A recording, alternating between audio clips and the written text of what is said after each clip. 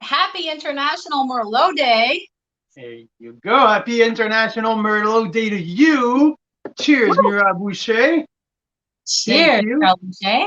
Are you excited? I'm very excited. How Hey, many of these crazy marathons have we done? Because we are now about to go live to taste about 25 different wines, which you we can't. are we are now live and ready. We have exactly 25 wines open because I have not enough space behind me on my 8 feet long wine wall. I have to use behind the camera here to put the international wines.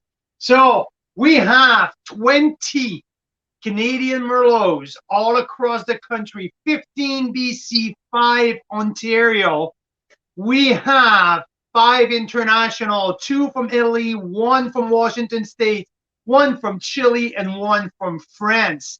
Happy International Merlot Day to all of you. Now that if you're already in, Archer, Ken McAllister, Daryl Hickey, you guys are right on time. This is really darn impressive. Tell me what's in your glass, because I have a lineup behind me here. I'm going to talk a lot today, so tell me what's in your glass and what's on deck as well, because come on, don't tell me that you have only one Merlot open for International Merlot Day. You should have at least 2. Okay, or 1. Or 1. Or you can just listen to. Or you can just listen. I agree. Come on, I had a high expectation for all of our people, but I want to welcome everyone across the country. And you know what? Because today it's not like a usual day. So let's welcome people from all over the world. Okay, who tuned in on Carl's Wine Club. These crazy Canadian who talks Canadian wines all the time. So let's welcome everyone around the world, where we're going to show the world the potential of Merlot here in Canada. That's the whole purpose.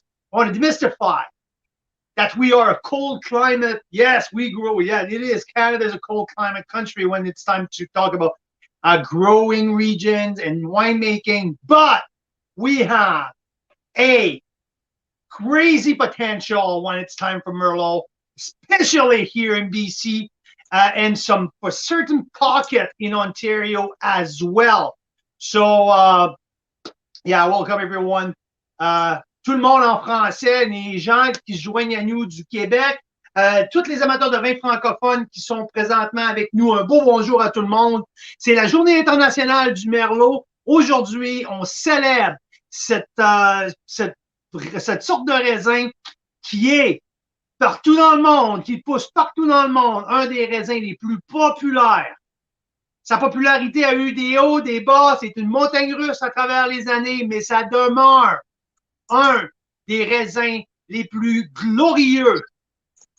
Si on s'en va à Bordeaux, des 2 côtés de la Gironde, il y a des grands vignobles de Merlot.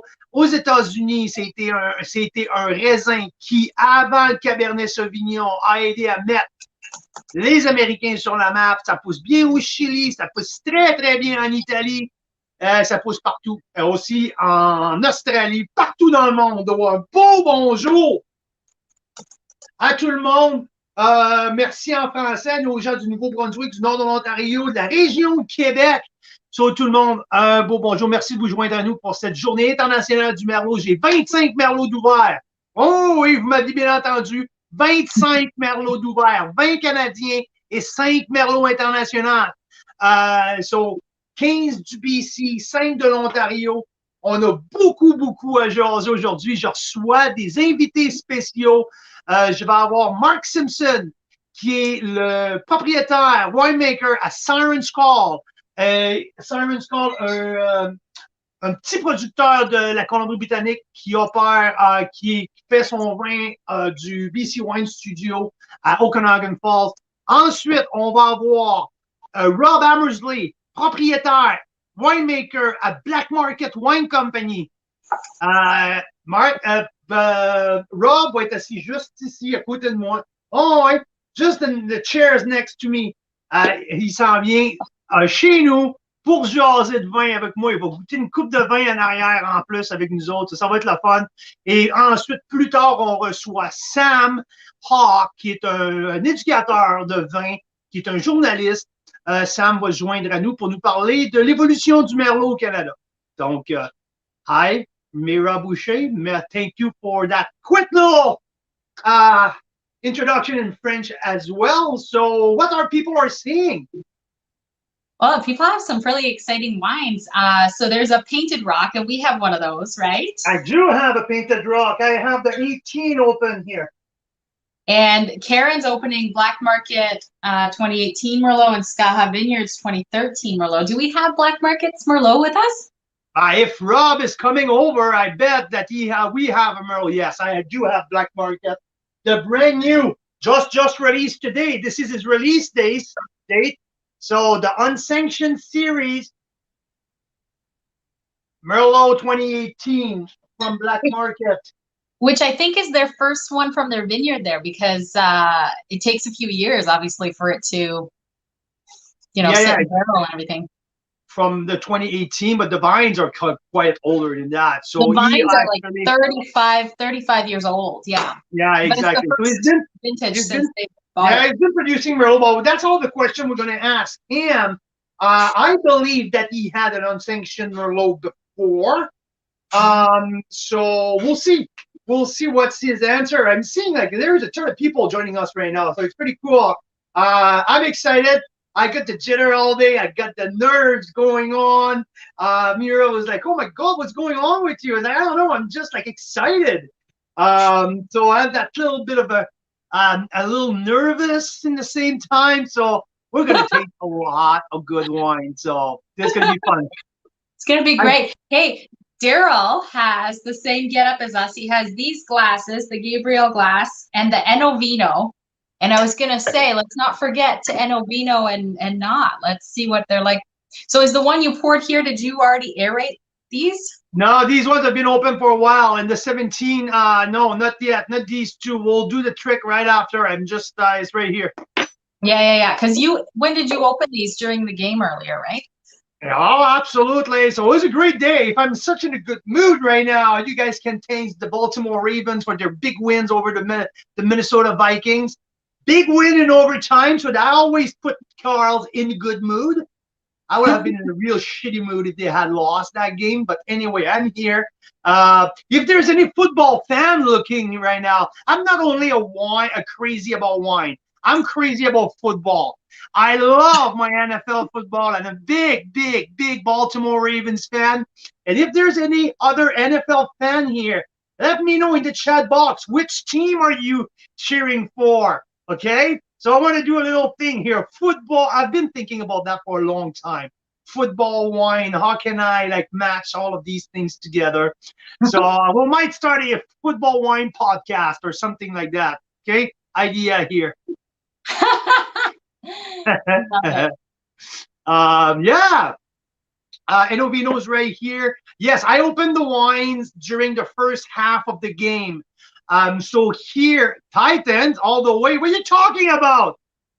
Come on, Greg, Kelly, the Tennessee Titan. Okay. Ouch. We're going here. That's okay. I like you a lot, Kelly. So that's okay. I can get over these football thing. That's okay. That's okay. And if there's a Steelers fan, it's okay too. He's got friends. He can overlook these small, differences. Steelers, I'm not sure though. Yeah. All right. There you go. I'm gonna let you get started, Carl Boucher. We have a guest here stopping by to pick up one of the many children in our house. So we'll see you in a few minutes. Hey, ask our guest if he wants to take them all. No? And some wine too. We have some open wine. Okay. Yay. There you go. So Canadian wine lovers, there I am now. So we're gonna see it. We're seeing all of these fun football comments here coming out. So Karen's a big Cowboys fan. Yeah, that was a crushing loss today against the Denver Broncos. I don't get that one. I don't want, like, we beat the Broncos easily earlier. I think that they have a very mediocre team. And the Cowboys, Karen, what's happening? They were flying. They beat Minnesota with their backup QB last week, and now they laid an egg in at Mile High this week. So yeah, pretty weird. I have a hard time to understand that one. Was it at Mile High or maybe at in Dallas? No, I'm not sure. Anyway, Ken McAllister here, Bucks fan. Green Bay are not doing well without Mr. Ego. That's true. Hey, you know what? I have a hard time to deal with Aaron Rodgers and the whole attitude around that. I'm with you with Mr. Ego. I'm completely with you, but he's a heck of a football player. And no, they're not doing well. Like, I think is it the Chiefs rebirth this week? Are we going to start to seeing that real Patrick Mahomes? I don't know. We'll see. We'll see. I watched three games of the Chiefs this year, and I'm just like scratching my head watching them play. Like, Travis Kelce's dropping pass all over the place. Mahomes plays like Baker Mayfield more than like, it's crazy. Sorry, I really don't like the Browns. Really, really, really don't like the Browns. So, hey, how about we're talking about wine here a little bit more? We'll get back to football a little later. Daryl says he's cheering for Liverpool as the real football. Well, you know what, Daryl? I'm not gonna get into that. Yes, I'm just not a fan of soccer. I just try. I have a hard time. But yeah, respect your choice. Liverpool. Well, go Liverpool, go. So, Merlot Day. Daryl, what's in your glass, Daryl? Did you leave the comments? I don't know. I lost. Oh, by the way, using a Novino. Yes. So, yeah, before we start, I would like to send all my condolence and prayer and talk to the Consolman family. Mr. Consolman, Sr., the founder of one of these pioneer Canadian wineries, passed yesterday or the day before. So, yeah, bad news. Sad news. He brought so much to the wine business, vision, growth, ideas, leadership, personality, all of that. So, yeah, big loss here for the Canadian wine industry and obviously for the Consolman family. So to everyone in this family, prayer and thoughts. So yeah, here you go. Merlot Day. Here we are.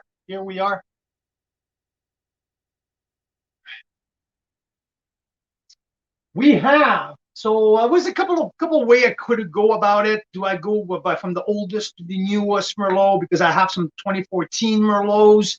I think I have 3 2014 vintage. I have a few 16, 17, lots of new release. Obviously, when wineries wants me to talk about the wines, that usually like they don't want us to promote the current release. So we have a bunch of new 18 and 19s.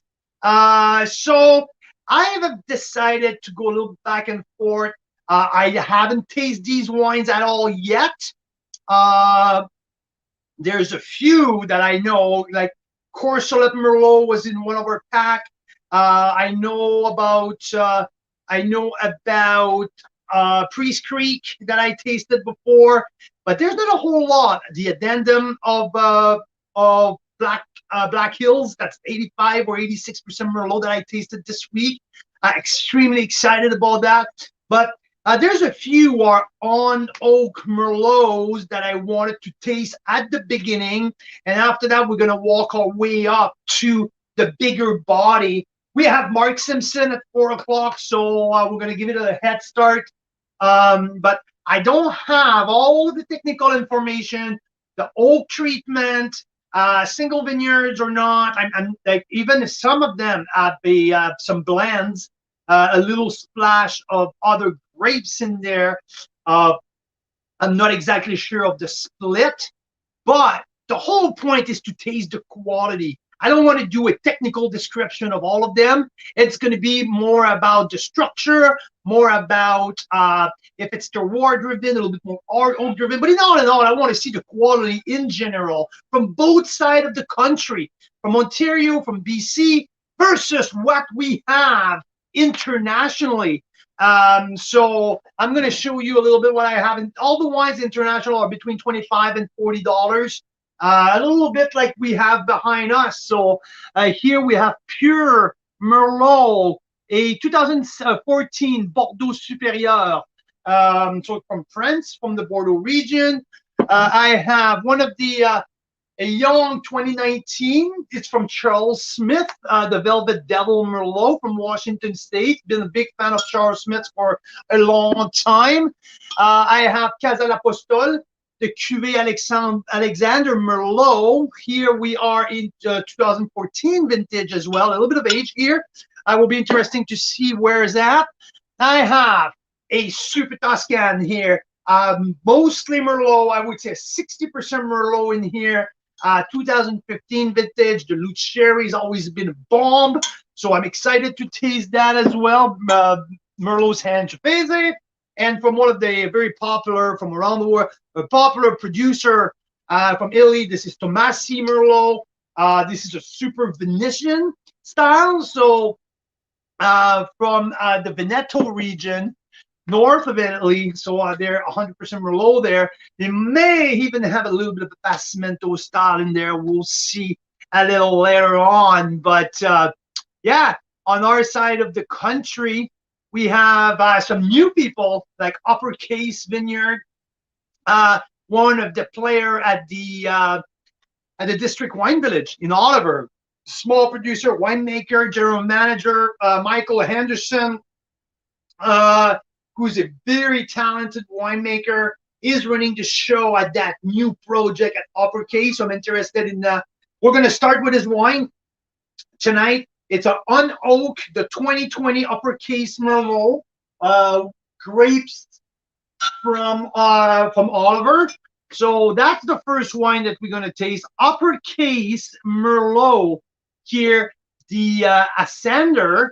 Yeah, really approachable. On oak, so it's always interesting to see the purity of the fruit with on oak wine, and we will see at the moment here what in store for Uppercase and Michael Anderson. Little dusty nose here, and I think you're gonna hear many times tonight. Some kind of the same aromas and flavors, because Merlot at the end of the day, it's not 100. There's not an unlimited kind of aromas and flavors. Like, you know, yes, the place, the time, the single vineyard, the oak usage makes some very different vintages, make different wines. But at the end of the day, Merlot brings plum, raspberry, cassis, graphite, cocoa, cedar, tobacco, sometimes blueberries. But at the end of the day, this is like this kind of conglomerate of flavors that will be in our glass for the whole evening. Ken, I was asking, the 2020 vintage will be too young. Well, it's interesting because it's on oak, right? So to me, these wines are made to be pop and pour, and when in terms of screw cap, unscrewed and pour, made to be young, made to be drink young. There's not a whole lot to me. It's a 2 to 3 years of aging potential. So it's just been, I just wanted to see what they have to offer because it's one of the new player on the market. So I really wanted to see what they have to offer. I drink, we tasted one of their 19 Chardonnay, 19 or 20, I think maybe they're 2020 Chardonnay, with a little bit of oak, and they have a Meritage, no, not a Meritage, it's a Merlot Malbec as well, a little bit more premium. But I wanted to go entry level to start with uppercase, just to see what they have to offer. So we'll see again if it's a little too young or not.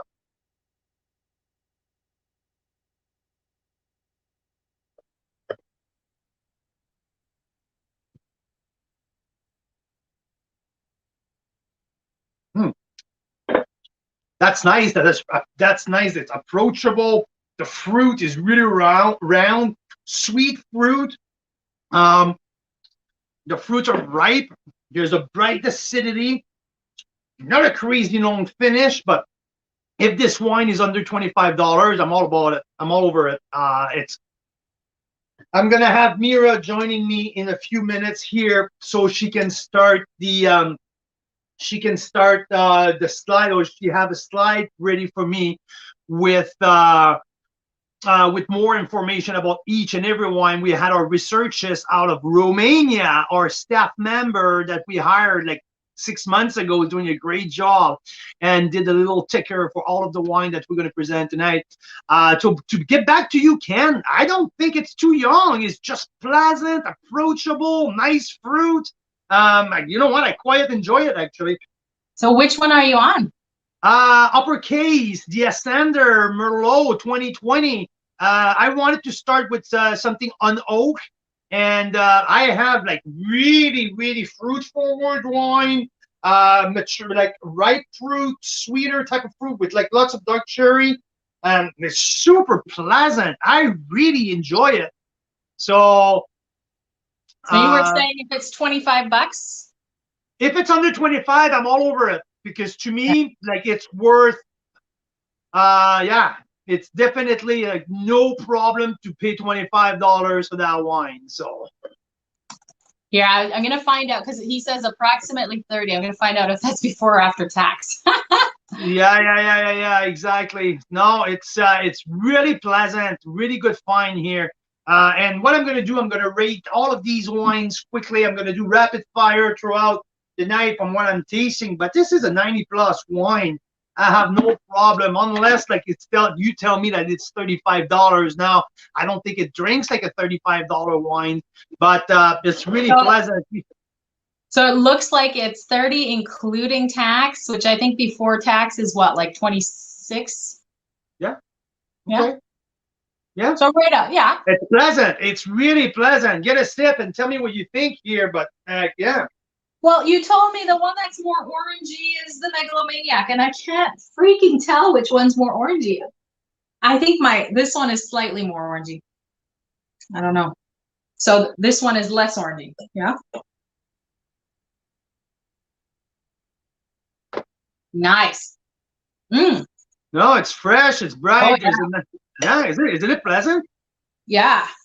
Uppercase Winery with Mike Anderson. From what I heard, it's a older gentleman who decided, has a lot of money, and he bought 3 or 4 vineyards in the South Okanagan.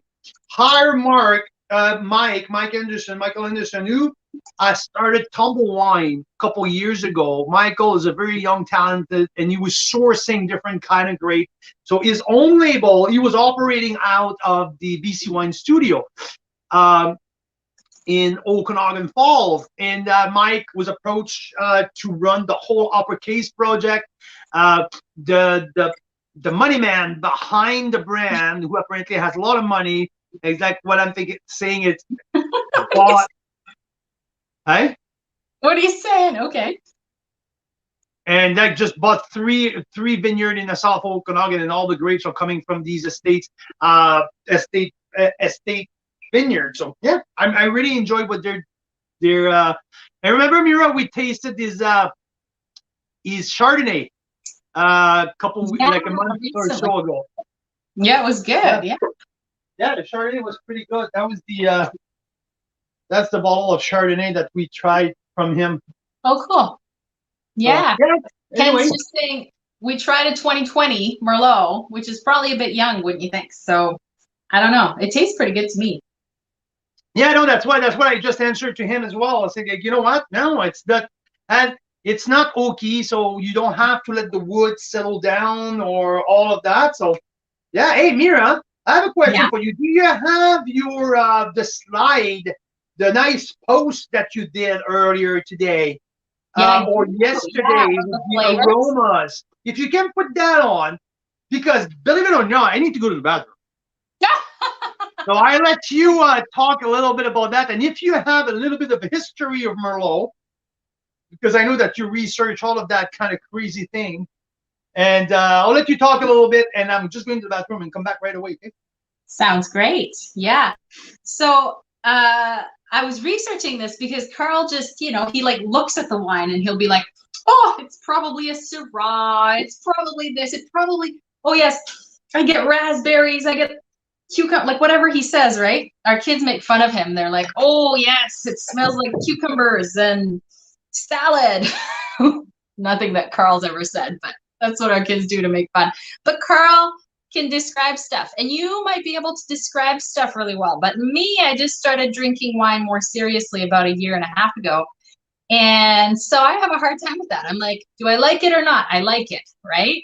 How much of it do I want to drink? But now if I want to really like take my senses on a bit of a journey, it is kind of fun to sort of try to pinpoint what it is I'm experiencing, right? So if you're in that boat, this might be useful for you. We got some of the typical flavors of Merlot on here. And it's helpful to me because tasting wine is so, like, what's the word? Like, if someone says, oh, I get blackberry, I'll be like, oh yeah, I get blackberry too. So it's good to kind of get some ideas and then try and see if I can get those on the nose or in the taste, right? So there you have it. I think with this one, I get some nice plums. But the problem is now I'll have to get Carl to taste this because I'm not sure if that is the uppercase or if that's the megalomaniac one that I'm tasting. But anyway, that's the fun flavors of Merlot that might be useful. The other thing that I found really interesting is I was researching what was the most expensive bottle of Merlot ever sold. And it's like the ongoing most expensive one. I'm sure if you guys are listening, you'll know. You can put it in the comments. It's out of France, right? And there was this fascinating story where they took this bottle up to space last year or a couple years ago, and they aged the same vintage of wine, some of them in space and some of them down on Earth. And then this is now something you can get. This is one bottle that was aged in space of Petrus Merlot, and one bottle that was aged on Earth. And so that how's that for like a horizontal tasting at some point? It's the 2020 vintage, which if you go on online and you try buy it, the cheapest bottle is about $10,000 for that vintage. And if you want this one, it comes with a custom-made cabinet. It comes with glassware, a decanter, and a corkscrew made out of meteorites. And it comes with the one bottle aged in space and one bottle aged on Earth of the 2020 vintage for, guess how much it's being auctioned for? They're expecting about, guess, Carl. 20,000? It's been in space. Custom-made cabinet, meteorite decanter. Oh. $1 million. $1 million. Yeah. So it's been on auction since May. So if and when, I'm sure when it sells, it will be the most expensive bottle of wine ever sold. Yeah. For the billionaire that has everything. I know. If you're looking for Christmas presents, what's up? Did you put your bid on? Oh yeah, with your credit card. I know. Right? Yeah. So yeah, I just so you know, I just stopped by the TV and I was looking at the Packers are having a horrible day. So just so you know, you guys, Jordan Love is having a horrible day at the office with the absence of Mr. Ego here. So yeah, okay. So what do you think of uppercase? Well, I think I tasted the right one because the other one is it's got some kind of oak going on. Yeah. And uppercase doesn't, right? Focus, Carl, focus. I know, Yes, right? Daryl. Yes, We're on Daryl. wine Thank you. now. Football, wine, right? But yeah, so I think I Oh, tasted that one, and I really like it. Out of the two, I prefer this one. Hmm? you prefer the uppercase? Mm-hmm. Yeah. So now, second, let's go with. We're gonna go back. We're gonna go back and forth a little bit. I want to go to Ontario, with Megalomaniac 2017 vintage here, with Big Mouth Merlot. Uh, it's been a for me. It's been an up and down relationship with Megalomaniac in terms of I like some of their wine. I was not a big fan of others, so I cannot. See, Mira, like some people enjoy my football comments here. Okay, so yeah, I keep going. I love it. So Megalomaniac, I had some up and down, really roller coaster type of relationship between me and their wine. So I'm excited to see it's a little bit more dirty here. It's a little bit more earthy, dusty, dirty tannin, dirty aromas. So Dirty as in like of the earth kind of thing. yeah, exactly. Dirt, like not dirty, like not clean, but dirty, uh, dirty, like earthy. Yeah, yeah. I get that too. That's why I was saying maybe some kind of oak or something. Flowery. There's a lot of flower in there, like violets and roses. That's not usually a type of. There's not usually that type of aromas that I find into Merlots, but whoops. Occupational hazards, the splashing in the eyes. We should have an eye wash station for you, Carl. Mm. Yeah, the nose seems very like ripe and earthy, like you're saying. It's interesting. Mm-hmm. That's a great mouthfeel, though. Yeah. Really great mouthfeel. A little short.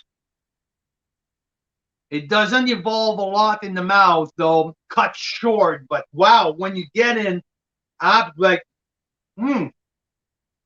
Are you getting this kind of thing I'm talking about? The oak, like I don't know if it's oak or like some kind of tobacco kind of thing. Are you getting yeah, that? yeah, tobacco, that's for Almost sure. a little bit smoky, like.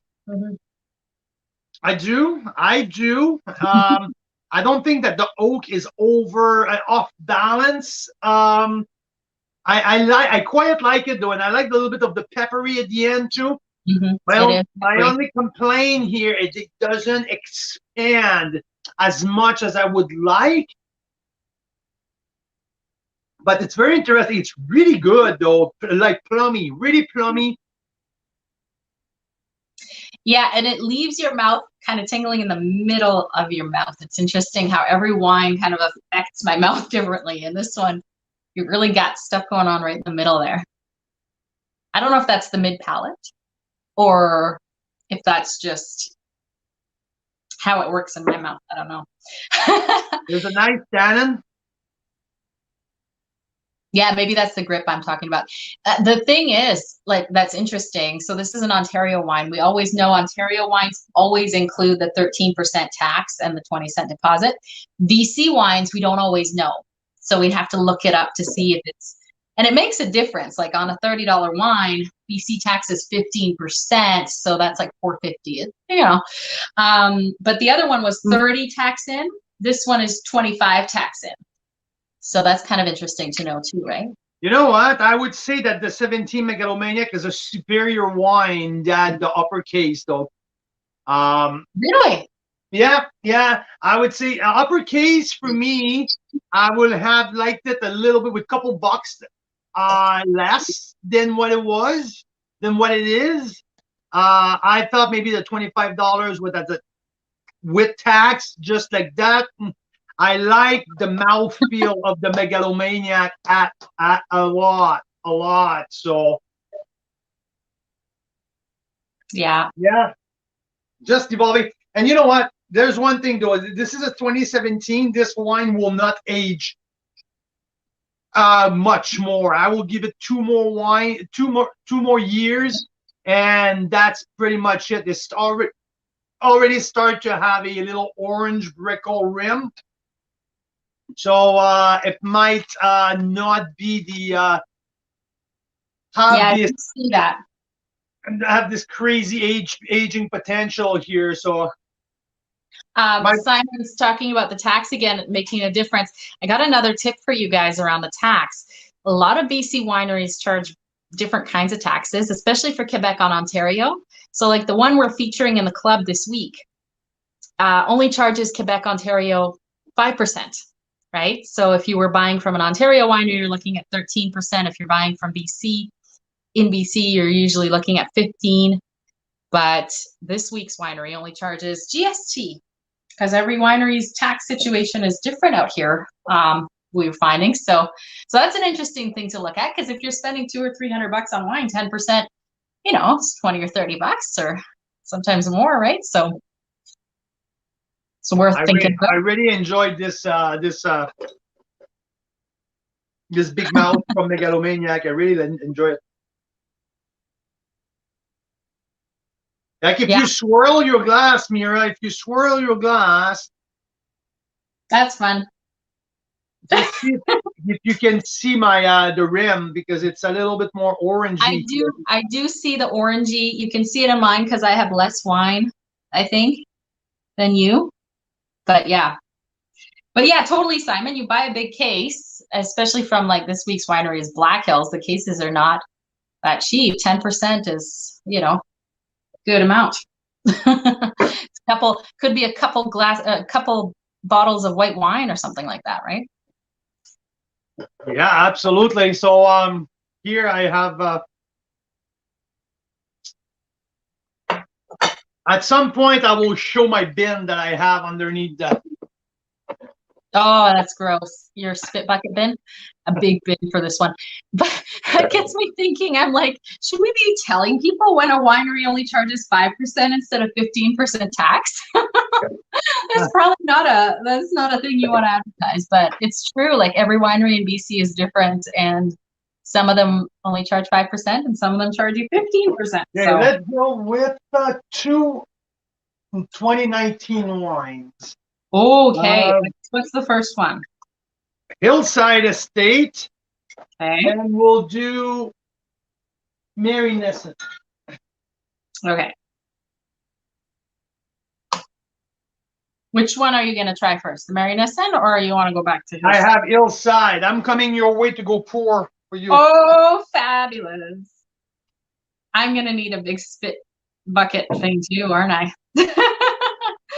Someone gave me that tip online in the comments earlier that I needed my own spit bucket. So I've got a couple here. I've got these little guys. Yep. All good. Okay, so we got the Hillside. 2019 Merlot from Hillside.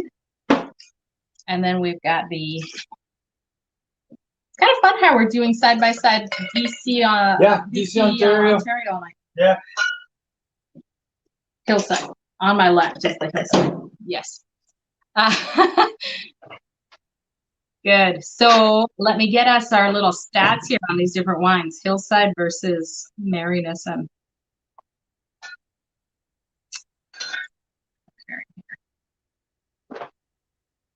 So, and before, I'll keep it for a little later. Okay. Yeah, no, I know it's quite interesting because I knew, whoops. Now you're, whoops. Oh, yeah. You're sideways. There you go. I'm here. Yeah. There you go. Okay, so, yeah. Because, and this is not a knock on Niagara or anything Ontario, but I believe that the Merlot has better potential in BC. So there is that's one of the reasons why that I have double of BC wines than Ontario wine. And reason number two, also, it's simple. The sample situation, it's always easier to get BC sample because we're located in Kelowna than than Ontario sample. It's hard to ask the winery to chip in an extra $25 shipping for one bottle to do something like that. So, but in terms of quality of Merlot and consistency of Merlot, I believe that the BC Merlot is more consistent and has a better overall quality than the Ontario Merlot. So I really wanted to showcase the whole, like, the top potential. So yeah, so that's a reason why there's double of the Nice. Daryl's already mentioning sideways. Daryl, I'm glad to see that you went with a Merlot tonight rather than a Pinot Noir, just to spite us. Sideways is when people overdid it with Merlot, didn't they? And they got all flabby and gross. Yeah. So yeah, absolutely. Cool. What are you having with that? So I made Carl have some food in front of me because last time we did this, he went for 5 hours without eating or going to the bathroom. So I'm glad to see we've done both now in the first hour. Perfect. There you go. Charcuteries, bread, even a little bit of fruits, and some chocolate here. Who was it's supplied by Summerhill Pyramid when I picked up their new 2019 organic Merlot. They put in my bag couple of chocolate bar who will pair perfectly with the Merlot. So anyhow, I'm looking forward to try this. We're gonna have Hillside Summerhill a little later on. So yes, Simon, you're bringing a very good point. The BC Visit Ontario Cap Franc, that's coming in less than a month. So we're starting to stack up on Cap Franc samples. So we're looking forward for that day as well. I have to tell you that yesterday we tasted a couple of amazing Cap Franc from Ontario. So it's going to be really, really cool to see the both side of the country, where I believe that maybe Ontario are a little superior in terms of Cap Franc production, or it's pretty even. Definitely, we're going to have many different style of Cabernet Franc. I believe that it's easier to play on your own style with Cap Franc. I see more diversity of style than Merlot. Merlot is more of a big boy type of wine, and there's not a ton to do with it. It is what it is. So yeah, we'll see what Cap Franc has to offer in a month. So it's going to be pretty cool to check that out. So Hillside. So Cap Franc Day, December 4th. I have to say, Cap Franc so far is the only varietal where I feel like the varietal itself just doesn't sit well with me. And I was mentioning this the other day, and people are saying I've gotten the wrong impression of it. But every time with a Cab Franc, there's something in the nose that reminds me of my grandma's cherry wood liquor cabinet, and a little bit of a wet dog. And so I just can't shake that after I smell that. I don't know. But last night we had a couple Cab Francs that were not like that at all. If I really tried, I could get those aromas and it would put me off, but they didn't. So I'm sure December 4th, we will find more that I like. I am open-minded. So we had, last night we are on just doing all the tasting notes for 2027 Cellar, who's a small batch producer out of Niagara on the I think it's in the North Mount Ridge appellation. So sorry, I had a there you go. So yeah, so I'm gonna try. Ooh. Okay. Ooh. What do you think of this Hillside one? Because I get such a burst of aromas with this one. So single vineyard, is it single vineyard? No, I think it's a blend of two different vineyards on the Naramata bench. So 100% bench fruit here. So we're very Appellation specific. This is from the small appellation of the Naramata bench here in British Columbia, on right outside of Penticton, BC. So yeah, hillside. I think there's one or two, maybe 2 or 3 different vineyards blended with that heritage sherry. Oh no, it's not heritage. This is the hillside one.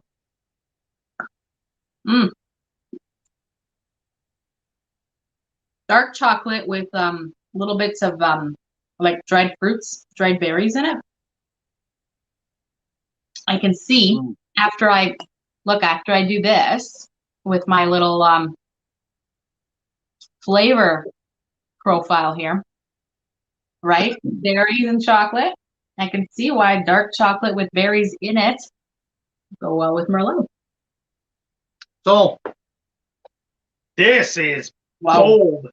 Bold, not in terms of richness, but it's a little aggressive because it's really young. But this is, like you mentioned, one term that I completely agree. It's the burst. Absolutely a rush of flavor. It's really intense. That's what I'm looking for. There's an intensity in that wine. Yeah, wow, I like that. It's really pure, focus.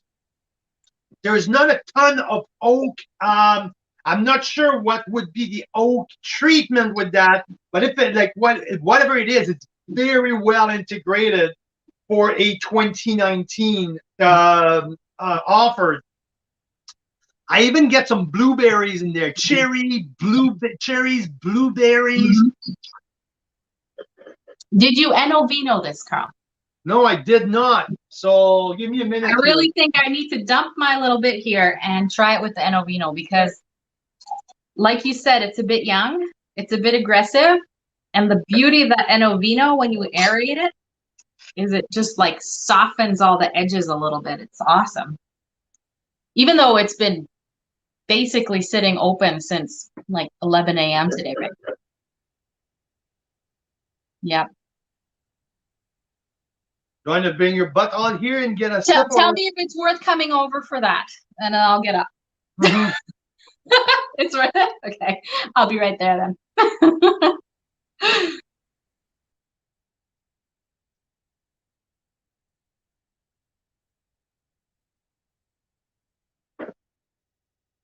Wow, this wine is absolutely spectacular. I love that. Oh, that's good. See what the Enovino does? That is in a second. So whoa, good. that's whoa. What are we gonna do with the rest? We have people coming over tomorrow night. Do we? Yeah. Hey, by the way, yes. We have people coming over tomorrow. Karen Chapman. Karen, are you coming over tomorrow? You make sure, because we are planning to cook a big cake for your daughter to celebrate her birthday with our boys. So see that line up, Karen. It's all yours if you want to come over tomorrow. Also, Clay Martin, I've sent the invitation to you. So yeah. So what do you think? This wine was in a fighting mood to begin, but we Enovino'd it, and now it's like. What do you think? That's a big difference, Carl. It's a good wine, eh? It's really good now. $28. I could tell it had like this solid backbone, but like Daryl's saying, it kind of wanted to fight a little bit, and now it's kind of like just super easy to drink now. Nice.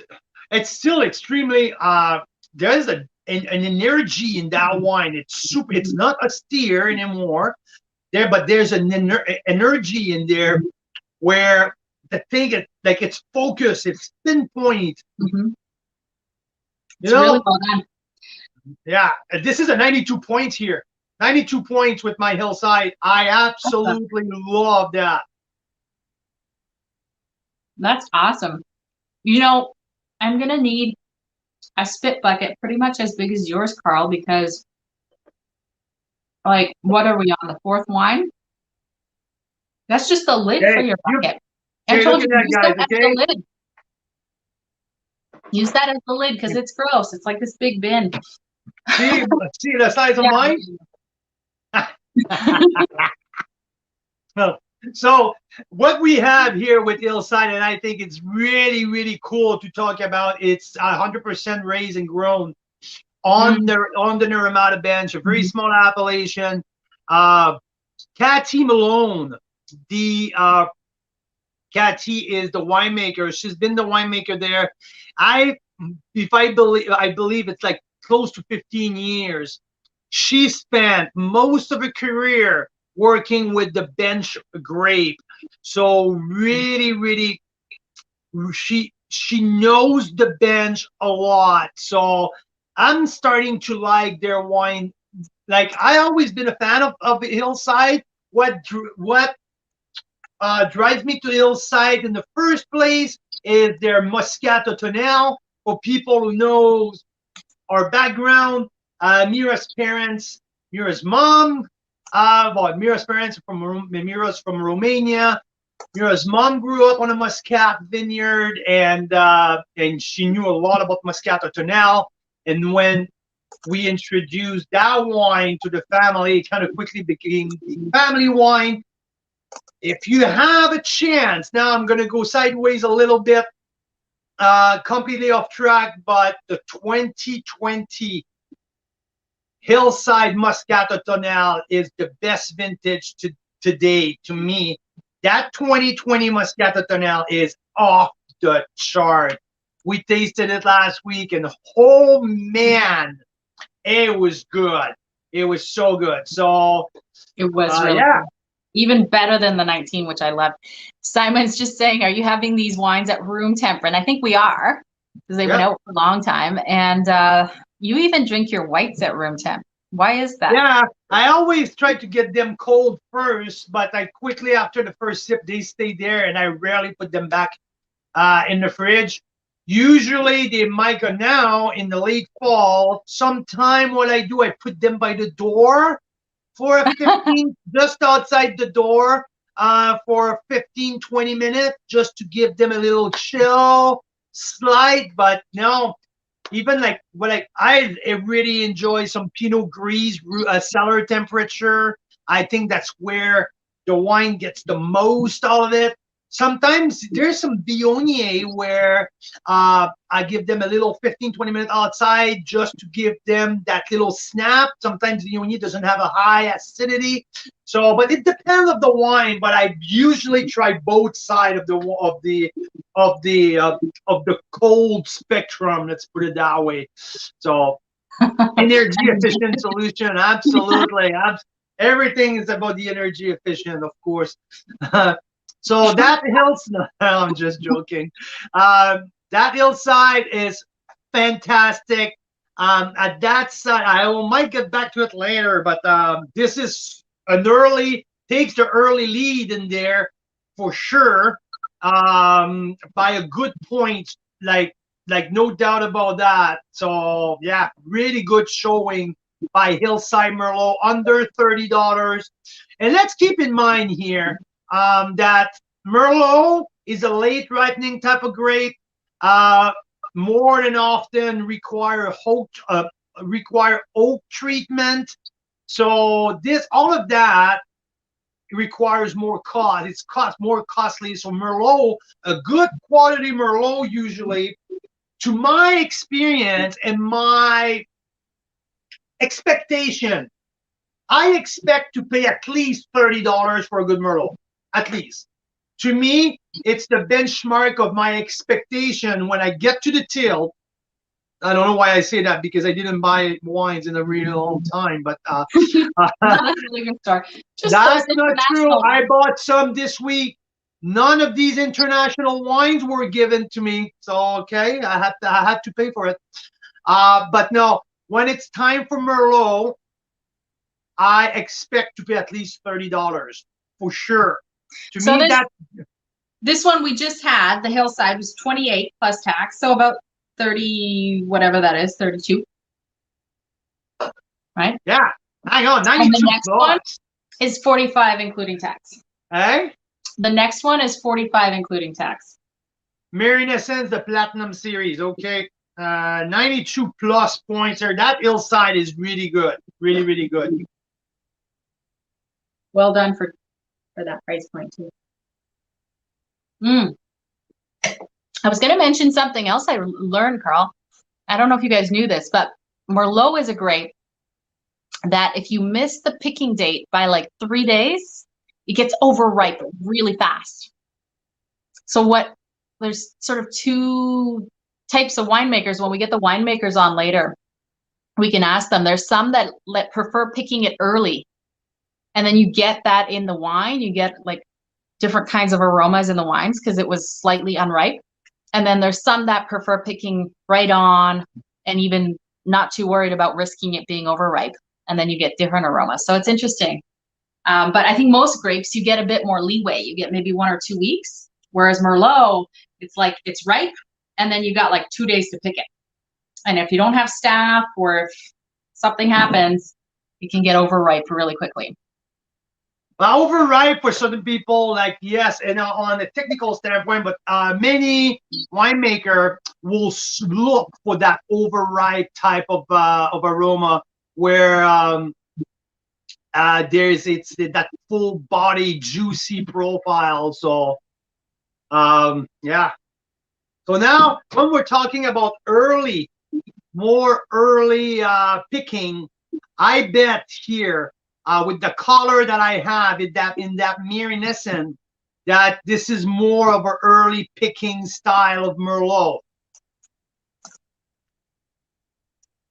There's more a nose of cranberry there.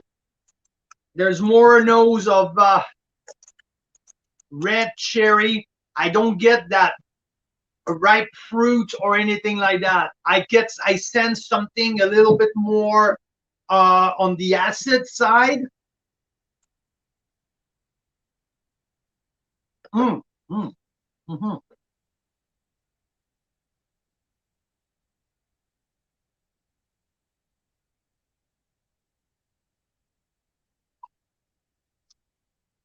No.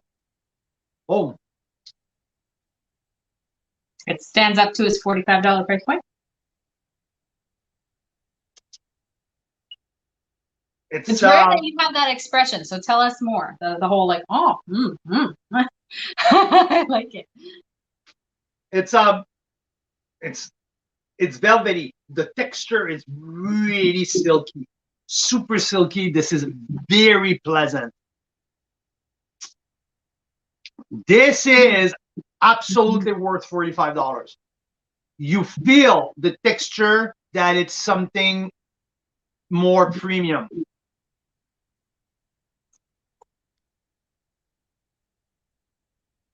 Wow, I like that. A little thing though, it cuts short. It doesn't have a really good length.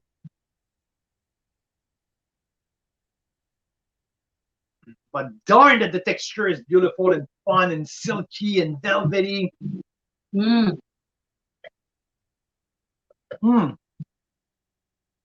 That is a fun wine.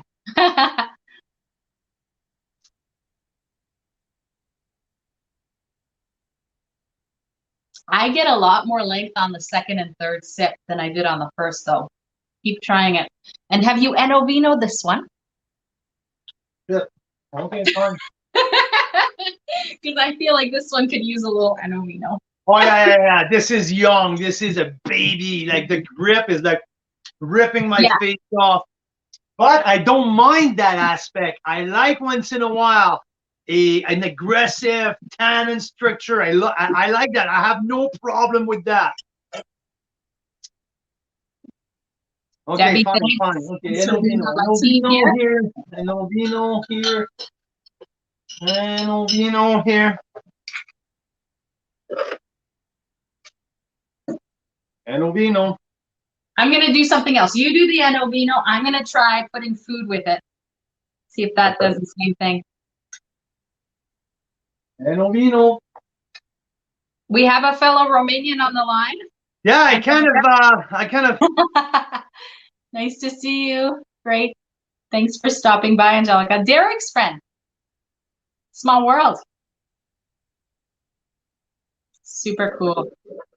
We were just talking, Angelica, about a favorite Romanian type of wine, Muscat Otonel. It's a white wine from Hillside.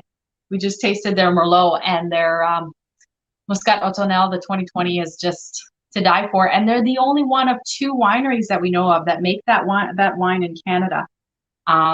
Started by a Croatian family. So we'll have to get you a bottle at some point to try. Derek hasn't tried it. We'll have to send one his way and try together. Ah, yeah, that's so great. Might be one of a wine that I'm putting a bracket here, like a floor in the ceiling. Like I can't see like the 91 point, but I can see that wine, that Merlot, having more of a more to offer.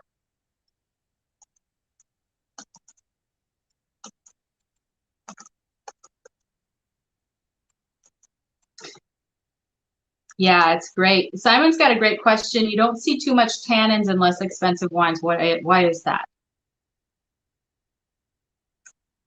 And I'm just letting you know, Debbie, that Muscat Otonel is great. Next time we're together, we'll have to try it. And it's also going to be in Carl's cellar, which is this thing we keep saying for like 2 weeks now. It's going to come out any day. But now I'm serious. Like, it is so freaking close to done. Yeah, there's the cocoa in there. That's that chewy tobacco leaves that I really enjoy. I kind of feel like if I give 2 to 3 years to that wine, yeah, can evolve very, very, very well. I'm giving in between a 91 and a 93. Later on, I can see that progress here, getting extreme, like very spectacular. I really like that wine. Well done, Merlot. Merlot has been impressing us with many different type of wines lately, but not necessarily on the big grape varietal. Like, I was a little disappointed with their cabs. I didn't have a whole lot of expectation for the Merlot, but this one, oh man, that shows very well. I can see some big potential here down the stretch with that bottle if it's well cellared. $45. Yeah, it's a pricey. It's a little bit pricier, but yeah, the texture is amazing. So still not a crazy length, crazy finish though. We'll have later on with the big boys some like lengthy finish. So yeah, you know what? As much as I like the texture and all that, there's a missing link at the end. It was not complete for $45. I would like to see the extra finish on that wine. So I'm not gonna go with the 93 floor. I'm sticking with the 91. That's where I'm at right now. Did you Enovino that one? I did. Yeah? I did. Did it make a big difference? Yeah. Yeah. I'm doing what I said I'm gonna do now. I'm gonna pair it with something and see what it does to that. Oh, Mike LaPlante is in the house. Hey, Mike. There you go. The average wine enthusiast on YouTube. Mike LaPlante's in the house. Hey, brother. Thanks for joining us. Hope you had a great day. Hey, did you ever make any videos on Merlot, Mike, on your YouTube channel? Let us know, and if you did, maybe put the link in the comments. Maybe we can play it later. We'll see. That's awesome. So, another wine from Ontario. No, let's do another BC. This is great with food, by the way. This Merlot. Yeah, it is. I have a hard time with the super grippy wines, right? This is a young one, and it's not Enovino wine, but with the salami, like, wow, that's great. And Simon's asking about price and your scoring. And Simon, short answer is yes. Carl typically doesn't even check the price. And he kind of says, if it's this price, then this is the kind of score I'd go with. And if the price is kind of above what he thinks it should be, that might affect the score a little bit. Like he'll bring it down a little bit if it's like, you know, there's a discrepancy there. And if there's a big discrepancy, you either have like a massive value on your hands, or you've got something that, you know, we might not feature in the club, that kind of thing. I just did both really side by side, like quickly in and out. And yeah, that Mira is pretty good too. You know, I may have overrated the hillside. They're both here pretty close. Oh, Carl. Debbie always has the most spectacular pairings with her wines. She's eating blue cheese with caramelized onion jam. That sounds spectacular with Merlot. I like your pairing, but which wine it is, Debbie? That's the part that I'm interested in. Oh, you told us earlier, but I've forgotten now. Okay, get that in here. I'm gonna clean up the glass. We should have Mark Simpson stopping by pretty soon. Oh, well, yeah, Raymond 2018. There you go. Yes, so we do have prizes throughout the night. We're doing something very green tonight. We are giving out Starbucks gift cards because I can email those to you, and you do not have to get a bulky paper package in the mail. And Carl, if you have other things up your sleeves for prizes, let us know.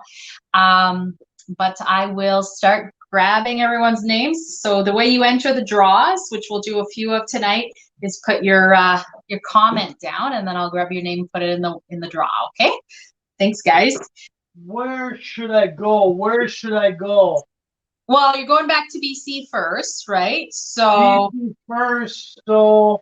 Oh, Mark's here. There you go. Perfect. Mark's so I been here for like a few minutes. Sorry, Mark. Yeah. Why don't we bring Mark's wines on? Because he actually sent us two vertical, right? Vertical of his Merlot, and one that has not even been released yet. So I'm coming, Mira, to pour you. You're coming to pour me a wine? Well, let's bring Mark in. First, Mark, get to go. What? Wait a second. Charles gone. Okay, I'm gonna find Mark's wines here. Just one sec. Who here has heard of Siren's Call? Because this is quickly becoming one of the club members' favorite wineries. I'm so excited to see Mark in just a second. And he's got some really cool info for us.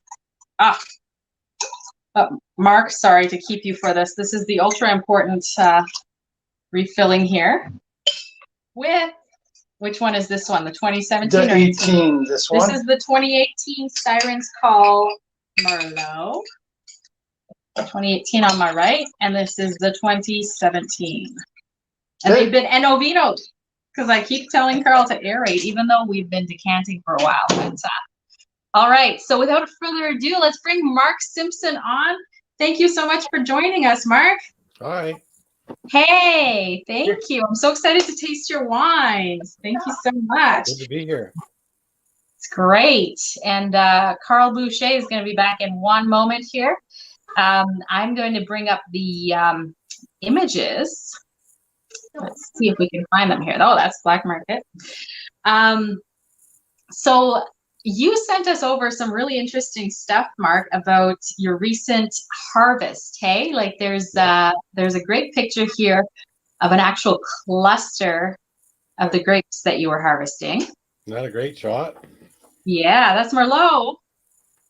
Nice and rich, dark, purpley color. Isn't that great? Yeah. Just looks wonderful. You know what? Do you ever eat the grapes, Mark? All the time. All the time? Well, that's the number one test for ripeness is how do they taste? I mean, you can do all the fancy chemistry in the world, but at the end of the day, you know, if it's yummy, you pick it. Ripe seeds, fully developed tannins, you know, good cluster formation. And, you know, you got to pick it before the bears eat it. Before the bears eat it. That's hilarious. Because that's a real thing. There's a lot of bear pressure. The bears can climb any fence. They'll burrow under anything. They want your grapes. They'll get them. Wow. That's something we don't ever ever think about when we're drinking the wine. I love that. We were picking grapes at Black Market, Carl and I ate a lot of Merlot grapes because there was one little, 2 vines in the middle of a, what was it, a Pinot Blanc vineyard, Carl? Yep, it was the Pinot Blanc. There were 2 vines of Merlot just randomly in the middle of it. So we were picking those and snacking on them, and they were delicious, but they did give me a tummy ache. So I feel like I ate too many, but anyway. Mark, how's it going, my man? Pretty good. I just got home from Cornucopia, so we had fun up there. You know, we make wine and we get dirty in the winery, in the vineyard, but every once in a while we got to clean up and go and tell stories, and that's what I was doing last night. That's awesome. I told Mira next year I want to be there. I'm not missing that one next year. There's so many great Chardonnays out there. I really wanted to, but yeah, next year I'm going to be there for sure. Yeah, it's a good festival. Absolutely. So thanks for sending these amazing 2 bottles here. So the 2017 here, 2017 and 2018 Siren's Call, just for people here to see. Meet the sirens. The siren. Meet it. This is a beautiful package. Mark, thanks for first and foremost for tuning in with us and to come and chat Merlot with me and Mira, because there's a whole world around Merlot. There is expectation because it's one of the top international grapes. So for you, where is your first love for Merlot? Where did you really start appreciate Merlot in the past? Well, I'd say I first got introduced to French wines and started drinking Bordeaux blends. You know, you've got the left bank and the right bank thing going on, but there's a lot of great blends that start with a good Merlot, and it's soft and juicy and delicious, and it's very approachable. So if you're new to wine, that's where you want to point people to try Merlot first. You don't want to give them something too tannic or too weird or too offbeat. Merlot is just super approachable, everyday drinking grape. It's, you know, ripens well, easy to grow. There's lots of it, and you know, people talk about what's the signature grape in BC, for sure Syrah, Pinot Noir, etc. But you know what? Merlot grows really well here, and it grows everywhere. You can grow it in Kelowna, you can grow it in Soyuz, you can grow it in Oliver, and it really does take up the terroir of wherever you're growing it. So that's, you know, it's just a good all-around grape. Nothing not to like. I agree, and I like just like you mentioned, like the softness of Merlot. To me, that's what makes it so approachable and so universal, if I can use that term. But yes, I agree. Merlot grows so well in Canada, and especially here in BC. The way you operate with Siren's Call, the way that you build your business model is to source the best grapes across the valley to make different style of wine, with some very good partnership with these connection with growers that you've built toward the years. When it's time for Merlot, who's the first one that you call? Who's your best connection about Merlot that you say, this is my guy for Merlot? Well, that's almost a bittersweet story. But first I'll start by mentioning that the price scrolling across the bottom is wrong. It's $25, not 27. So you can fix that on the price of Siren's Call Merlot. But, you know, my go-to vineyard has to be Anarchist Mountain, Terry and Andrew. But they started their own brand called Mayhem. So I got introduced to them in 2010.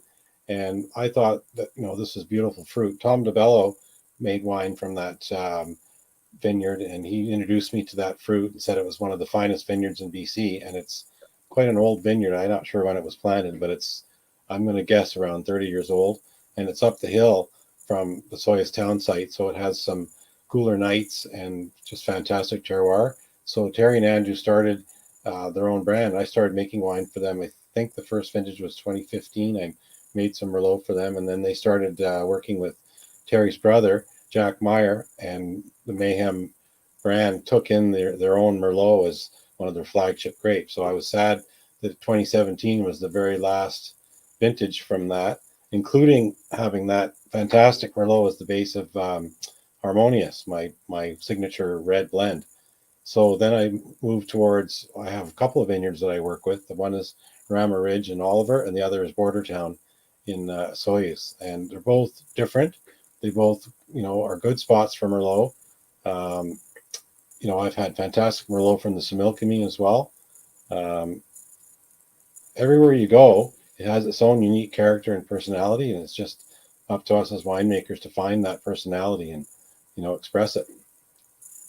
So if I heard you correctly, I have in my glass a mostly Anarchist Mountain for 2017, and 2018 is South Osoyoos, right? So two different sources from Bordertown. So what I'm seeing here, and you tell me if I'm correct here, there's a little bit more softness in the 17. Obviously, yes, it is a year younger, a year older, so as a year to soften up. But I'm seeing a little bit more aggressive, a little bit more tannin in the 2018. Am I correct here? Yeah, and there's some layers behind that. I'm just watching on the scrolling. Somebody's asking, do bears like wine? Well, they like grapes because of the sugar. They don't really drink wine. They don't crack into the winery and drink out of the barrels, but they do like eating grapes off the vine. So I'll answer that question.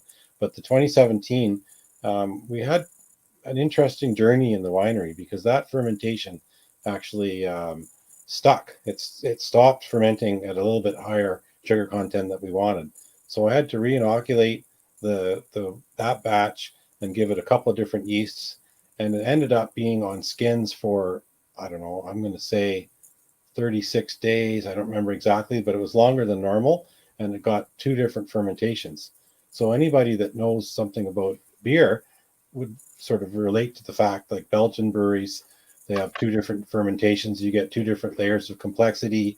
You get another story in the wine. So the stuck ferment we resolved by repitching it with a different yeast, and it gave this amazing structure because it sat on the lees. So I think it's the extended lees contact and extended skin contact over two different fermentations with two different yeasts, which was unexpected and unplanned, but actually gave us a fantastic result. So the richness and the mouthfeel comes from that. The other part is that we use varietal oak, which means oak from a specific place, and that's Trancé, which is a region in France where they have a certain kind of oak they make barrels out of it. So the Trancé barrels have a softness and a toast that reacts really well with the wine. And I'd have to go back and look in my notes. So I'm not sure if I used that same barrel in 2018 program. So I think there might be a few things going on in how they're different. But they're two different vineyards, so it's going to be different characters. And one of the things I want to celebrate about my wines that they're not the same every year. I'm not making Bothic Red that's manufactured exactly the same every batch. I'm making wines every year. It's a different vintage, and it may be the same vineyard, maybe not, depending on the dynamics of the growers and what's going on and what they're up to. But I want to celebrate that difference and celebrate the, different story every year. And, Mohan at Bordertown, he has his own winery now, and he's making Merlot out of his own grapes. So maybe one day he'll say, you know what, Mark, I need all my grapes for my own wine. You can't have any. And until you own your own vineyards, that's what happens. It's you're trying to develop these long range relationships with growers, and they often have a long trajectory. But growers have ambitions too, and they want to have their own wines. And I think the best kind of grower is one that makes his own wine because they truly understand the winemaking after that. Some growers, they just want to pick early and be done with it and get paid. But growers that make wine really understand the hang time. In fact, last year we picked the Rama vineyard in a blizzard, and the people there, they were nervous about it because it snowed and it was frosty, but we hung in there, and we got from 22.5 to 25 bricks by wading through the blizzard and the frost, and we had a fantastic batch of wine. Now I had to, hold the line to wait for the pick, but it was worth it. So, Mark, that's great that you're talking about seasons and differentiation of each vintage. And we have the perfect example right in front of me here. And Mira can experience it as well with two vintage, back-to-back vintage, very different wines. yes, first and foremost, there's two different sources from the same area, kind of the same area. If I mean like Anarchist Mountain and Bordertown Vineyards are probably like 15 minutes apart, right? If I'm Yeah, correct. maybe 4 miles, but in terms of terroir, they're miles Completely different. apart. Yeah, Miles apart. and also what's miles apart. And I would like you to take us back to the 2017 growing season versus the 2018 growing season, because from my understanding, 17 was a roller coaster. Some peaks of heat, some like it was a really like up and down growing season. 18 was a little bit more, I would say, consistent.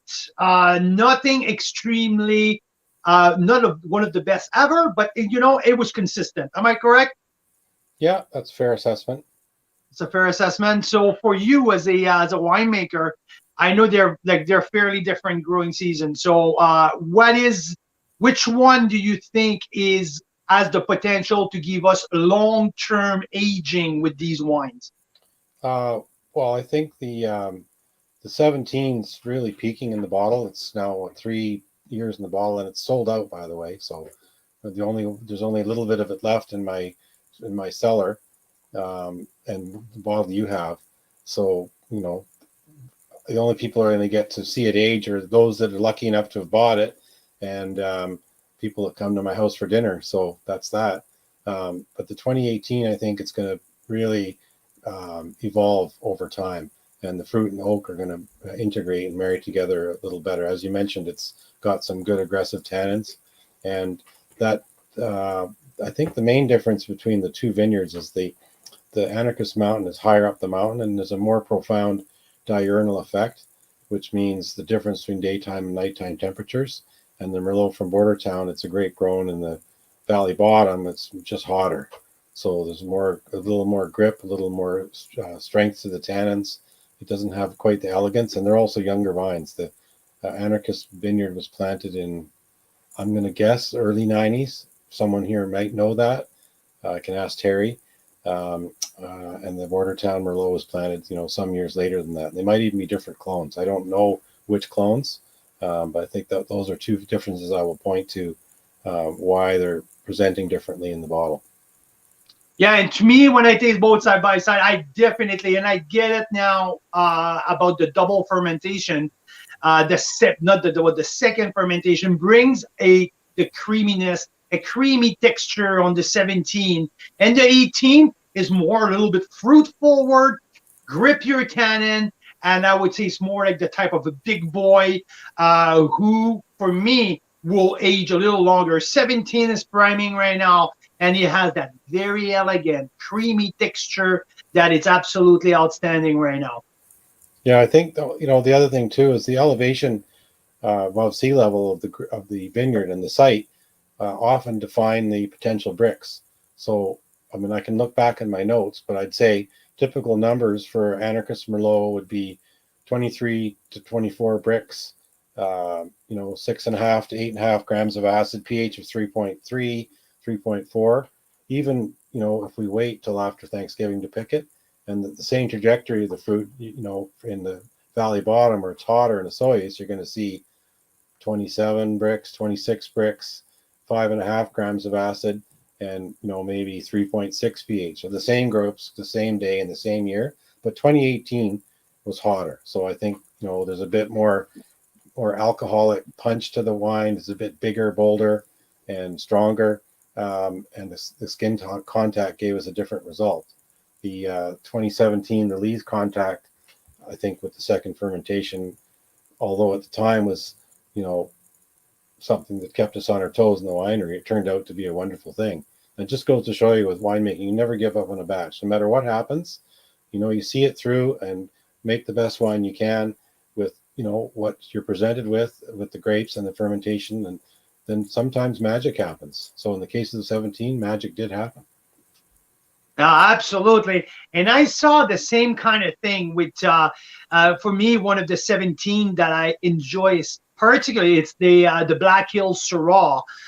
To me, the 17 vintage has something amazing. So I like sometimes, and it takes me back to 2011 in California, in Napa Valley, after great vintages from like '09, 10, 11 was like awful at the time. It was so rainy. And now for people who took the time and put extra effort from Napa Valley with their 2011, now 11 is one of the vintages shining 9 or 10 years after. So I like what you're saying about never give up on a vintage.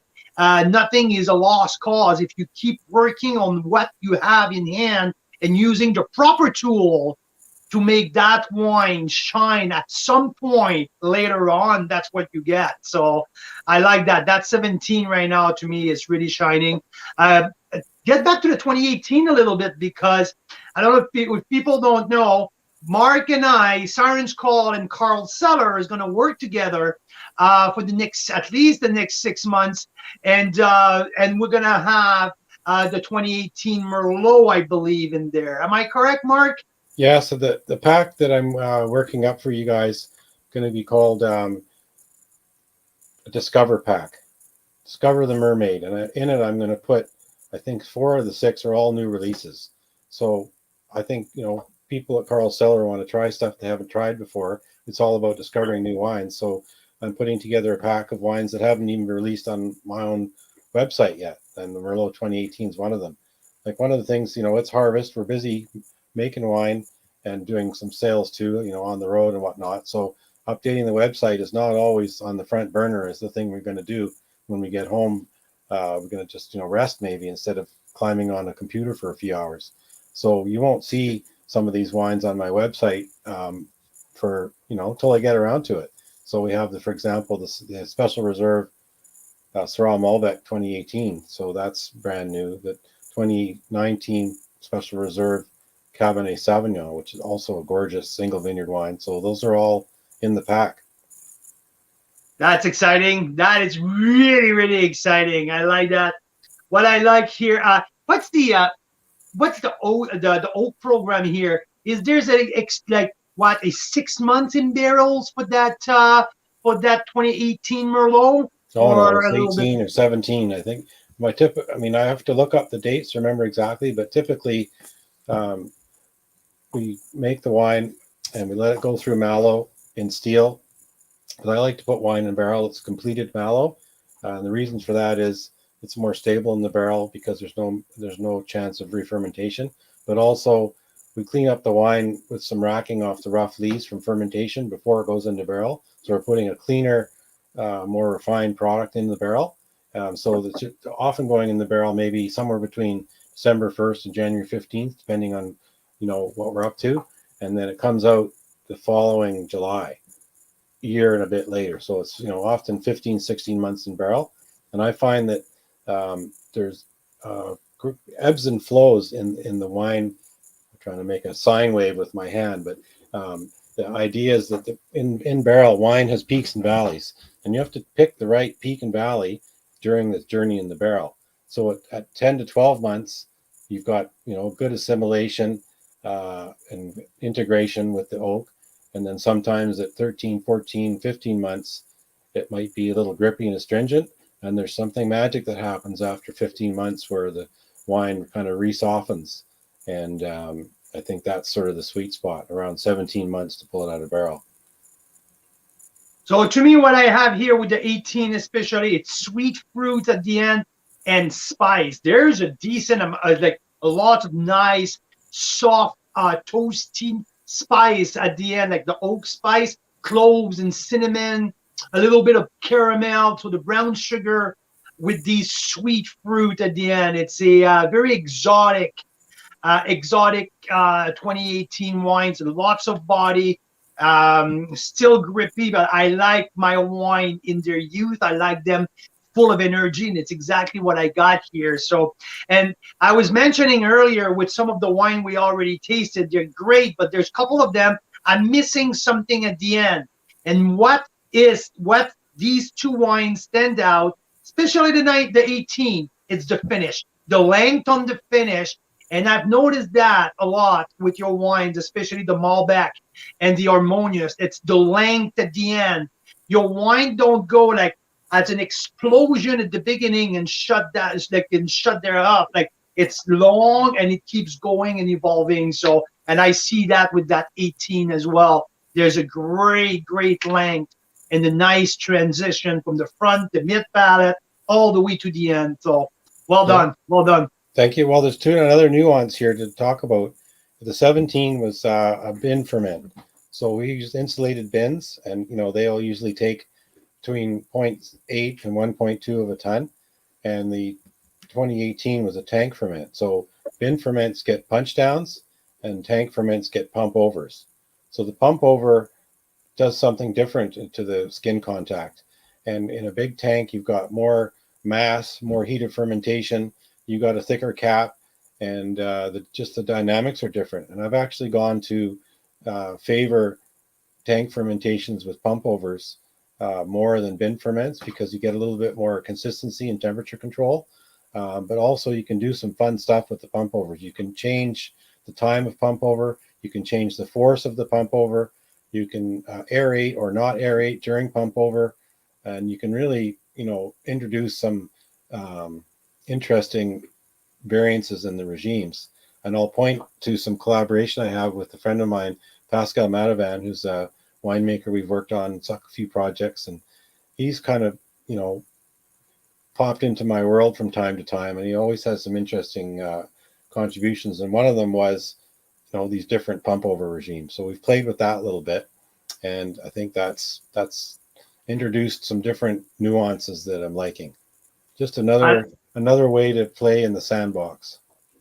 Absolutely. This is Bordeaux. I think it's Bordeaux background right there, where the French winemaker likes to play with these pump over technique. That's for sure. I to be honest, I like the texture. I like the kind of middle palate complexity of the 17, but I really love the finish of the 2018. So I am a big fan, and I'm gonna send you a couple lines by tomorrow morning of my full tasting notes of that 2018. Is throwing around any points yet, or is it too early to ask that? At least I'm debating between 91 and 92. That's where I am right now. It's definitely for the 18. I think I'm leaning a little bit more on the 18 than the 17, because I can see more long-term potential with the 18 that I'm seeing. I think the 17 I've plateaued a little bit here, but the 18, oh man, I cannot wait to see that in a couple more years, and already fun to drink right now. So I will lean towards the 91 plus to 92 for the 2018. Well, thank you for that recognition. It's much appreciated. No, Mark, it is. I have to ask something that I'm not sure if we're keeping in the proper perspective here. Did you say it's $25 for these wines? Correct. Yeah, I think that's a really good value. That's an over deliver. It's totally an over deliver. Yeah. And I am loving the 2017, although I totally get what Carl means. The 18 is so exotic and interesting. It's amazing. Well, I have a very deliberate pricing strategy in how I have the different tiers in my portfolio. And, I want the Merlot and Pinot Noir and Cab Franc to be wines that are accessible price-wise and also, nice to drink. So people are going to come in and say, well, that's price ain't a barrier there. And, there's a lot of people charging $40-45 for, single varietal Merlots, and they're great, but you don't always get bang for your buck. So I want people to take these wines. I hate to use the word entry level in my portfolio, but it's kind of the thought process, and go, oh my God, I got a great bottle of wine for that price. I'm not going to think twice about buying it again or telling my friends. I think it's an absolute over delivering here at $25. I would pay easy. This wine, the 18, will be to me easily in the $40 price bracket. Easily. With the finish that I get with the 2018, the length, the complexity, and the maturity of, not the maturity, but the ripeness level of the fruit. This is easy to me. Easy a $40 price point. Awesome. Thank you. Now we're talking about a big gap in between. The $25 to me is the mid price level, and the 40, it's right. Like it's right at the premium. So it's a premium wine at a mid-price category. So an absolute steal of a deal. Good, thank you. And we have to be careful because Carl tells the winemakers this, and then a few months later we find the price has doubled. No. No, I I'm don't not know. going to do that. It seems like that's your strategy, Mark, is to over-deliver, which we love. So thank you. Yeah, but that is an interesting point. Maybe this is a subject of another show, but we're seeing tremendous pressure on supply chain right now. We have, 50 cents a bottle surcharge just for the freight for glass coming from outside of Canada. And we have all the trade wars and the bullshit going on between US and Chinese government, and all that stuff is all going on in the background. And fruit's gone up too. I mean, the I don't know the exact number, but I would say the BC Wine and Grape Council average price for Merlot is kind of like, I'd say up 25% last 2 years. But for sure, there's tons of pressure on fruit price, glass price, everything else. So we got to hold the line in prices because we don't want to, bankrupt the consumer. We want them to enjoy that. But people should know there's lots going on in the background. It's a challenging economy for everybody. Well, and there's also like now with that new thing, that things like what we do, the direct to consumer, as the price of shipping as well, because that you guys, when we're talking about the direct to consumer, you guys subsidize a lot of the shipping, and this is another part that you are taking on to provide the consumer a better opportunity to get your wine across the country. But yes, it puts a little bit more on your shoulder as well. And the other tidbit I'll mention, again, this might be another show, but the this is actually International Merlot Day. So in the context of international wine trends, the Canadian government has now capitulated to foreign interests placing trade complaints against us, and they're going to put excise tax on Canadian wine. I think it's going to be 50 cents a bottle, and I think it's coming in about a year. I don't know the exact details. There's some accounting person out there that'll know that, but we got about a year of holiday before the feds start taxing us Canadian grapes, Canadian wine made in Canadian soil, and that sucks. So if you want to phone your MP and tell them don't, please do. Mark, so talking about international, I'm really curious here. After I tasted your 2018, I want to taste some Washington State, right, side by side, okay? Because this is from Charles Smith. From Washington State. This has been made, the Velvet Devil has probably been made like 150 to 200,000 cases, okay? Compared to your 2018 Siren Call Merlot, what's your production level? It's about 100 cases. 100 cases, okay. So Charles Smith, I paid $32 here for the Velvet Devil, for the Velvet Devil. $7 more.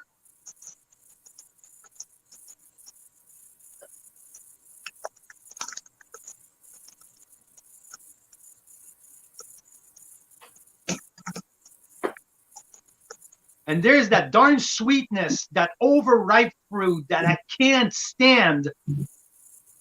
Well, that's the beauty of BC. We have such great natural acidity, and that diurnal effect, the cool nights, and we're harvesting well into October. Like I used to work for a company where RJ Spagnol's a division of Vincor, and we would buy juice in California to make into wine kits. And I remember going down to Lodi. And, August 26th, 27th, they're picking the reds already. We get another month and a half of summer or ripening period versus some of the other jurisdictions. And that's one of the differences, I think, between Canadian wine, Australian wine, US wine, is that we just have cooler climate. And the cool climate Merlots give that natural acidity where we can have a full, 185 days of ripening from bud rake to harvest. Because we've got this great weather in September, October. This year's classic. We've got 23 degrees in the daytime, 10, 11, 12, 14 degrees at night. The grapes get asleep at night and they hold their acidity, and the tannins develop slowly, gently. And that's magic. So, Mark, you just nailed it. And here in the Okanagan, it's the extension of Washington State. So we're not that far off. And I think also, on top of the natural acidity we have here and the bright, like the fleshiness of our wine. I think there's a culture in the States that they even now in 2020, they like their wine with a little bit more sweetness. And you know what? Like this, it's not too high. It's 13.5 alcohol level, but there's that overripe fruit. It feels like if there's a handful of sugar in our wine. And yeah, sorry, it's not. You can't put these two wines side by side without noticing the difference. Mira, what do you think? Ooh, I haven't actually tasted this one, so. But I wish you were there, Mark, so you can taste that that wine here.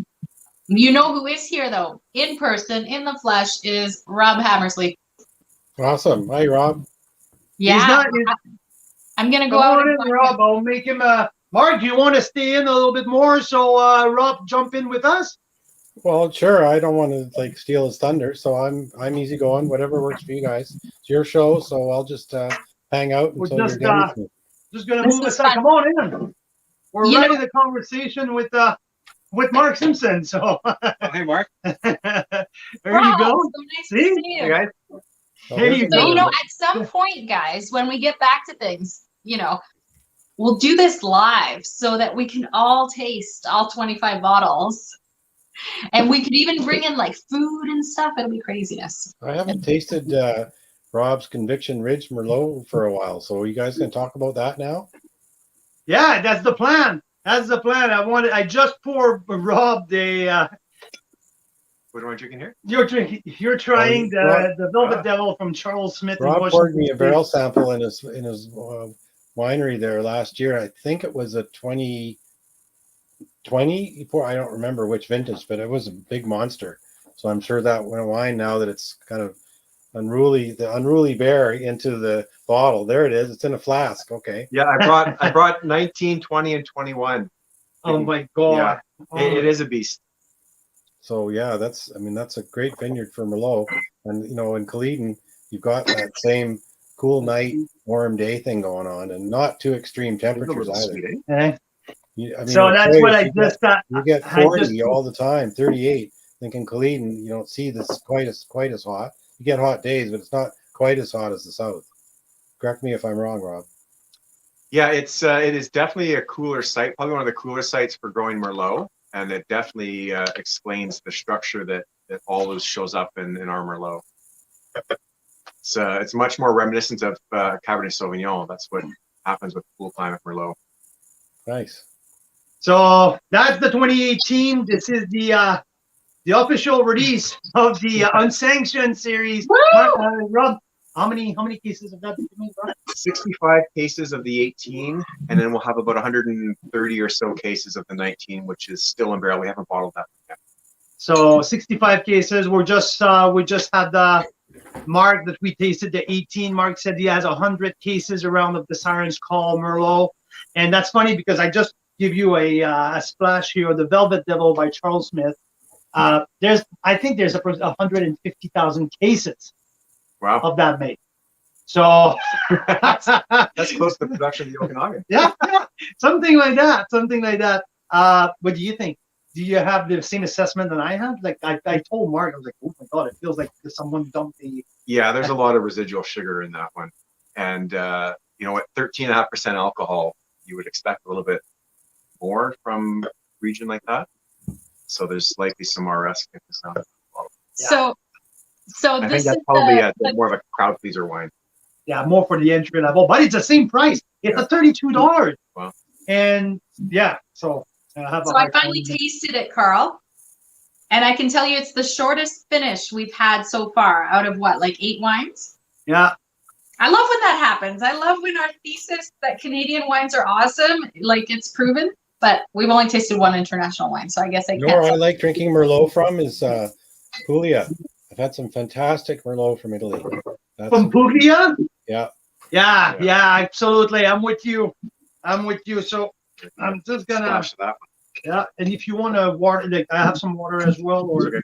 I have a splash of Marks before we. Yes, absolutely. So here you got you want the 17 or the 18? the new release. Well, let's do the 18 because it'll be the same vintage as. Perfect. There you go. 18 from Mark. I'm looking at some of the comments on the stream here while you guys are pouring, and one of the things, you know, about glass is to wash a bottle to, you know, sanitary scenario and refill it with a Stelvin cap is really, really difficult. So recycling bottles to refill it, that's a tough one. But we take some of our bottles and we put them in an oven and make really nice cheese plates.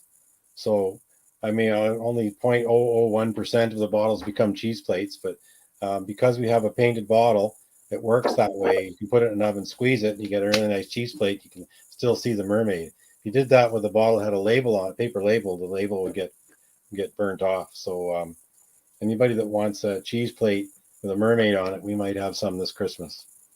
Oh, cool. Yeah, we do candles with our leftover glass. Yeah.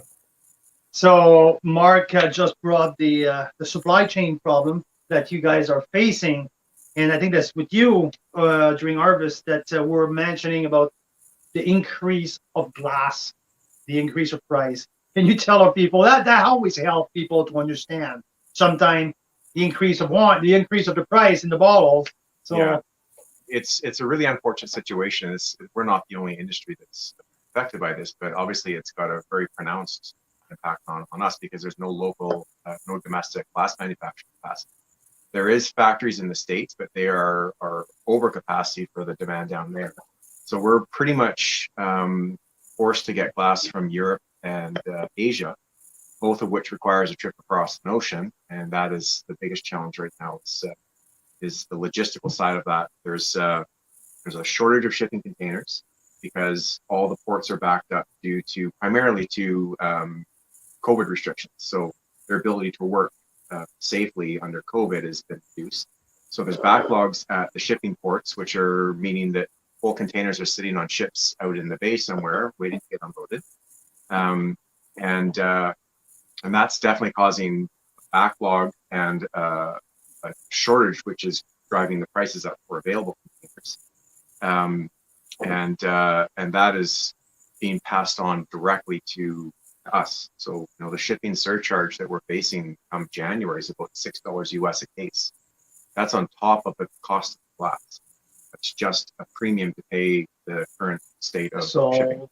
50 cents US. 50 cents US a bottle. Yeah. Per bottle. That's you guys are talking about the same numbers. Yeah. That's crazy. And you know, it's tough for even large wineries to absorb that type of an increase on your cost side. So I guess here's an interesting nuance of that. Currently, I'm going to open a can of worms here, but the BC Wine Authority and the BC Wine Institute and all those smart people don't recognize cans or kegs as a quality package. They're not allowed to have the VQA stamp on anything other than a glass bottle. To me, that's just dumb, because there's all kinds of wines coming out in cans, and you know, cans aren't as packaged you can really age like a bottle, so it's not the same. But for God's sake, like, loosen up a bit what the definition of good quality wine is. And you know what, Mark? I think it's more than dumb. It's archaic. You know, it's just archaic to me that the unwillingness of change. Yeah. To me, it just shows the dinosaur mentality and the bureaucracy.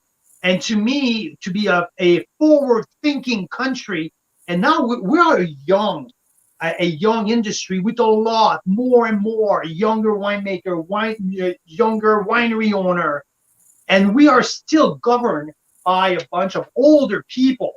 Yeah. With the dinosaur mentality. Well, and Mark, this is one of the. There's a nuance to that, because the decision to not VQA cans was made by plebiscite of wineries, and there wasn't enough of a majority of wineries, but there's a block of, let's call them larger wineries, that for some reason don't want it. So I'll leave that thought there, but it's decided by the wineries not to allow cans. It's not the government doing it. It's the wineries by plebiscite. So we haven't had critical mass amongst all the wineries to approve that step. I don't know why or who doesn't want it or what the politics of that are, but you know, we got to kick that door down big time.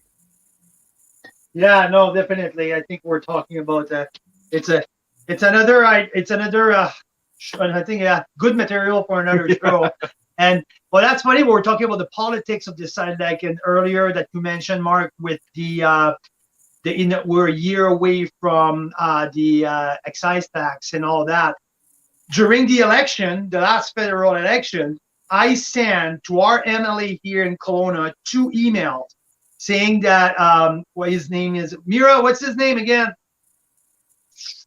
The one here in Dan Kelowna. Albus. Dan Albus. Dan Albus. We sent 2 emails to himself in his office. Say, hey, we would like to have you on the show because he started that petition to open up the borders for all of the province. And anyway, it's part of his time. We wanted to talk. We never had an answer. We never got a reply from our emails. So like to me, if our representative don't want to talk about it, well, how can we make the thing moving forward, right? That's I think it's not that. I think it's like his office is like 2 blocks from here. We just have to go there. I think they're sometimes overrun with not enough volunteers and too many emails. But yeah, we got to get on that. But we digress. I mean, my own fault. I brought up some of these other issues. Let's go back to the wine. What about Merlot? Taste another Merlot. Talk about International Merlot Day. You are right. So, what do you think of what you have here? Oh, it's really nice. Yeah, it's similar in structure to a lot of wines from this vintage. A little bit lighter in color, a little bit lighter in body, but really aromatic. There's a with yours. I thought there's a sweet fruit at the end. Which one are we tasting, guys? Now, Rob just had a sip of Mark 18 Siren's Call, and now Rob is just good. So now we're going to talk about the unsanctioned series from Black Market. So, Rob, how about you tell us what's the difference between the unsanctioned series and, let's say, the Secret Society wines or your regular portfolio? What's special with the unsanctioned series? Generally, the unsanctioned series are really small production wines that are not necessarily made every year, or they're special for some reason or another. So with the unsanctioned Merlot, that's our estate fruit, and so only that fruit goes into this wine. We do source Merlot from another vineyard to the south that we use it for wines, but the unsanctioned series gets the 100% estate fruit. Yeah. Oh, that's cool. Yeah. And our Merlot, Mark was alluding to this when I came in. Just the site. We're on the west side of the valley, so we get predominantly morning sun. So when you talk about the conditions needed to fully ripen a red grape like Merlot, we're probably getting pretty close to the boundary of what would be considered suitable for a red grape Merlot. Our vineyard is a little bit unique in the sense that we're on a knoll, so we've got slopes to the east for that morning sun and overlooking the lake. We also have some slopes to the west, so we have a little bit of both east and west aspect. And another unique thing about our site is the range of mountains behind us. When the path that the sun follows in the late summer, that it migrates north to south throughout the year. But at the key ripening time of the season, there's a saddle in the mountains behind us, and that's where the sun sets. So we get about an extra hour of sunlight in the summer in that sort of really peak ripening time. A little bit about an hour more sun than our neighbors, which is 500 meters to the south or to the north of us. So it is really unique in that sense, and that is that extra hour of sunlight really makes a difference for ripening that Merlot. But cool climate Merlot is very unique. It's much more similar to Cabernet Sauvignon than it is to the warmer climate Merlot, which is really really soft tannins, jammier style fruit. A little bit less acidity. The pyrazines come through a little bit more in cool climate Merlot, which makes it much more akin to Cabernet Sauvignon. And think about Bordeaux. The right bank Bordeaux still got lots of structure, lots of tannins, good acidity. That's what you're going to find with our Merlot. Well, talking about Merlot, let's see. Talking about Bordeaux, see what we have here compared to.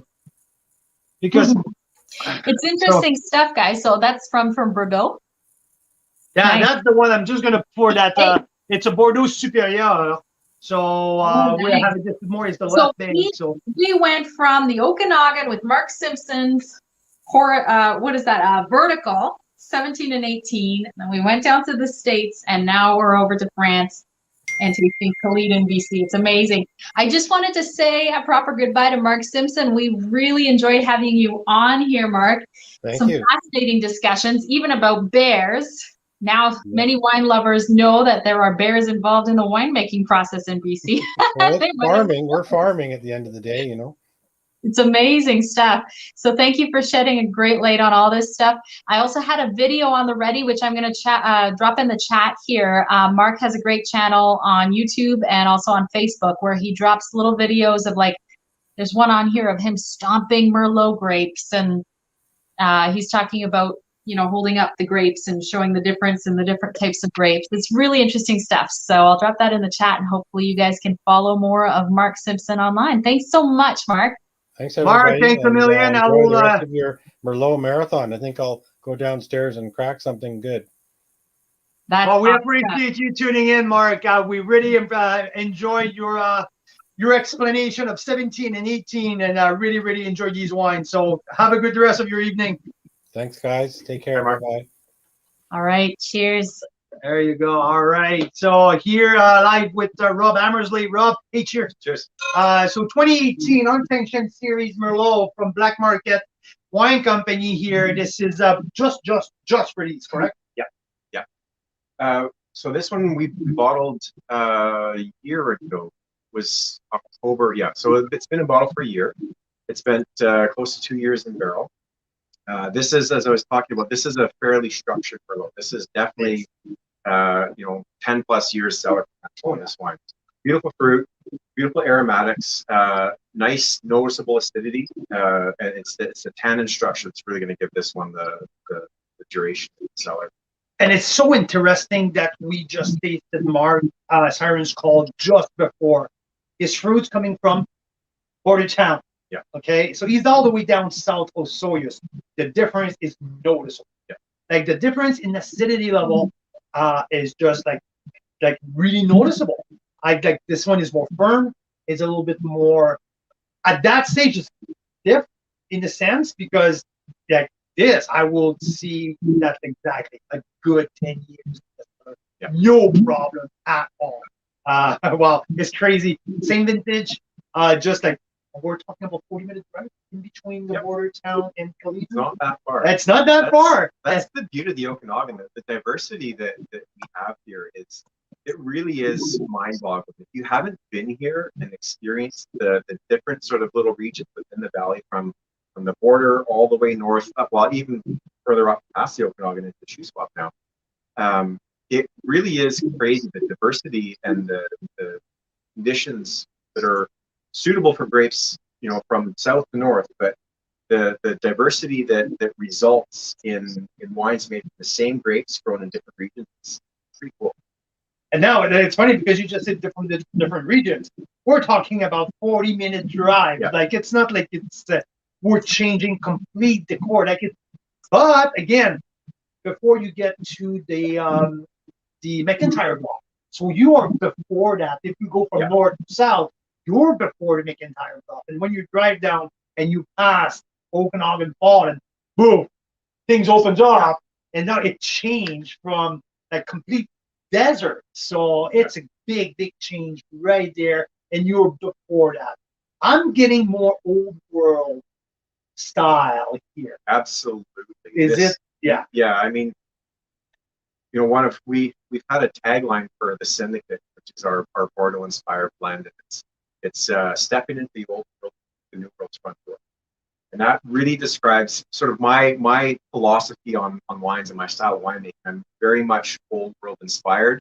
I was reared on wines from France and Italy, Spain, and I love that style of winemaking.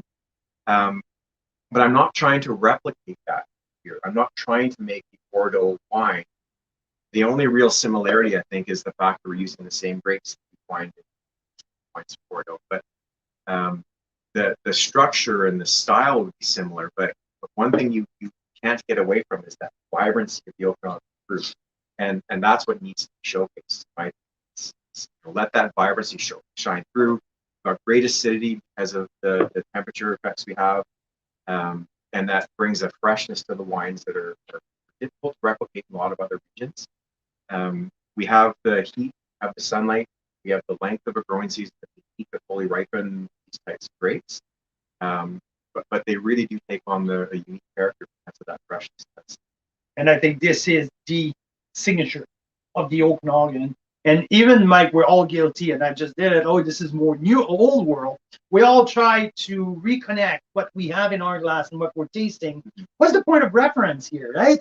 And yes, but there's such a uniqueness of the Okanagan, and to me, it's all in the yeah. You know, in an ideal world, and in some time in the maybe not so distant future, people will be referring to the Okanagan as style. And like I said, whether you're talking about Syrah or Cabernet Sauvignon, Merlot, there is that freshness that we get in our wines that it's difficult to get in a lot of them. Oh, absolutely. Ask the people in Napa Valley how much they would like to give to get just a smidge of our acidity, right? Yeah. And now, I mean, you look at the success that Washington is having on the world stage. I mean, they have the benefit of hundreds of thousands of hectares of growing land that we don't have. So their scale allows them to be out in the rest of the world. It's a challenge that we have in the Okanagan because there are single wineries in places in the world that produce more than our entire valley. Okay, I have to tell you, I came back from Ontario and it became a running joke out there. And because they have more land than we have here in the Okanagan, and you talk with producer, and you start talking, and in the first 5 minutes, they all come to the same like two sentence. Oh, we're not producing a lot here. We just own a small little 37-acre property. And then the first person, I'm like, I start chuckle, right? And I'm like, okay. And I just let it go. I didn't say anything. Second visit, it was like, oh, I just need to mention that we're very small. It's small family-owned winery here. We just have 55 acres of property. I'm starting to laugh. And we move on our third appointment. The gentleman said, you know what? We started just 10 years ago. We had a small 28 acres vineyard, and now we just bought a 13-acre. We're just under 50, and it's really small. I'm like, okay, that's enough, you guys. Like, if you come with me in the Okanagan, 10 acres, it's a big vineyard. And you guys are all telling me that you're all small at 50 acres of land. So I thought it was kind of funny. And I was joking with Marcel Morgenstern, like for the rest of the trip, say, oh, small this property would be. So I'm not starting to laugh to this poor guy who's hosting me because at the end it was kind of a joke. So yeah. So how big is the Conviction Ridge That's vineyard? 5 acres. 5 acres. So that's your home vineyard. Yeah. And we still purchase 2/3 of our fruit from other growers. Okay. So and now your whole production level is around 2,000 about cases? 2,000 cases. 2,000. Last couple of years, a little bit less than we were hoping. Just yields are in 3 years in a row now. Yield down. Yeah. So hopefully next year we'll get fruit. Yeah, hopefully. And I want to get back to Merlot because that's Merlot Day. Your Merlot is quite old. Your Merlot vine. Yeah. So the whole Conviction Ridge vineyard was planted about 34 or 35 years ago. Okay. It was entirely planted to Bacchus when it was self-rooted Bacchus, and about 7 or 8 years in, based on the records I've been able to pull, the former owner decided that he needed some red grapes, so he cut out half of the Bacchus and field grafted Merlot, and this investigation into the history sort of evolved because of what we were seeing in some of the vines. And if because our vines are the age that they are, we need to rejuvenate them. At that age, they start to crack, they start to slow down their capacity, a whole bunch of reasons. So it's always good to be able to rejuvenate. And what we'll do in the spring as we're going through the vineyard, there's a good sucker coming out from close to the ground, and it's got some sort of size to it. We'll actually let that grow and see if it takes, and if it lasts the season into the next year, and will produce fruit, we're then able to retrain that as a new trunk and eventually cut back the old 35-year-old stump, which in some cases are 8 or 10. Yeah, I know, it's pretty impressive. But what we see in our vineyard, and I think you probably saw this summer, we have vines that are half Merlot and half Beck. Yeah, I know, it's crazy. Because one of the cordons, a sucker that came out and eventually fruited, was below the graft unit. So it's got only the genetic makeup of the rootstock, which was self-rooted Bacchus. So we have we have a number of vines that we call our freaks of nature, but they're producing half, like one cordon is Merlot and the other cordon is Bacchus. Yeah, because I came up with bunches. There's different color in the bunches. And when I was in the bunch, it was like, and Mira actually noticed this. She's like, she brought me over. Yeah. She's like, what is that? we have one of those vines right outside the tasting patio, so it's a fantastic conversation for our guests that are sitting there, and they get to see white grapes and red grapes on the same vine.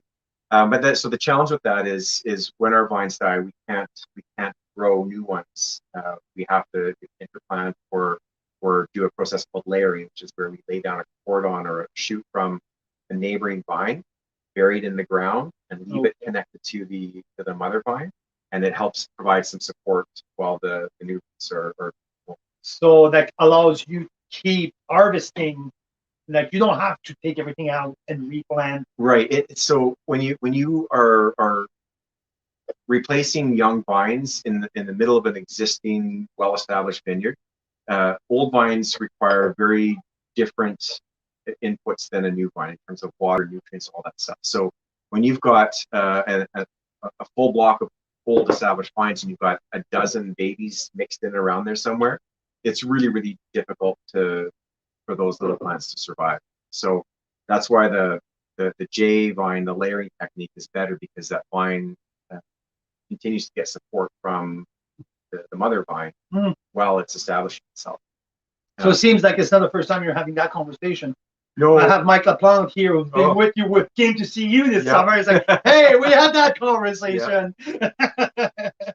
So one of the other things so we're talking about the age of our vineyard. One of the factors that results in the wine we have in our glass, which is that sort of concentrated, structured wine, is because of the age of our vines. They're naturally low yield. This year we got about 2.5 tons an acre without having to drop any fruit throughout the summer. So we don't go through, and with this particular block, we don't have to go through and start thinning the clusters, because we know we're not going to get much above 3 tons an acre. So those vines at their age, the roots are nice and deep. They're well established, and they know what they're capable of carrying in terms of yield.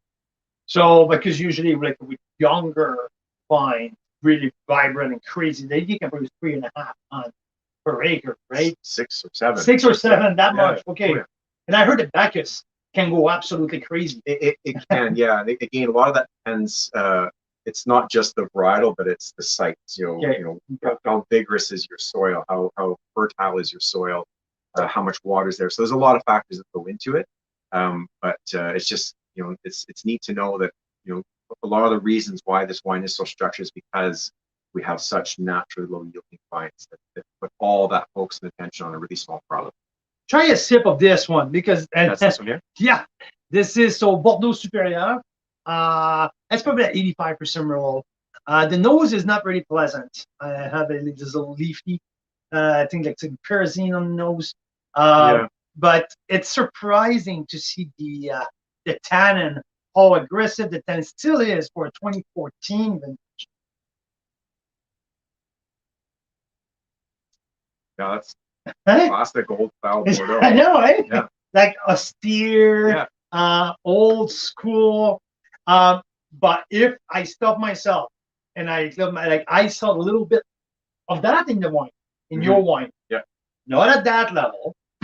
There's more approachability in your Merlot, but there's that kind of like that snap, that not green, because people will take it as the flaws. It's not green, but it's more not leafy, but But yeah, the snappier tannin, a little bit more old world style, minerality. You know, having that green note, it's not a bad thing. It's part of the makeup of these grapes. You know, it's Merlot is an offspring from Cabernet Franc, so it's a sibling to Cab Sauv. The pyrazines are part of the character of those grapes. You know, in cooler climates, they make themselves a lot more present, just by virtue of the growing conditions. But you know, a green note in a wine is not a bad thing. Geez, the tannin is really chewy. Yeah, 2014. yeah, that's got some life in it too. Yeah, that's crazy. This is what it is. I saw that you brought some. I did. I have some samples of our Merlot from 19, 20, and 21, which is still not quite finished fermenting, so that one might be a little bit. That's cool. That's really cool. Just gonna move this back. Yeah. And you know what? How about we do this? Yeah. Do you want to? No. Yeah, I can use that one. This. We'll do this. So you have two. So 2019 is still in barrel. We'll be bottling this one in the spring. Look at that color. Yeah, a little bit more color than the 18. Yeah. Again, that's more attributable to the vintage. 18 was a relatively cool year, and lots of high level smoke in 18, which made it like it was cloudy most of the summer. Yeah. Not local smoke.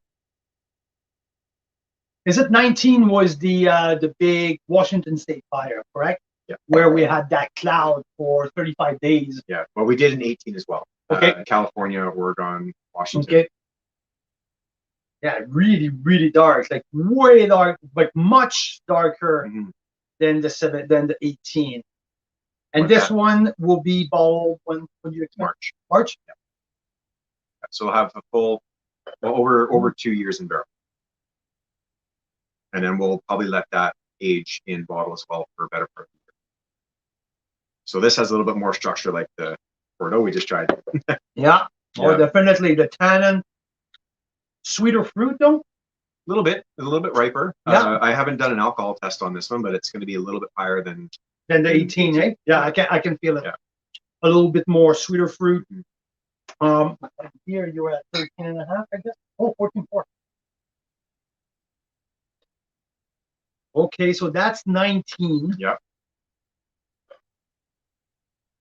Something special here. About time, like Here's this 20. is life. These things 3 vintage in a row. That's 20.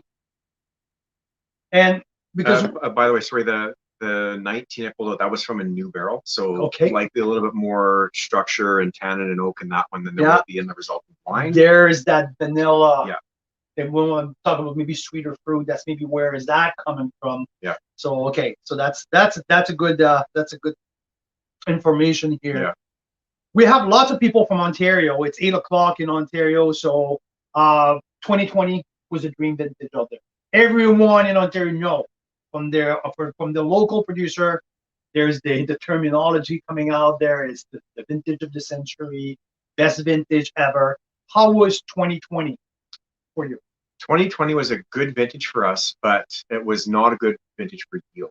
It was one of the lower yields that I think the valley has seen in general. I mean, every vineyard is a little bit different. As I keep saying about the diversity, some vineyards did very well, some did not do very well. But we know of growers that were down 50%. But the quality of the fruit was outstanding. Okay. Yeah. So it's more of a winemaker vintage and an accountant vintage. Yeah. Yeah. Yeah. And it'll be one of those vintages where there's not going to be a lot of wine available, but what is there in whites and reds is quite stunning. So we've already seen that, and the market's already seen that on the 20 whites because they're already out. But when those reds start hitting the market, gobble them up. Yeah. So I'm finding this one's a little bit back to the more dominant red fruit, a little bit more raspberry, a little bit more cranberry, pomegranate. The 19 was a bit darker for me in terms of yeah. Definitely, and even on the collar, you can see a little bit more purple here. Yeah.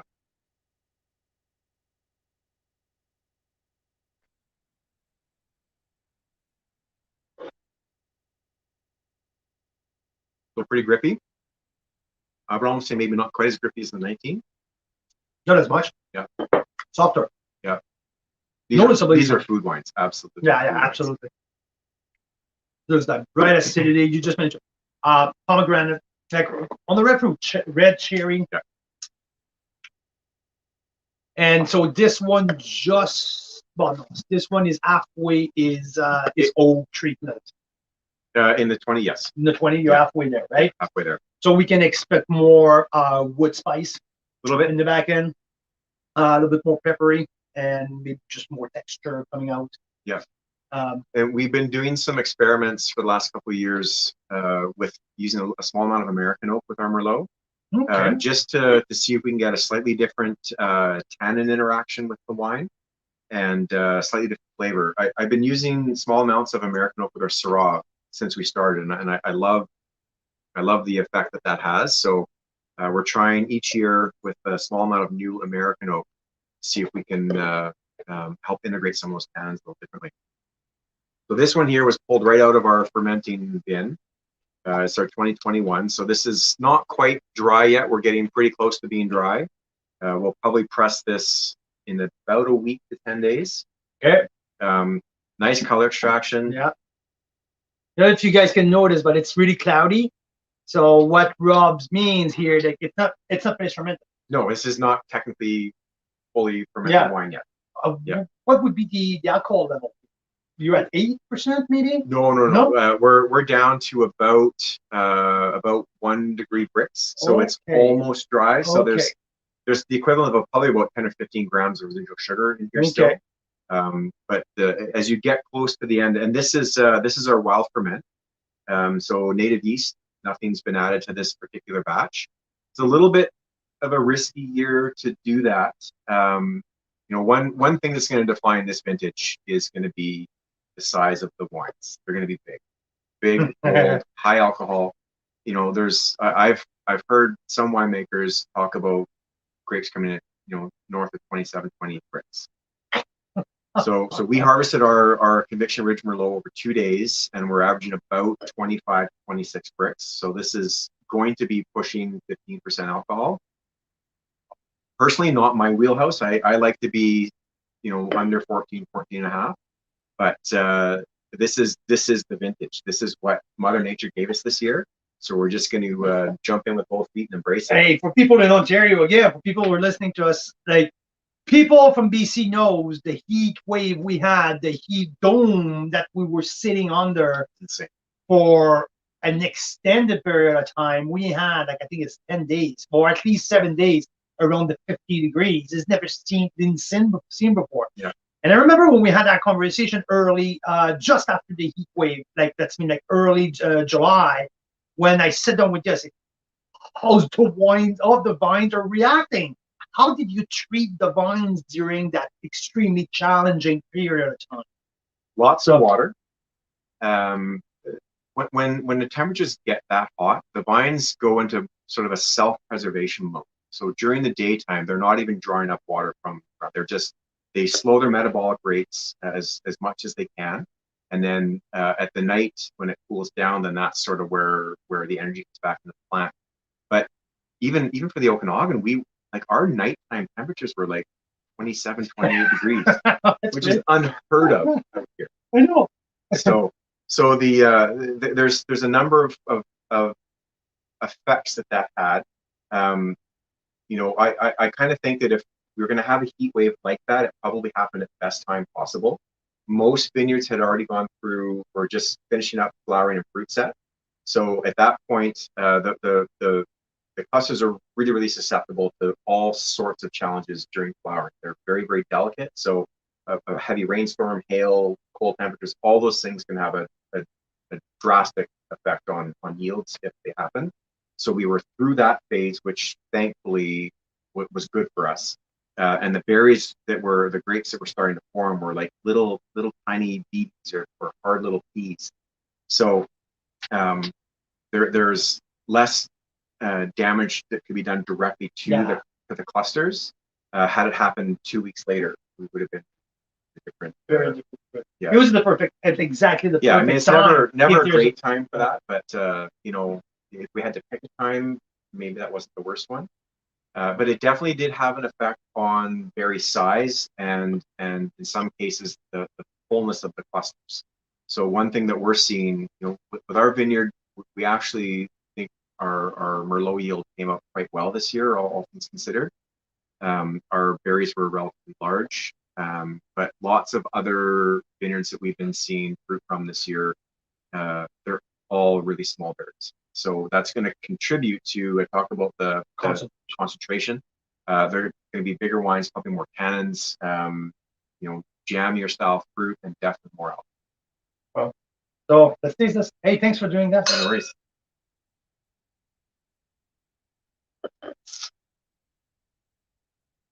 So that's still not even as sweet as that Velvet Devil. Yeah. Holy moly. So then, yeah. That's so cool, you guys.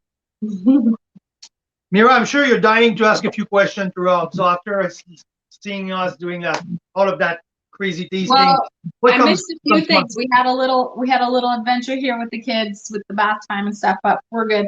One of the things that crossed my mind, rather than being a winemaker, you might know the answer, is Cab Sauv Day we had a while back. We had 20 plus Cab Sauvs, and my mouth hurt for like 4 days after. With this, I'm not finding I'm getting like, it doesn't seem as acidic maybe. Like, I don't know, is Merlot less acidic than Cab Sauv? Because it's not like hurting my mouth after, 8, 10 days. Not necessarily, but generally Merlot is renowned for having softer, silkier tannins than Cab Sauv. Now, I would say that's probably more true for a warmer climate. The cooler climates, and that's what I was talking about, our vineyard and our site, we're much more alike to a Cabernet Sauvignon with the structure in terms of the tannins and the acid. But the acidity is much more a function of the site rather than the varietal. Certain varietals are more prone to retaining acidity than others, but generally with Merlot in a cooler area, you're going to retain a bit more of that and have more tannins. So California Merlot or something from the southern hemisphere, you're going to find a really luscious, silky mouthfeel, and not a lot of grip. You generally aren't going to have a lot of acid in those wines either, so it's probably a combination of both the acidity and the tannins. Well, Mira, keep in mind you're just halfway there, right? I should come out later. And then tomorrow, you might call Rob at 9 o'clock. Say, you know what? Forget about my question. I can't forget about that. Hey, so if you want to turn around, look at that. What's behind you, and I'll give you the next choice. Which one would you like to try? Oh man. I love Porcelets. Charlie's winemaking. I've not had them Merlot before, so I would love to. There you go. Talk into that one. Okay, let's do that. Porcelets in the house. Mira. Okay, and now what vintage is this? 2019. So, what I want you to do, I want you to taste it.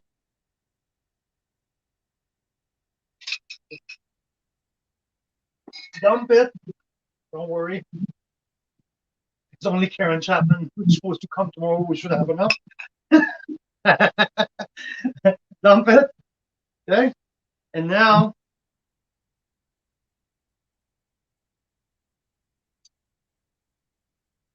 I'm going to probably need about 60 seconds with the body of this one, so we need to take about 60 seconds for that one to subside. Mira, do you want me to come? Are you coming over, or you want me to bring it? I'll come over there. Yeah, no worries. And makes such a big change.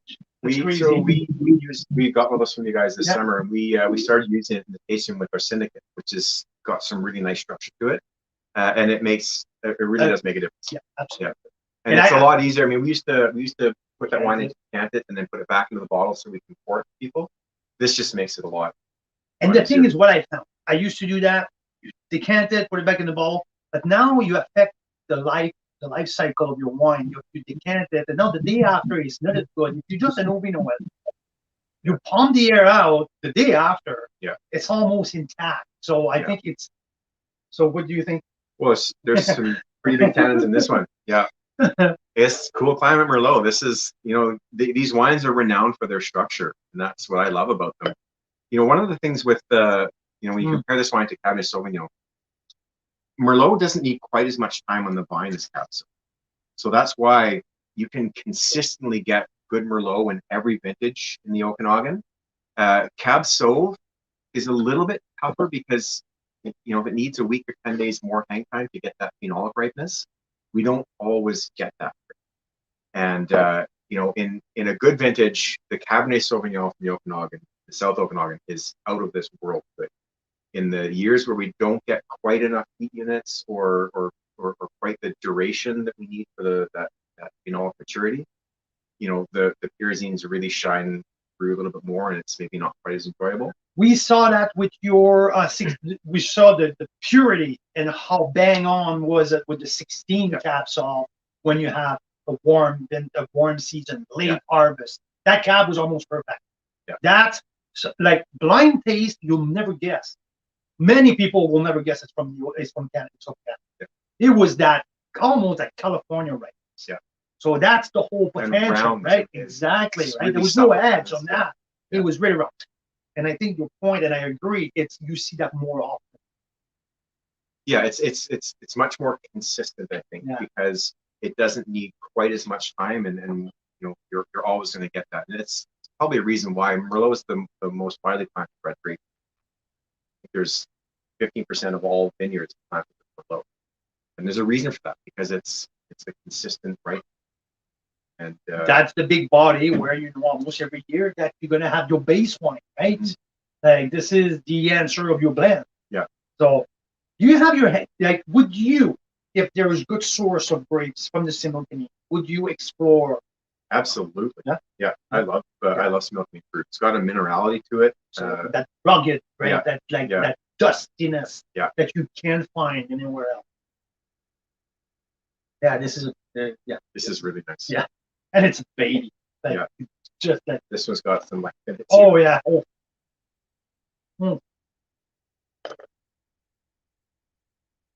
Nice aromatics as well.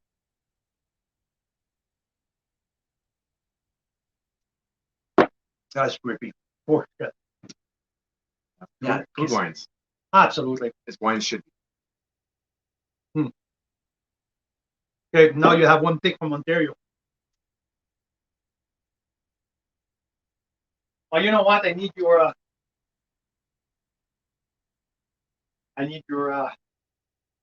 I suspect this one. Oh, really? So when I pulled the cork out, it was the. So the Ice Cellar is the winner from the Cab Sauv. From the Cab Sauv. I remember that. Yeah, exactly. So this is Arena, the name of his daughter. Merlot base, Cab Sauv, Malbec. They all estate grown. He has a small. No Passamento in here. No. Small 45 acre.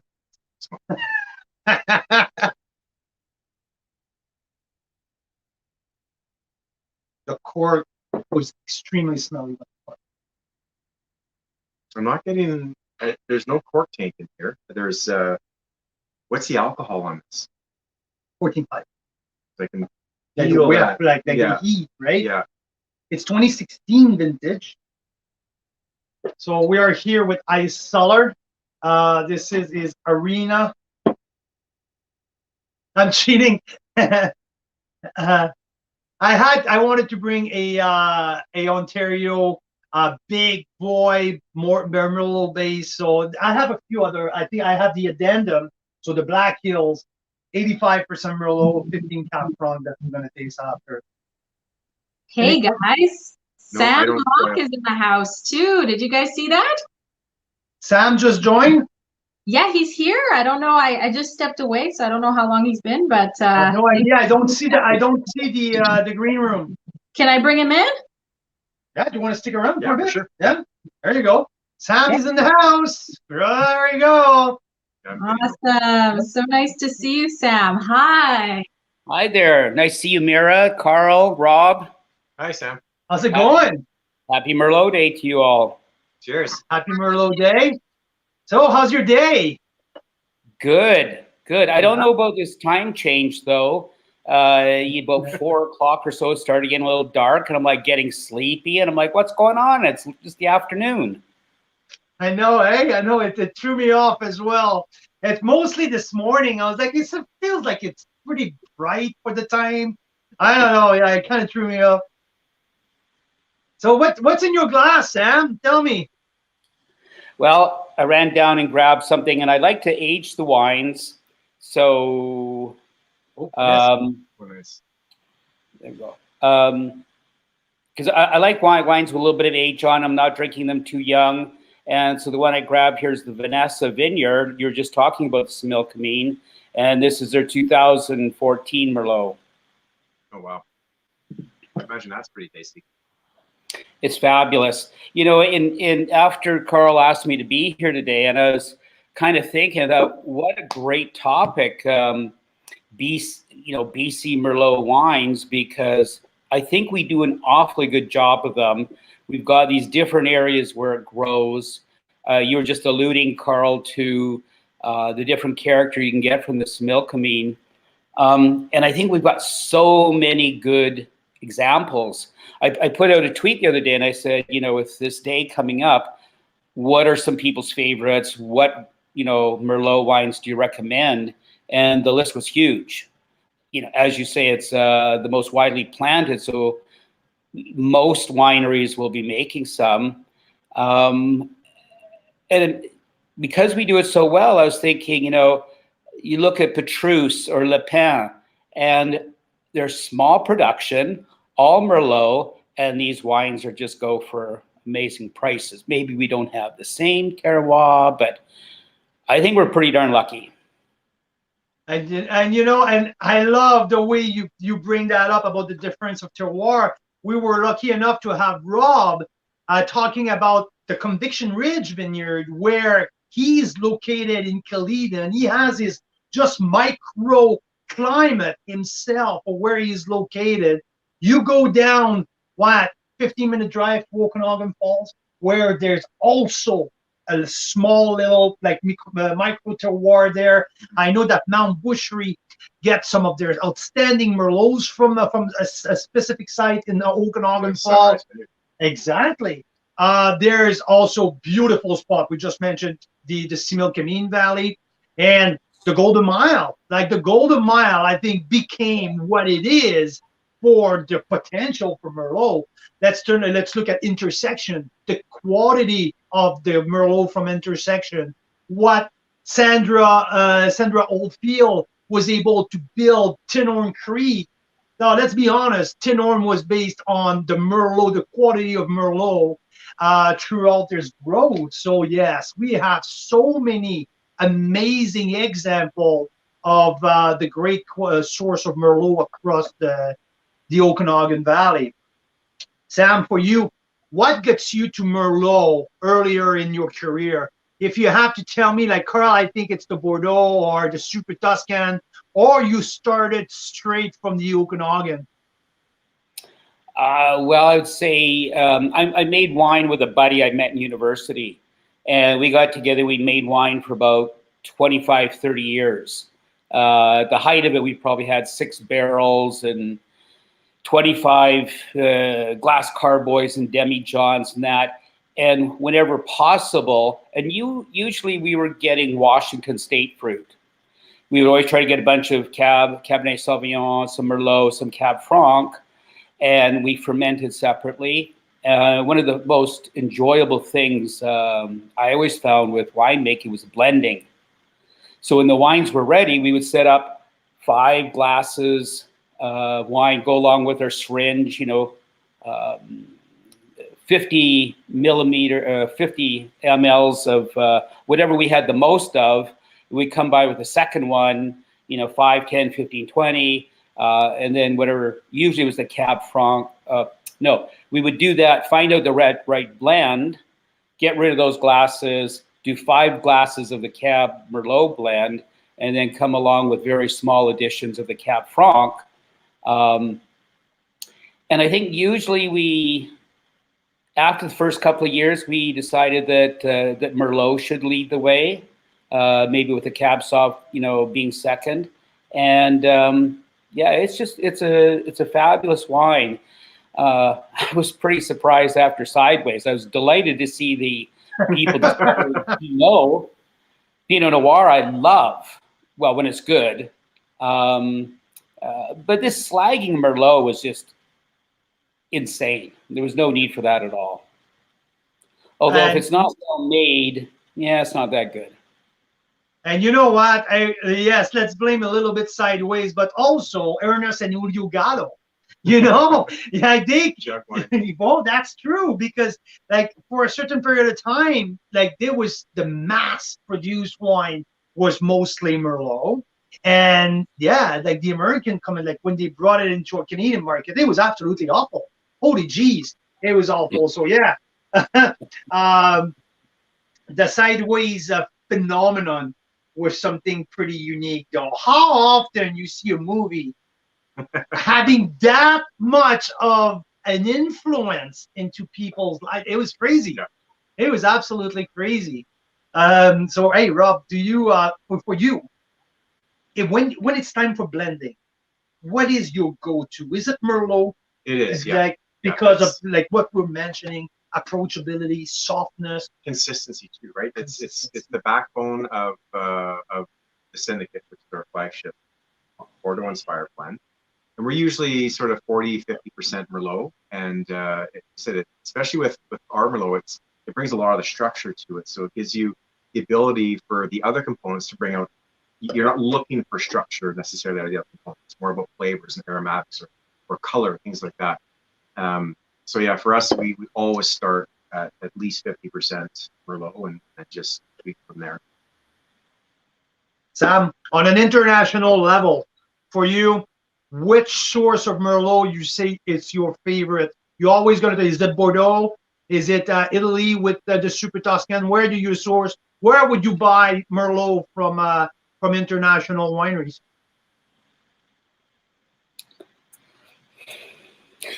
And don't give me the truth, please. Okay, don't. I don't. My pockets are not that deep.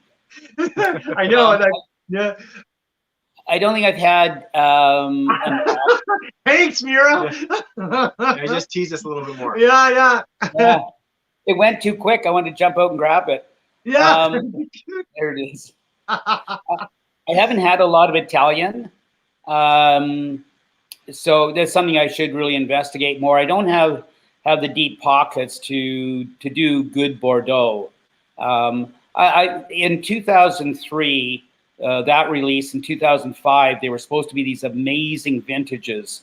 And so, we went and lined up at the liquor store at 6 a.m. with our lawn chairs and blankets and sat there. So we were some of the first in line, and they would let 5 people in at a time or whatever, and you could pick over what they had. And so we did buy, quite a bit, but funds were still pretty tight at that time. So, we were looking for the best value for what we were going to spend. And I started opening them up. And if you give them a long time to breathe, yeah, they're good wines. But when you consider what we paid and what I can get in BC for less money, there's just no comparison. So I'm definitely guilty of being cheering for the home team. I think our wines are much, much better, getting better all the time than most people realize. I can't go and spend $80 on a bottle of wine very often. But when I look at what you can get in that high 20s to maybe under 40, there's a lot of really good wines. And Sam, I so agree with you. And I heard often from people who drink international wines, mostly, their comments about Canadian wines is they're overpriced. And that's where I got to shake my head, and I'm like, I just don't get that part, because there's two things about that. First, for these wines are almost all $40. For $40 or less, you get a premium Merlot at with the same price for a Bordeaux, or you don't get the same quality. So for me, it completely destroyed the narrative of overpriced. It doesn't make sense. That narrative doesn't make any sense. Now let's talk about quality. I believe for the quality that we have to offer, we are underpriced and obvious, and our quality. Yeah, I know. Winemakers are telling me the same thing. Stop, okay? But yeah, so no, that narrative doesn't stand to me. And when you're taking like Painted Rock, I've been producing a world-class Merlot for over 10 years, and if it's not more, the wines are just around the $40. There's so many examples like you have in your like Vanessa. Like, is there like who makes the wines at Vanessa? Like they have some the quality of winemaker we have, the quality of product we have. It's absolutely outstanding. And to me, Merlot is the best example of what we do in Western Canada, for sure. The winemaker at Vanessa is Howard Soon. I know, that's why I was saying that. Like you know, like he's a world class winemaker. So like same thing with the guy at Black Market. I don't pretend to be in the same reign as Howard Soon. He's a legend. He is absolutely a legend. But it's an interesting fact, because a lot of times the complaints you hear about overpriced wines are from people that are predominantly in the value market. So they'll compare. They say, why would I spend $30 or $40 on a Merlot from BC when I can get a great Argentine Malbec for $15? Well, if you want a Malbec, then you should be buying Malbec from Argentina, because that's what they do great. But don't use that as a substitute or comparison to a completely different grape from a completely different region. Yeah, it's made in a completely different way. It's in a different style of production. Yeah. So I know years ago. So I need to say goodbye. Thank you. But thanks for having me. It's been always wonderful sitting down here. Thanks for bringing the samples. Yeah, no worries. We just before you come in, Sam, we just tasted 19, 20, and 21 vintage in little samples of his Merlot. So how cool is that, eh? Awesome. Okay, I'll let you go. Thank you very much, Sam. You don't go anywhere. I'm keeping you for a few more minutes. Thanks, Rob. You know your way? Yeah. Yeah, and if you can tomorrow, if you want to come back, we're gonna taste them all. Take care. Okay, here you go. When you were saying about people talking about the wines being too expensive, and Rob hit it bang on, it's usually people that like to spend, $10 to maybe $15, $18. And there's decent wines out there, and especially in the international market, you can find something quite palatable, in that range. But I remember one year I was up touring southern Okanagan, and I stopped in and saw Adrian at Cassini. And I was asking him how it goes. He says, well, one of the problems about the location of his winery is because they're so close to the American border, and this was many years ago, they get a lot of American tourists, and they were complaining like, gee, we can get wine for, a lot less down south. And it's true, but it's only true with American wines. Yes, you can get California or Washington wines for a much more reasonable price. But if you're going to buy the same bottle of German, French, Australian wine that you would buy here, our prices are almost identical. Oh, absolutely. So it's really just their domestic market. And then he explained that to them. And then he would say, my numbers are totally, wrong, but as an example, he would tell them, you go across the border 5 miles down the road, and if you find some land suitable for a vineyard, it's like whatever, $4,000 an acre. He says up here, it's like, it used to be 40,000, and now it's even more. And I think now it's up to about 200 or 300,000 an acre. So we're paying a huge premium for our land. We only have a very, very tiny amount of land, excuse me, suitable for vineyards. We can't double that area, at least not at this point. And then when you look at the small production, because we're not making, we don't have tank farms. We're making 10 million gallons of wine. These are small producers. Even the big players in BC are small by world standards. So we don't have the economy of scale. And this is a very good point. And like why it's easier to get a good quality value wine around $20 from Ontario than it is from BC, because their farm are bigger. Yes. I was using that joke that when I was there in September, I toured for 4 days, and every appointment I have, when people are like, "Hi, I'm so and so, and oh, we just own 45 acres. It's a small family-owned winery. We only have 45 acres." Well, the first time I didn't say anything. The second one's, "Oh, we own only 37 acres of land, so we have a very small winery." I started to chuckle, and the third one's like, "Oh, you know what? We just have 55 acres." I'm like, "Okay, what's with you guys?" But yes, the size of the farm in Ontario is bigger, so I think it allowed them to produce more quantity. So for a quantity of a $20 wine, that's where I think we can get a better deal. It's out of Niagara compared to BC. But in terms of premium, now we have way more option here in BC for top premium. My opinion. So small is beautiful. Yeah. Oh, absolutely. Like, I think to me, Intersection is the poster child of like small quality, top quality, well-priced Merlot from Canada. I don't know if you probably had the chance to taste Intersection, Melissa's wines, but like her Merlot is absolutely fantastic for $25. The milepost Merlot, it's hard to beat in terms of quality versus the price. If you put the Napa Valley label on these wines, we're talking $80 a bottle. Yeah. So, well, and I just Googled to make sure I forgot what the production was like at Chateau Petrus.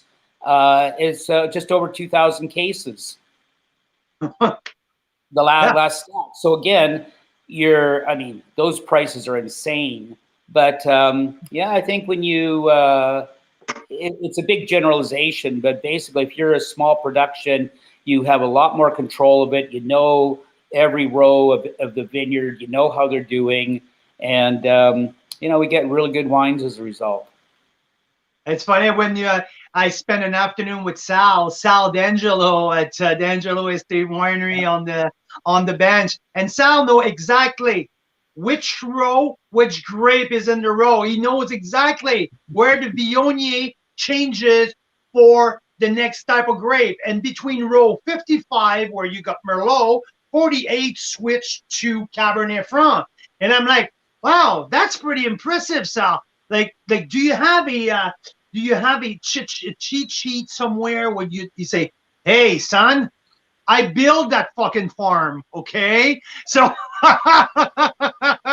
it was just absolutely brilliant. Like when you talk about small production, where the farmer knows exactly which row, which grape grows on each and every one. So that's to me the authenticity of the Okanagan Valley.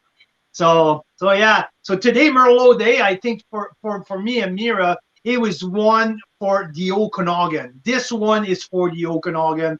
I think that's what we do best in terms of general quality. It's amazing. We're really lucky, and one of the other things I tell people is, the sad news: our wine's not going to get any cheaper.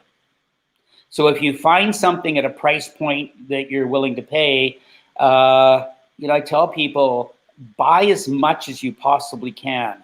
So you can enjoy some right now, but hopefully some of it you can set aside and give it a few. And everyone's got different, they don't have the financial resources or the space or a suitable place to store it. But if you can, letting your wines rest and age for a bit, just pays huge dividends. And then, you know, that last bottle, you say, wow, that was so good. And this wine was $28 or $32. And you go buy more of it, you know, it's going to be $35, $40. Yeah, but in the other end too, the wine don't go worse. The quality of our production increase also every year. We have better winemaker joining the pool. We have better student coming out of our local colleges. Our land, we understand our land better. We make a better use of our vineyards. And I think that from what we used to produce 10 years ago, the quality is better than what's coming out of our vintages right now because of a better understanding of what we have to work with. So when I hear people complaining about the price increase, oh, guess what? Yeah, my carton of milk costs more today than it was 5 years ago. My wine costs more, but the difference, my milk tastes the same. My wine tastes better. That's just yes, things cost more. I understand, but again, right? Yeah. Well, I've never heard too many people complain, oh, I shouldn't have bought a whole case of that, you know, in 2009 because it was a fabulous vintage. Yeah, if you can, buy what you can when you find a good vintage. But you're right, we are getting better. And especially, I think one of the key things is when we really dial in, and I'm sure Rob's found this out too, this site, this patch of dirt that I have, what is the best grape to grow here? Rather than saying, oh, you know, I like Chardonnay or I like Pinot Noir, this is what I'm going to plant here. Well, if the land says, yeah, okay, we can make that wine, but if you should be planting Merlot, then that's what you should be planting. Exactly. We understand every single pocket of land better than we used to. And now we're harvesting the best fruit in the best spot possible. And also, I think the talent that we have, it's more impressive. You know, when Pascal Medevant came over here, and now Pascal is a veteran, he's a local, but he also coached many people around him. Like when I talk to Mark Simpson, and Mark tells me the influence of these Howard Soon, Pascal Madavon, and all of these guys. And now you talk with Melissa Smith, and she's one of a young winemaker, but already she has that drive and that talent. It's great to see. Or that at time Lindsay, I think it's Lindsay, or she's at Time Family of Wine. We have a host of new young winemaker, and this is also very exciting. Yeah. So I think my one concern is for succession plans and all that, is some people get, you know, to a point where they say, we don't want to do this work anymore. We put in, you know, whatever it is, 15, 25, 30 years into this land, and they're ready to move on. You know, we don't really have that history and that tradition like in Europe, where you know it's going to stay in the family for decades, if not generations. And my concern is always if they have to sell, and they sell to somebody just looking to make an investment. Yeah, I'm with you. Sometimes the quality is not the same. Absolutely, and I think now the big player, and you know, I think Peller. Let's take Peller as an example. Did great thing for the wine industry. When we talk about understanding the land, well, you know, when Peller, Arterra, and these big players brought the capital to understand what's underneath us, it was big for everyone. And when I saw about Peller buying Black Hills and all of that, Nota Bene, still Nota Bene. Yeah. Like, you know, like the quality of these flagship wines never went down, and it was a big concern. Now, these this mini monopole, it's kind of it afraids me. Like, I'm afraid to see like these big players buying too many of these little artisan. winemaker because they are willing to fork way more than the actual value to take over. So for guys who wants to retire, it's pretty appealing.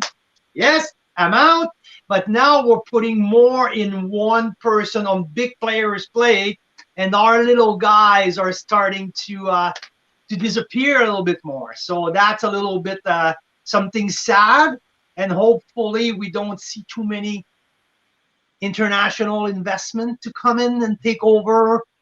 That's another I don't know what's your take on that, but Well, it seems to, my read so far, and I haven't really kept my finger on the pulse of it, but it seems that most of these other wineries that have been bought up by one of the big three, so far it looks like they've been very, very smart by saying, this is a very successful winery. Let's, here's some money to invest so you can do whatever you need to do, but let's keep hands off. Let's not mess with the success.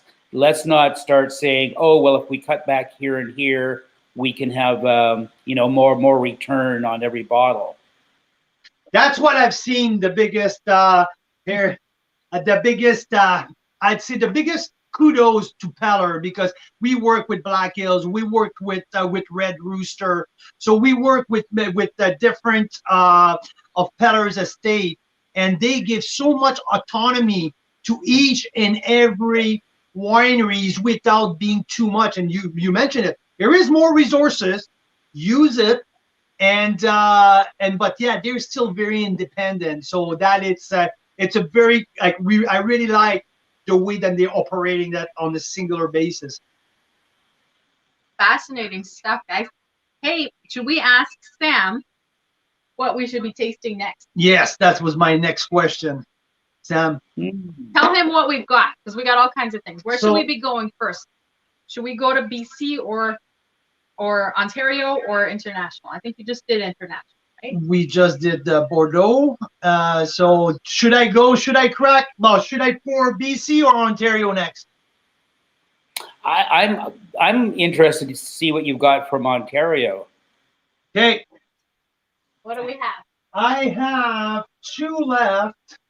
I have Swan Staff, the Mountain Bell Merlot, and the Ice Cellar Arena. You tell me. Want to try the Arena? Okay. Yeah. Is it okay? Yes, it is. Yeah. I suspect that it was corked. When I opened the cork, was a little leak on the side. It was a little smell on the cork. And I gave Rob a taste to compare. He said, nope, there's no cork taint in there. So, it smells good, yeah. So this is from Ice. Ice Cellar. It's crazy. The owner winemaker was an electrical engineer in Turkey, and he came to Canada. He retired as a very successful engineer. He bought a 40 acres piece of land with no building, no vines, just a flat land in Niagara in the 20-mile bench. He opened the book and he learned how to wine make. Self-taught grower, winemaker, and winery builder. He did everything self-taught. It's absolutely crazy. He built his winery completely self-sufficient. It's a geothermal winery. He planted 40 acres of vines on Cabernet Sauvignon, Merlot, and Cabernet Franc. 14 years ago, everyone told him that he was an absolute nutcase. And this is absolutely fantastic. When I did the Cabernet Sauvignon Day, is Cabernet Sauvignon finished first. Like I did with the Rosé Day, I brought like 20, 25 people together, and his Cab Sauv was unanimous #1. So this is Merlot dominant. Is a 60% Merlot, 20% Cab Sauv, a splash of Malbec. So like one of our listeners said earlier, I cheated a little bit on this one. This is a blend. It's not 100% Merlot. But the 20-mile bench in Ontario is the warmest spot in Niagara. That's where the Cab and the Merlot thrive. So, yeah, it's pretty spectacular. And now, if you ever do end up with a corked wine, do you know the little trick to get rid of it?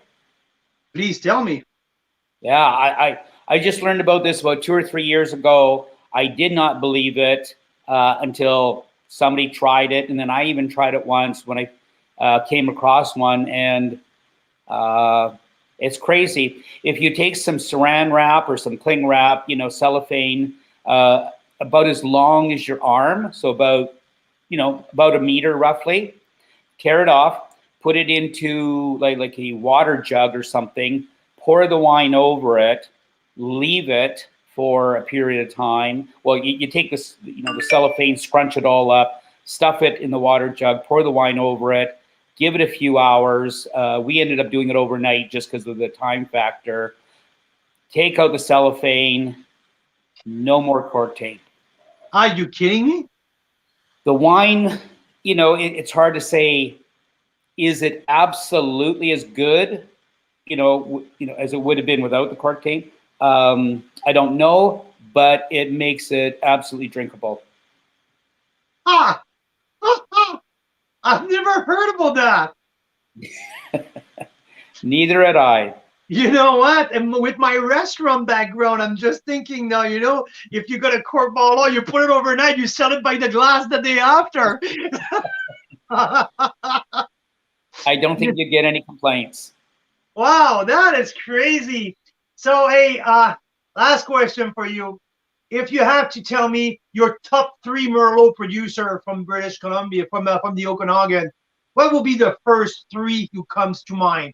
I'm not saying that your favorite, I don't want you to offend anyone, but on top of your mind, your top 3, who would be?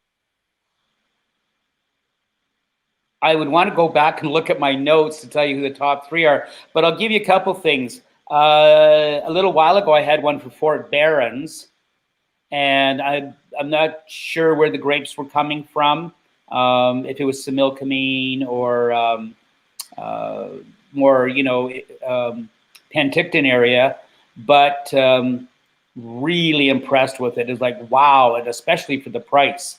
I think it was probably mid-20s, and I was just, gave it a little time to open up and breathe, and it was like crazy good. And then another one that's very affordable if people are looking for a good bargain. Pacific Breeze is a little Garage East winery in New Westminster. They've been around for maybe 15 years.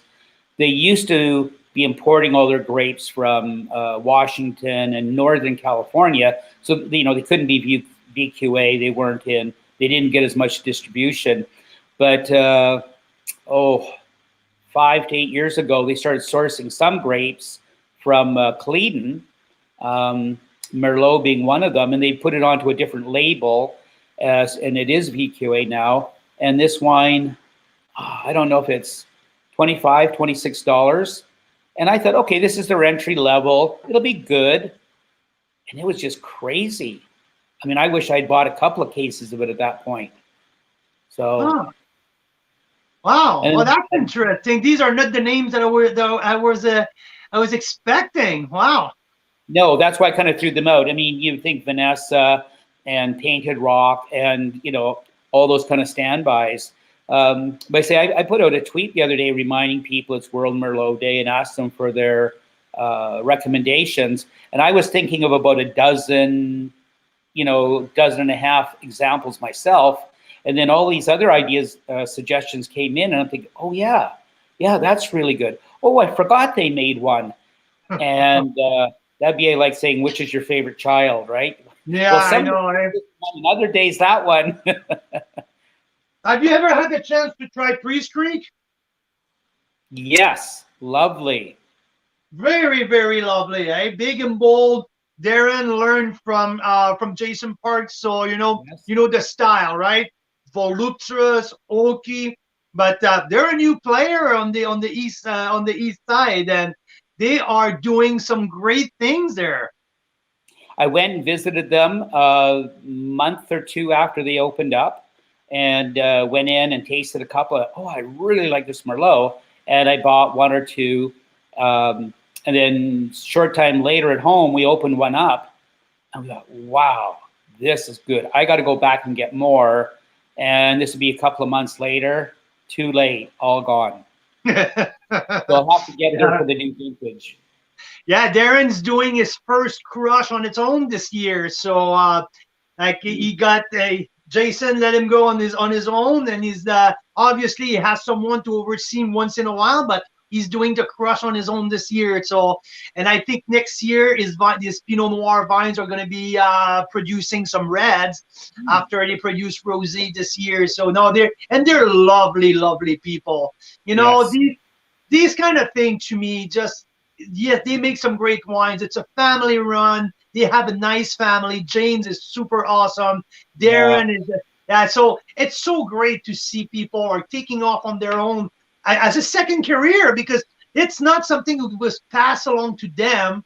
So, yeah, I'm happy to see the success they have with their program. They were from Saskatchewan, weren't they? Hey? They were from Saskatchewan, weren't they? Alberta. Okay, Alberta. Alberta, we had that big. I spent the night, like before we moved here, I was in Calgary for 15 years, so that's why we had some connection, that we knew the same people. So it was pretty cool to connect here. We have Elif Eisel here, who's listening. She's in Montreal right now. So the wife of Adman Eisel, so from Eiseller, she's listening to us and she's saying hi. Right now, and they're watching the show, so that's pretty good. I have to say, Elif, that this wine right now, Sam, I don't know if you're around tomorrow because you live nearby. If you want to swing by with your wife tomorrow night, Karen Chapman's coming with her husband. We're going to retaste all of these wines. If you can't, I'm going to save some of this wine for you, and I can drop it off at your house. I want you to taste Adnan's wine. It is out of this world. I'm intrigued. I would really love to. Perfect. If you can, I'm gonna shoot you a text for tomorrow. If you can make it, it will be lovely to meet your wife. If not, it's okay. I'm gonna save some for you, and I'll drop a little package off on your porch on Tuesday morning. Wonderful. Look forward to it. Thank you so much for joining me. It is so appreciated. I know that Mira really appreciate your presence as well. So yes, it's awesome. Thank you so much, Sam. You just brought these great stories for us and really interesting ideas, and loved it. So thank you. It's a little dangerous when I'm not right there, because if I'm right there and I go on too much, you can get that hook and then just drag me right off. But oh, it's great. Yes. And you, mes amis. Merci beaucoup. Enjoy your evening. Thanks a million, Sam. Happy Merlot Day. Cheers. Happy Merlot evening. So now I have a problem. I have to back off from the screen because I start to see my teeth reflection. My teeth are purple right now. So your teeth yeah. are better than mine because you swirl a lot more than me. Yeah, I know. Yeah. There's the difference between straight down then all around, right? Yeah. Mira, I will have to give you the podium for at least 2.5 minutes. I need to hit the bathroom.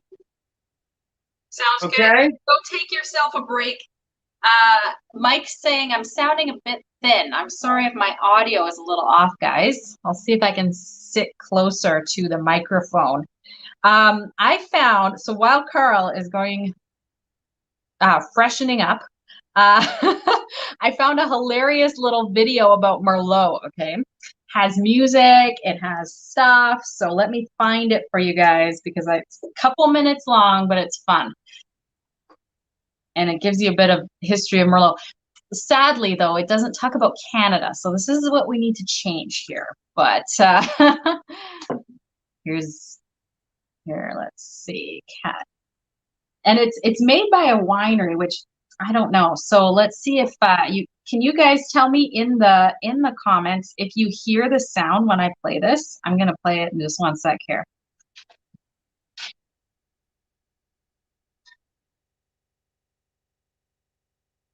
You know what? Before we do that, why don't we do a quick little draw? Where's your little glass? Where's my other glass? I lost my other glass, Carl. I don't know. She lost her glass in the bedroom. Woohoo! I had to go out and I came back in. I don't know. I don't know what happened. All right. So here, let's do a draw. Okay. So I think I've got everybody's names here.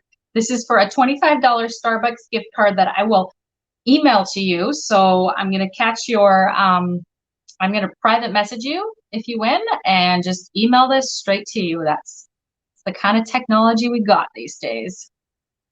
All right. So there we go.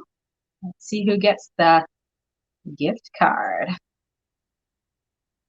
Daryl says Deadpool has the glass. It's quite possible. They were up to some shenanigans. Okay, I just Where picked was it it? up from Deadpool. Are you serious? Yeah, Daryl was bang on. What- What's in your glass right now? What's he doing with it? I have no idea. This is the iCell, I think. This is iCellar? Yeah, Okay. It's really This nice. is okay. So I want you to do I iCellar love the nose on side by side with this. With addendum. Oh, so two big boy blends. I okay? love addendum. I know. Two big boy blends. Mhm. Okay, now 2 minutes. Okay. You bet. All right, let's see who wins. Daryl, you were right. Deadpool had the glass. Deadpool's our 5-year-old. Elaine, again, this is amazing. Elaine has won before, so that is awesome, Elaine. And it is 5:13. Yeah, we'll probably do 2 more of these little draws before we're done. So Elaine, congrats. 25 bucks to Starbucks coming your way pretty soon here. Yeah, that's right, Derek. The big boys. Yeah, Elaine, you won a $25 gift card. I'm going to private message you and then get your email and email it to you. So congrats. We're giving away fun things. At first, you know, a while back when we did this the first time, we were like, oh, we'll give away wine. Like, how appropriate. We'll give away some really cool, like, Merlots or whatever, right? So apparently this is illegal to give away wine in Canada. So we can't do that, unfortunately. But we can give away Starbucks gift cards. And we've got other fun things. I would say an Ovino, but I think, Elaine, you've already got one. So it's perfect. Now you get the Starbucks to go with it, right? All right. So now let's see if you guys can hear this fun audio, because it works best if you can hear the audio on it.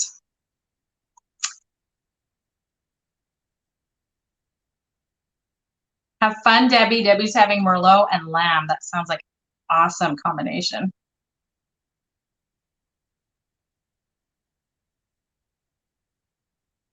Okay.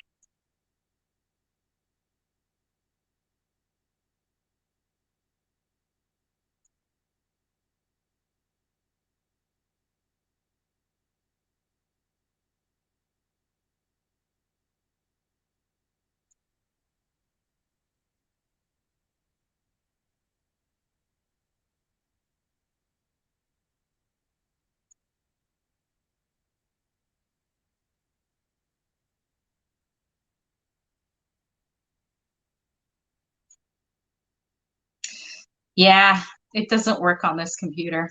Darn it. It doesn't work. Yeah, it doesn't work on this computer.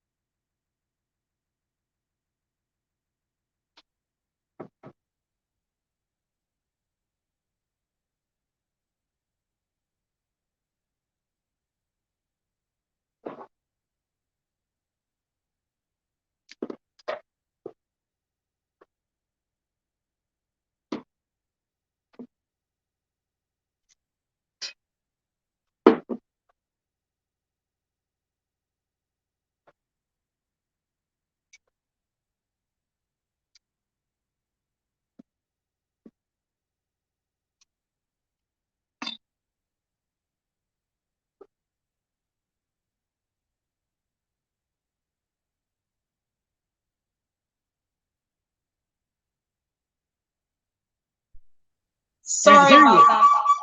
Ah. Okay, I'm gonna take over here. I think Mira has a technical problem. That's pretty good. We've been 3 hours and 15 minutes without issue, so that's pretty good. Can you hear me now? And does this do the feedback that's aliens? That's perfect. Yeah. Yeah, Sorry, that's guys. perfect. That was not good.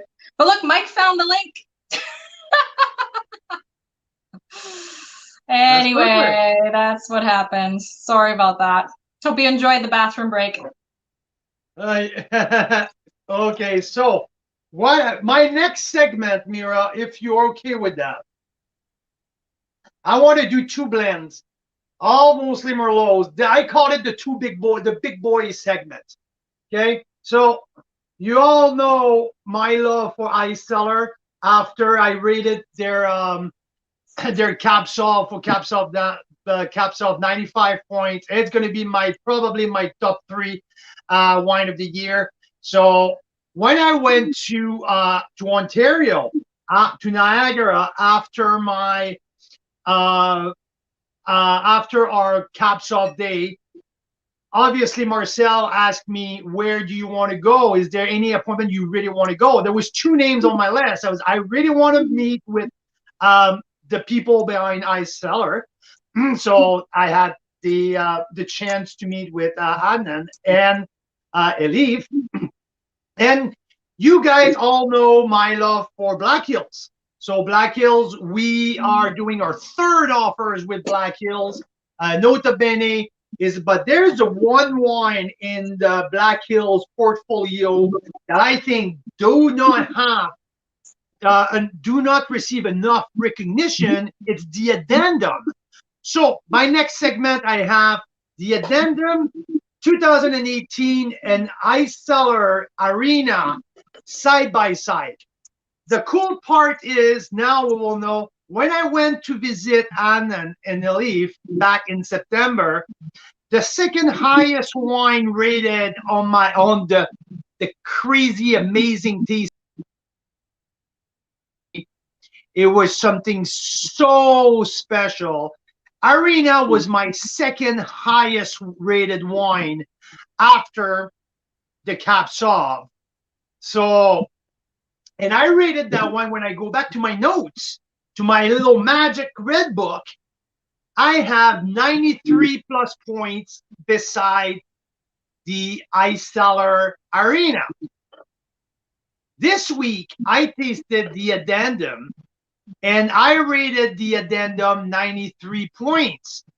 I was surprised also to see that Decanter magazine gave 93 points to the addendum, and also one of the guys at Wine Line gave it a 94 point, I believe. Anyhow, now I have here 2 wines side by side that are Merlot based that I rated in the past 93 points both.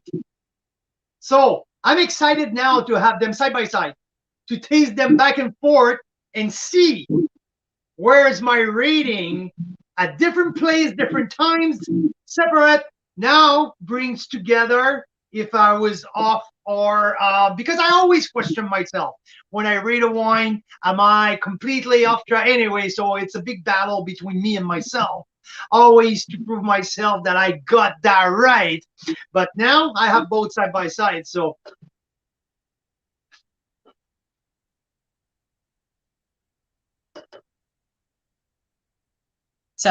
have you had a sip of them? one thing that I have to mention though, it's the addendum was open a couple days ago, right? I pumped it. Yeah, we pumped the air out of it. And I haven't touched it until I opened it just before the show. It's still like really vibrant. Oh yeah, that's spectacular.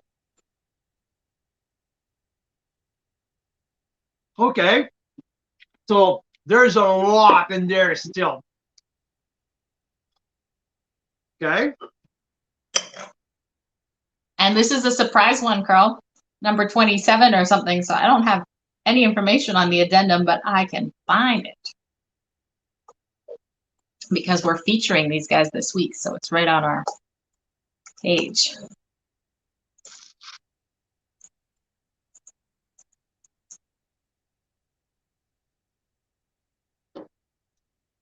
There are different blends because Arena has Cap Sauv and Malbec. The addendum is with Cap Franc, so complete different blend. But yeah, you know what? Like these are giant wines, both. These are textbook, silky, premium, not premium, how can I say, luxurious palate to me. That's how I call it. It's just the feeling of silkiness in your, both of them has it. And you know what? I'm happy to see that none of the two stand out versus the other one. So they're at the pretty same level to me, to my opinion. I don't know. What do you think, Mira? Do you see any one of the two completely overcrush the other one, or they're pretty much in the same ballpark? I can tell. So one thing I can tell is that the addendum is a newer, like younger wine, right? It's 2 years younger, or how? 2 years younger. You're right. But to me, sorry, I won't cut you off. Keep going. What you're saying. Yeah, they're just very different wines, but they're both spectacularly good. Yeah, and what brings the addendum, even if it's 2 years younger, it's the Merlot is softer, and there's more Merlot in the addendum that there's in the the Arena. So Arena has more Cap Sauv, which could be more stiff, but there's more Merlot in the addendum. So it brings that younger wine a little softer to bring it to the same softness level to the older wine. Interesting. Interesting, because I don't know why, but I always assume Merlot is more of a like a in-your-face kind of wine. But it actually, I keep hearing winemakers and you saying that no, you add Merlot to kind of soften the softness, right? It's the silkiness. Yeah. It's big, but it's not the wine with the most acid. It's the one with the roundness, the silkiness. So, and yeah, this is amazing how these wines have the same kind of texture though, right? Yeah, it's very interesting because on the Mira scale, you can always tell what I think by how quickly I consume one or the other, right? So the Ice Cellars is gone. Even though I freaking love addendum, we had it the other night, and it was so good with a steak. So there you have it. And you know what? In any way, shape, or form, I can't bash any side because first I have Elif on the show listening to us. So, and on the other hand, I'm featuring that wine this week. So, but guess what? I gave both of these wines 93 points, and that's just confirmed my thought here. These wines are at, and what I always says, I'll mention since we started Carl's Wine Club, that 93 points to me, it's the platform of the rock star wine. I'm starting to call a wine a rock star wine when he hits 93 points. And guess what? These are two rock star wines. If I look back of what I've tasted so far, I would say maybe Corsolet have the status of rock star. Siren's Call. That's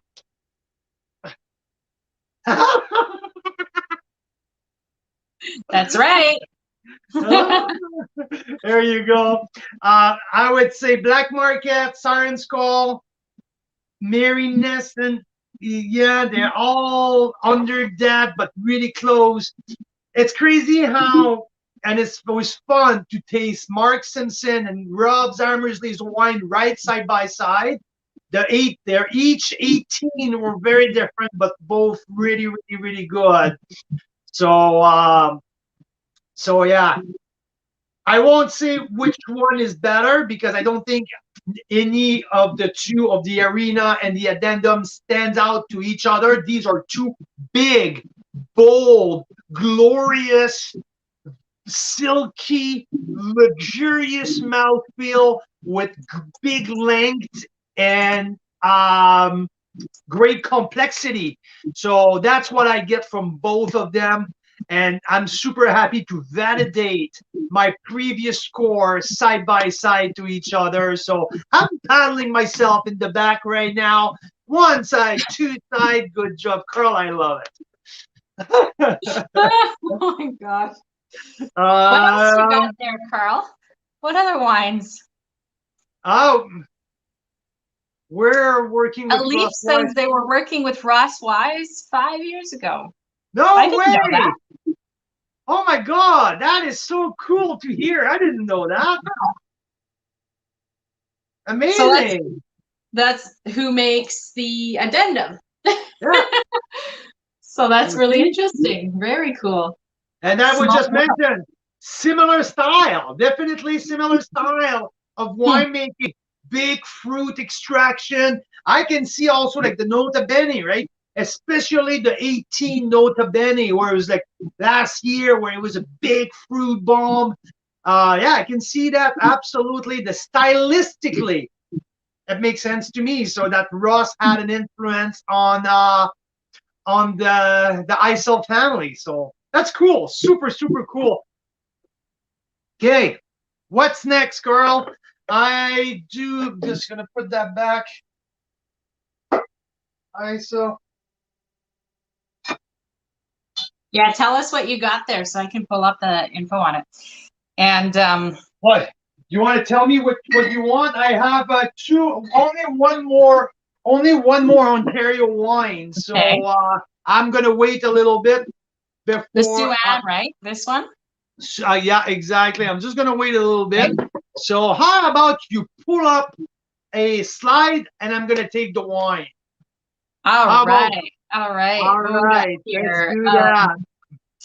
I can't even see what this is. So let's just see. Did you already taste this one? Yes. Nope. Nope. There you go. This is a 14. So that's always interesting. A little bit more age than most of the ones we've had, hey? Yep. So. And do we want to open another one? So we're two side by side again? Perfect. Let's do that. All right. So have you done this one yet? Nope. Okay, so we're going big time here. Painted Rock. 2018 and Bottega Wine Studio from our friend, the Rosé Master of British Columbia, Daniel Bonterin, who owns also Seven Direction, the exclusive Rosé blend. One of he's the Rosé Master, but also works with also owns Bottega Wine Studio, where he makes Viognier and also Merlot. This is his 2014 vintage. So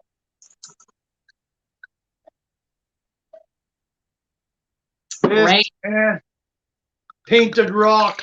John Skinner and his team are. Mira, I'm coming your way so you can make some room. No. I'm gonna come your way. I'm gonna come your way. Don't worry. Okay. I need to, get some oxygen flowing here.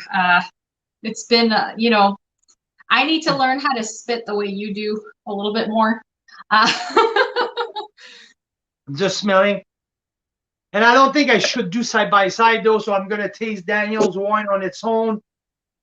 I don't think that it's fair to do anything side by side with Painted Rock. And obviously it's different vintages. So let's take them each and every one for his own entity. So I have here, just like you, Mira, 2014 Merlot from Daniel. And these, they've been decanted long enough that we don't need, or they've been open long enough. Open, yeah, since this morning now. It's like 6:30. A little bit of reductive here on the nose with Bottega Wine Studio. 7 years old Merlot. So let's see here what they're saying. 100% new French oak, was 24 months on oak. I'm just curious to see where the source of grape is coming from. South Okanagan on the bench. So I think this is a Merlot source from the Naramata bench. So a little bit of reductive. That's nothing wrong about that. Just bring a little bit of a sense of age.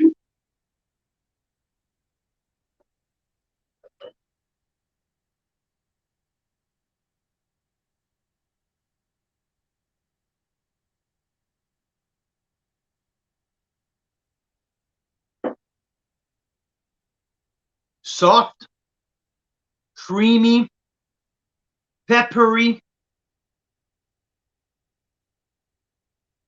plum, dark chocolate,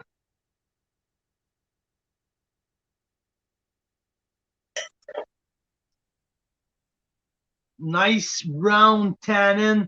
This wine right now, 2014, it's at its absolute peak.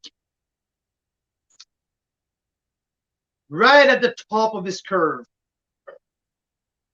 Showing some cloves on the back end. This is very well. This is delicious. This is fun.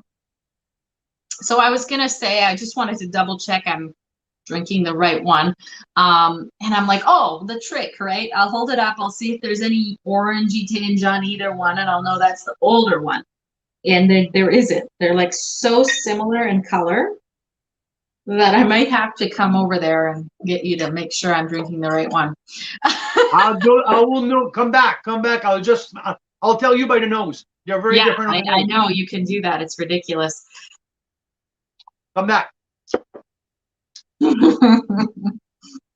it's bench fruit, maybe a little short on the back end,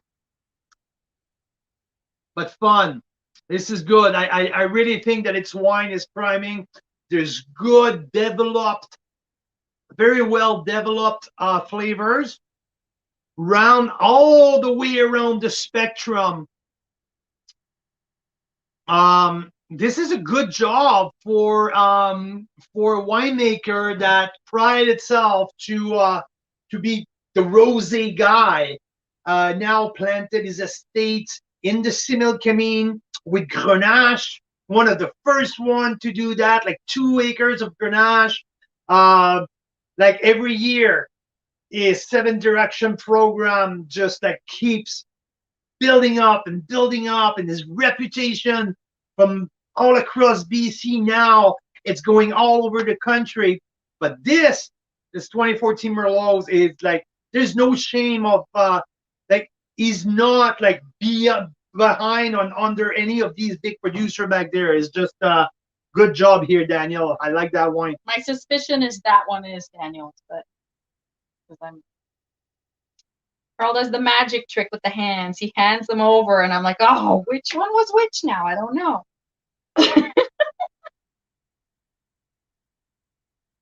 That's Daniel. This one's Daniel. Left Daniel. Left Daniel. Right. Right. Painted Rock. Painted Rock. Left Boteca. Yeah, I got it. Not too many words. Okay. There you go. Figure it out, the wife. Okay. No, it's now we're good. Yeah. So very well done. Priming 2014 vintage. So I like that. So there's probably another 2 to 3 years before maybe hitting that slowed down. But yeah. So for Daniel, I'll give it a 90 points. I'm with here. Let's find my pen here. 2018. It's so foreign to me to spit like that. I'm sorry. But I must. Or on wine, like, I don't know, 18 bajillion. So now the trick will be never sip out of this one. I gotta tell you guys something funny. You know what's been happening around here lately? Okay. There you go. There you go. Every once in a while, Carl's up early, working, doing his tasting notes, and he always spits, right? So I come out, and once in a while, I hear like this loud, like, "Oh, Lise, the tabarnak!" And I know he has spat into his hot coffee with the wine. Okay, full disclosure here. She's right. She's not even lying. But not once. It happens regularly. Like, yeah, it's been happening more and more lately. Like, it's not funny. Like, everything is harder. Like, I wake up at 4:30 now, and like I'm the first up, and like it's my best working time. I pull the bottle out, and I'm starting to taste, and I write tasting notes, and when I'm done, like around 6, that's where I'm like, okay, now I need a coffee. I've been tasting for an hour and a half. I get my coffee there, and I keep doing my tasting note, and I just need an extra sip. And yeah, like two time out of 3, 2 every 3. Like, I grab the coffee mug, and while I'm spitting, and the other day was, you know how I realized that? Because the mug was warm. It's hot. I'm like, it's my coffee, right? About that, right? And I run it in the middle of spitting. I'm like, fuck! Yeah, true story. I've been spitting in my coffee mug more and more in the morning. So that tells me maybe I should taste more at night, but I get too tired at night, and I'm sharper in the morning. Anyway, so yeah. A new Starbucks blend. Yeah, you got it, Derek. Absolutely. It's a really good one. All right, so we got the Painted Rock next year. So Painted Rock. So with Bottega priming, I'm just trying to catch up a little bit on notes here. Oh yes. 90 points. I really like the texture though, and that's the thing with Merlot. You got lots of soft, silky texture. Compared with cabs, like I remember that the cab day, it was more like zingy, like more acidic. It was hard at some point. Now I'm still have some beautiful roundness on the palate, so it's a little bit more gentle for the tongue, and it's pretty muted nose here on the Painted Rock. It does not have a whole lot on the nose. So to bring people back here, for people from Ontario, or Painted Rock, one of an iconic winery here in BC, in the Okanagan, on the Skaha Bench. They almost have their own appellation, Skaha Bench. If you were in with us while Rob was here with Black Market, it's across the lake from Black Market. If you look, like if you're sitting on Rob's property on the east bench, on the east side or west side, Rob is. Remember what he said? Anyway, he's on the west side. Rob's on the west side. So on the east side, when you look across a little bit more north, you will see Painted Rock right across the lake. So it's hard to miss because it's like the rocks come up and then all of a sudden there's like this perfect vineyard on top of these like this Yeah. plateau, and then there's like a cliff all around it. It's really cool. Really amazing views up there.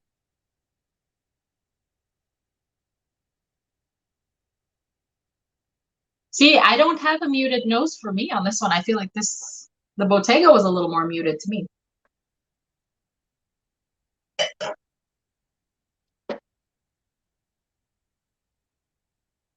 Wow. But I get like, oh, almost like a floral scent on there. Wow.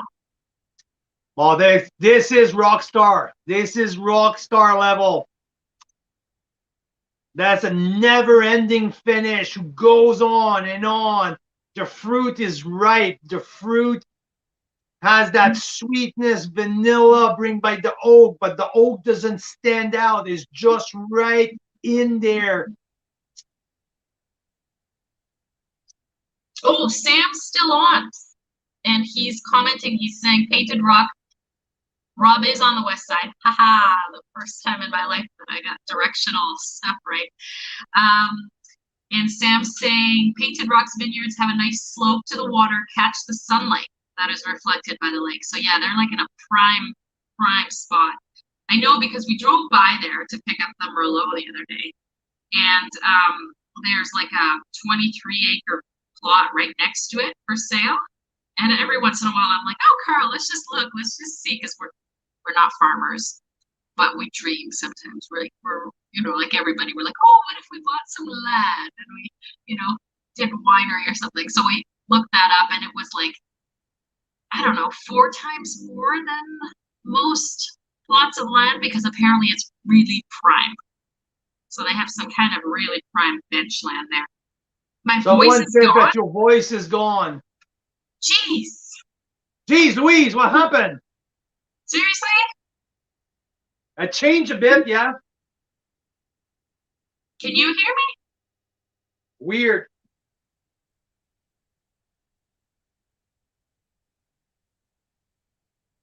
I'm moving in closer. Hopefully this is better. I'm sorry. Not really better.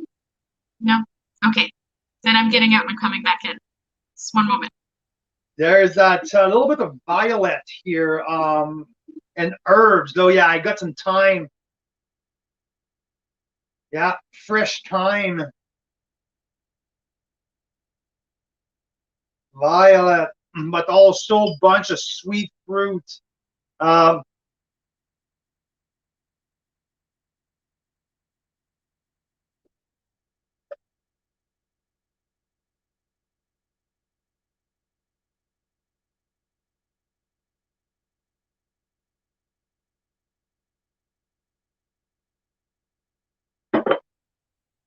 I believe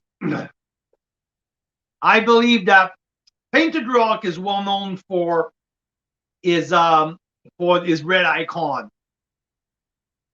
Decanter magazine had it for the 2017 vintage of the red icon, if I'm not mistaken, was one of his wine of the year. So became like an international phenomenon. They also grow some Syrah. They also grow Cap Franc, Malbec. Everything is estate grown all the way up there on the Scaha bench. To me, after tasting their whole wine portfolio, I believe that Merlot is their best grape varietal. My favorite of what they do. 18 is one of this beautiful expression of that warm, not extremely hot vintage, but warm, well balanced. Even if I think the fires were a little bit more south. If there's, but as there's no smoke taint in there, it's very well balanced. There's an acidity that keeps everything together. There's tannin.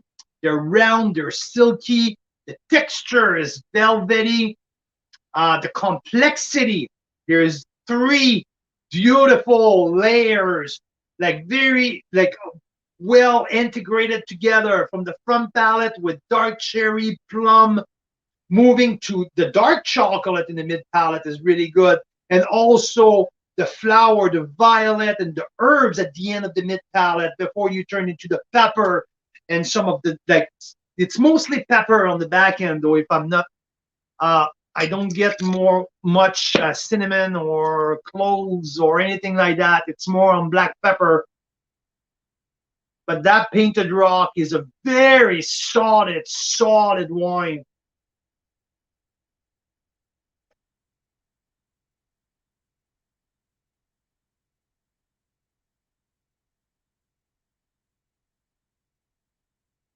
This is definitely rock star level right here.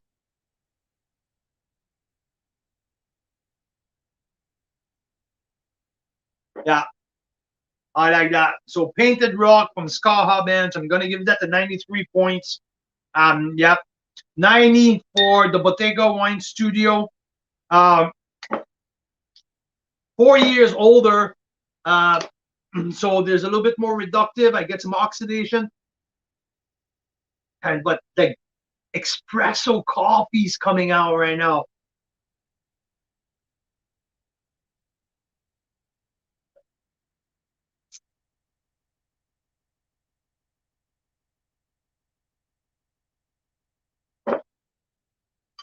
A little brighter acidity in the Bottega, a little fresher.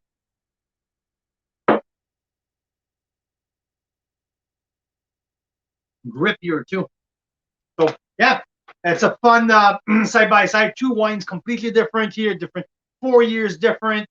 Bottega grapes from the Nuremada bench. So let's move on to now. Okay, if I still have people listening to me, you can see my teeth now. This is pretty darn blue. So now we have, oh yeah, okay. I'm gonna do time and lunescence. There you go. Bottega.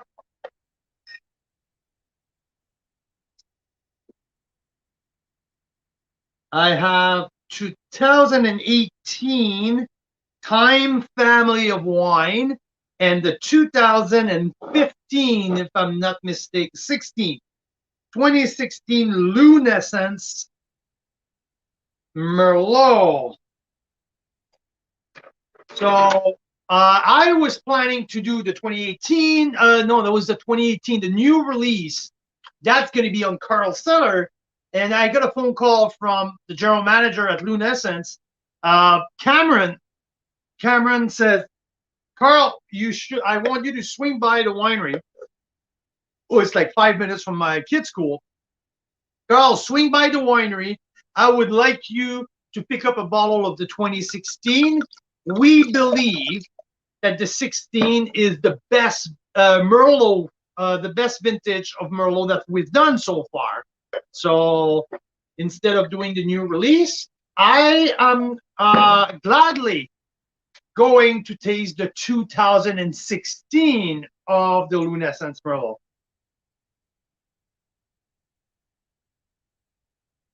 And that's shitty. Unfortunately, this one is corked. Jesus Mary. Ah!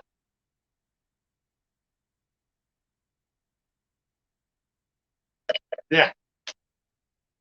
Too bad. Okay. Now we have, oh, lots of herbs here. Herbaceous Time Merlot. So I believe that they're the source of the grapes here at times for the specific 2018 Merlot is from the from Oliver, BC. So big, but there's a lot of herbs here. So this is a good. I like that nose.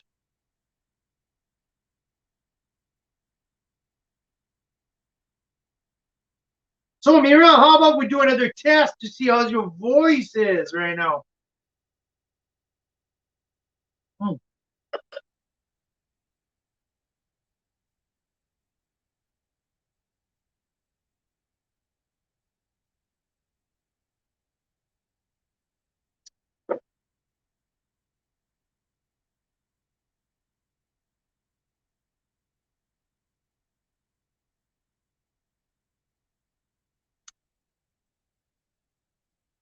Hey. Wow. Sure. Hey, I can hear you nicely here. Great. Awesome. That's awesome. So that time, unfortunately, Luna sends us cork. Ah. Yeah. And time. So the time wine has a bright acidity, sweet fruit, lengthy, and it's very well made. I really enjoy that Merlot. Awesome. Yeah, very well done. Beauty. I'm still on the painted rock, but that's okay. Because I'm really enjoying it. It's very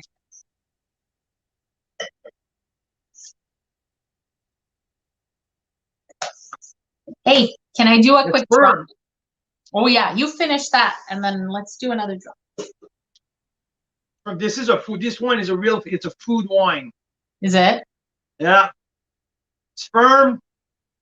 It's like there's like 10 years of cellaring potential of that.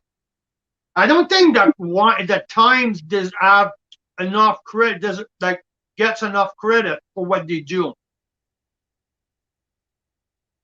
They do some great stuff, and their whole mission is to make it really accessible. So there's been lots of wines where like, yeah, this could easily cost more. And I've even mentioned that to Crystal Lee McWaters, and then she said that's part of their philosophy. They want to make it as accessible as possible. So I love that.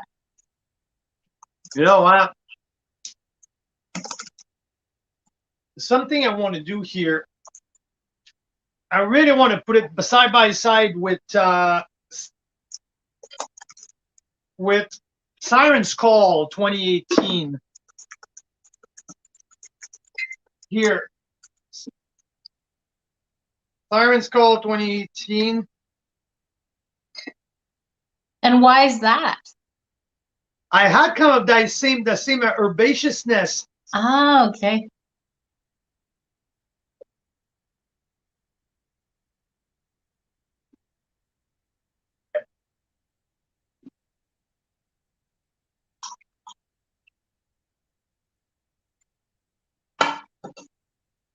And they're similar price point. I mean, Siren's Call is 25. This one's 28. So I don't know about the tax situation. Like we were saying earlier in DC, it's always kind of difficult to tell what the tax situation is going to be because sometimes it's included, sometimes it's not. Some people charge 15% to other provinces. Sometimes people charge 5% to other provinces. Sometimes Time is grippier. What's that? Times has more grip. It's grippier? Interesting. Yep. And so when it's grippier, does that tell you it's a younger wine? Does that tell now you they're the same vintage, right? So then what does that tell you? It's just got, because someone was asking Arthur, I think earlier, you know, why are some wines so much less grippy, right? No, that was Simon or Simon, I think. Well, because he was talking earlier, and I completely forgot to talk about that. What Simon was referring to is why cheaper wine or less expensive wine are often less grippier. Well, first and foremost, it's because they spend less time on the juice, spend less time on skin. Cheaper wine usually are press, ferment, bottled as fast as possible, right? Because you need these wines to market as fast as possible. That's why they're cheap. You don't spend a lot of time in the production facility. It's in and out, right? And usually the quality of grape is not as good. Also, when you go to more expensive wine, you use better barrel, longer time in barrel. You often use more new barrel. You use better grape, and you let everything soak together on skin longer. So with all of their more and more and more, makes it more expensive and makes it more grippy, more tannin because you have time to extract these flavors out of the skin, because the tannin reside in the skin of the grape and also in the seeds So more time the juice spend on the skin, on the whole thing, and more time it's spent in barrel. Barrel help develop all of these tannin structure as well. So that's the reason why they're usually more expensive. Does it make sense? It sure does. There you go. Here, for time.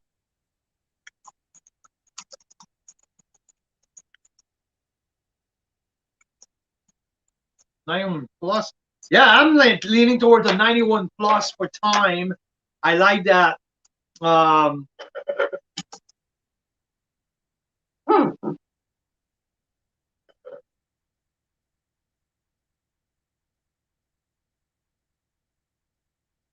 Yeah, it's a solid wine. Sam Hawk, the wine teacher, is just putting in the chat here as well that loves time. Great value. Happy Merlot Day, Dave and Krista Bateman. Drinking the 17 Painted Rock. What did we have? Did we have the 17 or the 18? 18. 18. Yes. I had the 18. Yeah. Yeah, I think the 18 still need to sit for it, like come together, but it's definitely 93 points to me for the Painted Rock, all the way up there. So far I have we all maxed out at 93 points for my highest with the addendum with Arena. I also have Corsolat at 93 up there. Shows very, very well. I have Painted Rock as well. Down to 92 points, I have the Hillside and the Mary Nesson at 92. Siren's Call 18 at 91 plus Black Market. They're really different, but they're scoring at the same spot, the same level. Also, Bottega Wine Studio at 90 points. Times 91 plus. So far, that's where I'm at. The Velvet Devil, it's like an 88 because there's like it's too sweet for me.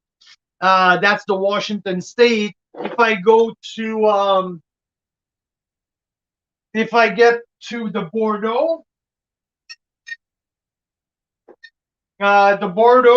even if it's a 94, a 2014. I will need your opinion on this one. You haven't tasted it yet. I would like you to tell me what you think when you come back around. Well, about that, yeah, because I don't have a huge amount of international wine tasting experience like you do, Carl Boucher. So I love that. There you go. So whenever you want to stop by, please come and say hi. Sounds good. Sounds good. Should we do a quick draw?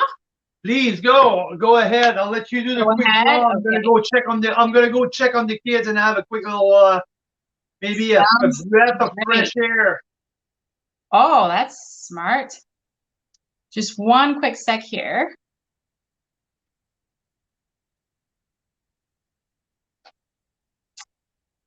Oh.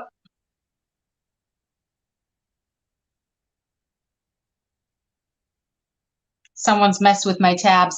But anyway, we'll do another draw. Tell me, you guys, if we should do a draw for an Enovino or for a $25 Starbucks card or the winner's choice. What do you guys think? Because I'd love to give away wine, but we're not allowed. So there you go. So maybe we'll add Dave and Krista here.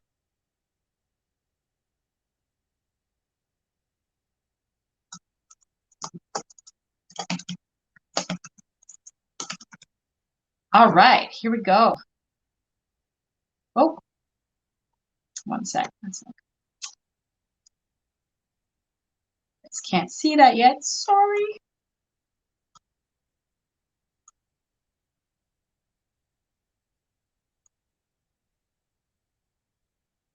Kelly, I've given you a new name. I typoed your name. So Kelly's one, and let's do one more. And let's see what you guys put in the comments here. Winner's choice. So Kelly, Kelly, you get to pick. I think Kelly's already tuned out because she's eating something delicious right now. So we will email Kelly. She gets to pick. And then trust your judgment, winner's choice, Enovino, and so on. Yeah, you know what? We'll do one more in just a few minutes. But Kelly, congrats. And Yannick's saying Vancouver weather was sunny with major downpours. Yannick, I heard that there is a tornado watch for North Vancouver or something like that. North Shore. Not sure exactly if that's anywhere near you. But I hope that doesn't affect you or any of our people in Vancouver. Tornado watch, Carl, in Vancouver. Oh, yeah? Yeah. Huh. So right now he's saying there's major downpours during the day. But yeah, there was like a serious funnel cloud. And I have some good news, Carl. Congratulations, all of you who are here with us. We have exceeded 4 hours and LinkedIn has officially timed us out. And so would Instagram if we were on Instagram tonight. So congratulations. Thank you. I've done it again. Yeah. Now I'm moving on into the Swan Staff Mountain Bell 2018 and the new release of Summerhill Pyramid, their 100% biodynamic estate grown Merlot. So not estate grown, I'm sorry. Their fruits are from Oliver, but bio Merlot. So no, not bio, sorry, organic. Organic Merlot 2019.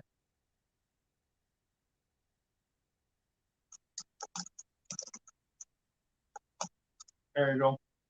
So now let's start here with the Summerhill. Flower, lots of flower. Ripe fruit.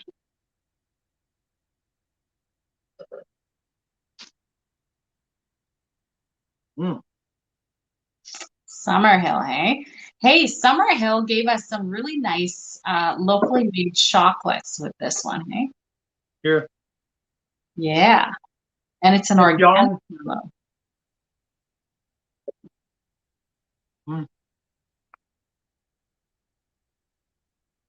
Young is grippy.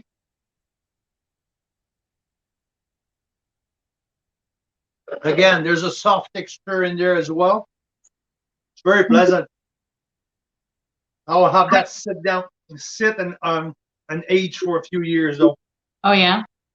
I find that Summerhill's wines are easy for me to drink and they just make me feel good. Like I don't know what it is, but maybe it's because they're organic and they're aged in that pyramid, what have you, but I like how they make me feel. I think they're great.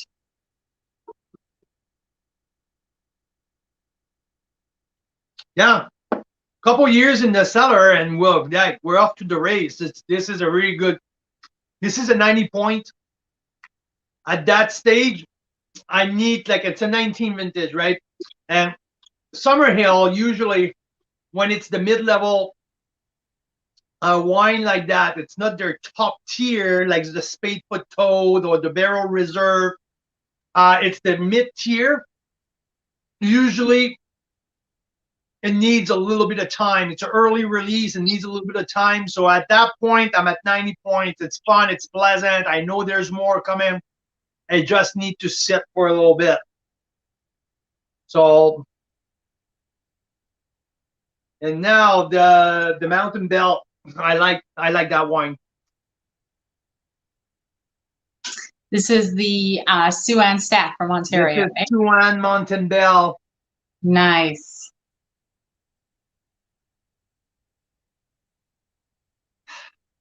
Yeah, there's a lot of complexity in that nose, like tobacco and licorice.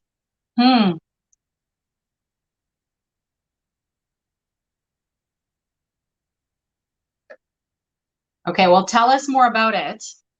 And then, did you try the chocolates with the other one? You did? And you spat those out too? Wow. You swirled them around together. I like it. How's that That one? is a beautiful wine.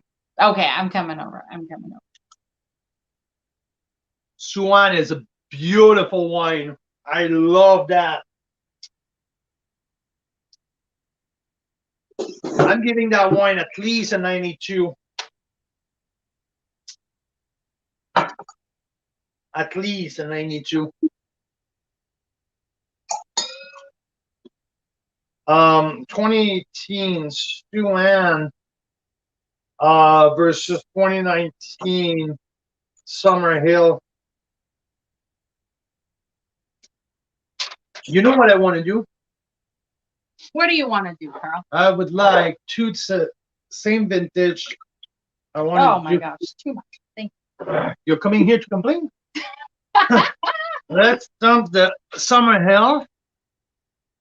I want to put Painted Rock that I give 93 side by side with Suan. So two different regions here, okay? So I have Ontario. Oh, that's a solid Merlot. Isn't it? That's good. Isn't it? So I have BC and Ontario. Same vintage, both single vineyard. So, but from their own area. So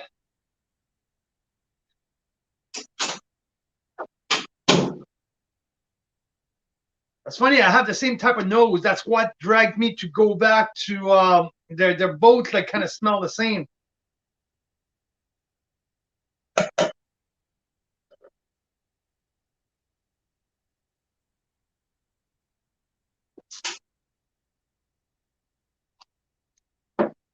So A sweeter fruit here with the Painted Rock though. this is one of my tricks, guys. Remember how I was telling you about, I researched what you're supposed to smell on a Merlot and taste on a Merlot. Well, blackberry is a common one.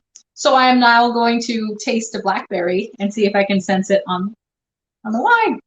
See? Beginner's tricks. Suan is more on the dark fruit. Painted Rock is more on the plum. A little bit more spice on the Painted Rock. A little bit more length on the Suan though. Mm. You know what? Suan is that the Rockstar 93 too. Yeah, it is a real rock star. It is, isn't it? Oh yeah. That's real freaking good. There's so much depth to it. There's so many layers. Yeah. I'm just tempted. Oh, I get what people mean by blackberry in the wine. You do that? It's that thing I always used to refer to as dusty.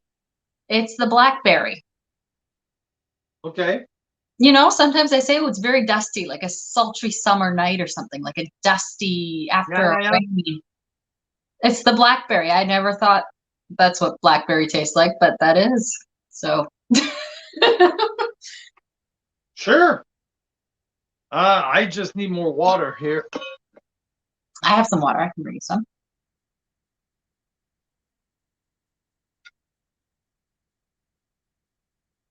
You have water. There you go.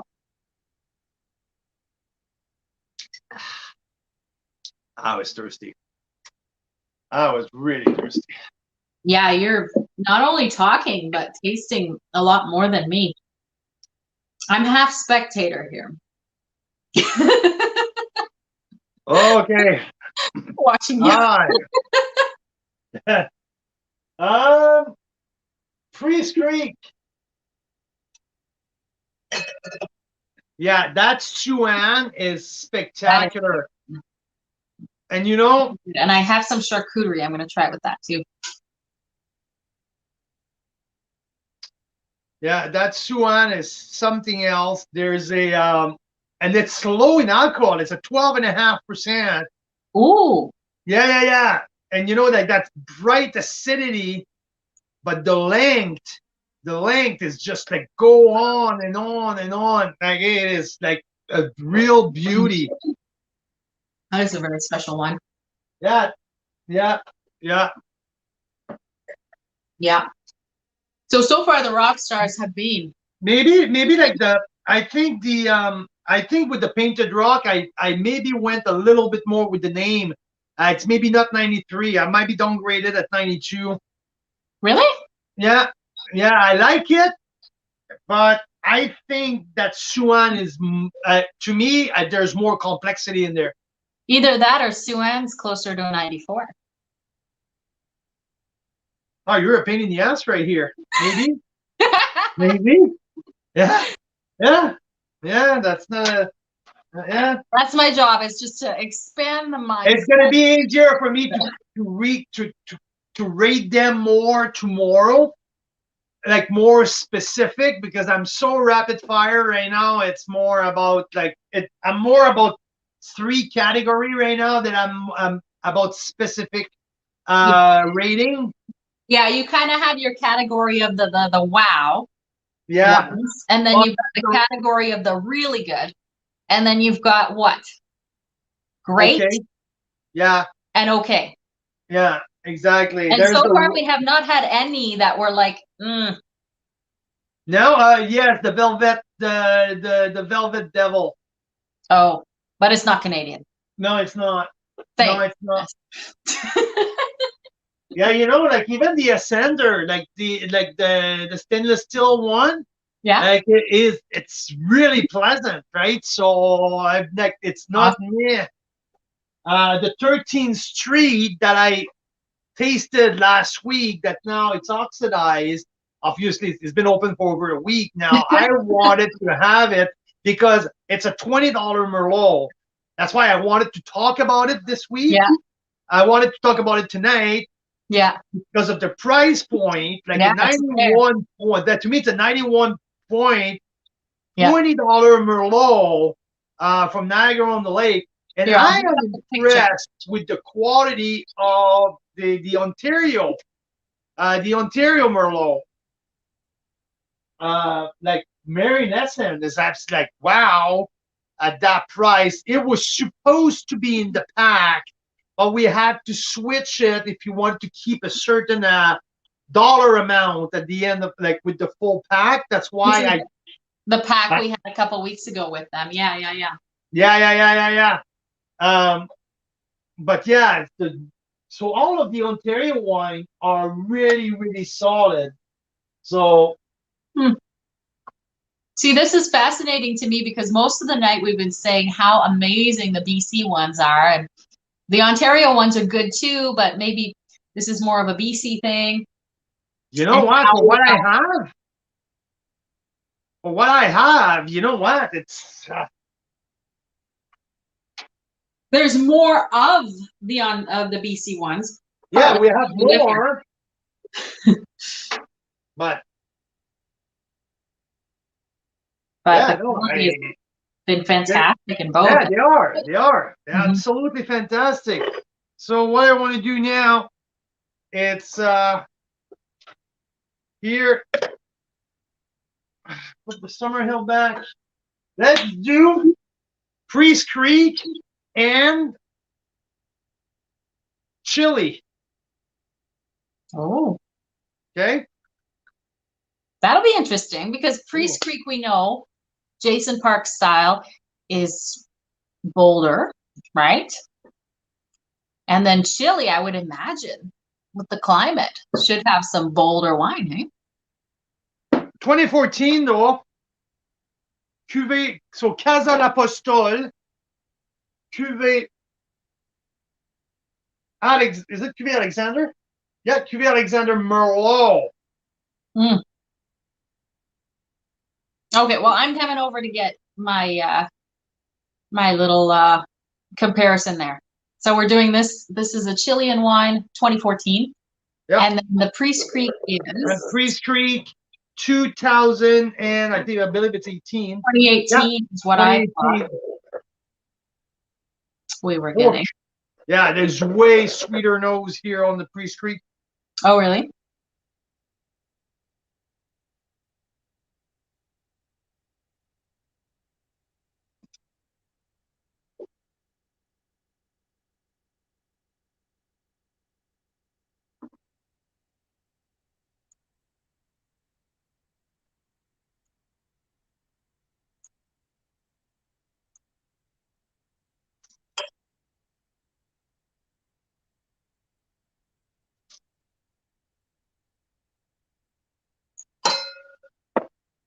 This is pretty freaking spectacular, I have to say.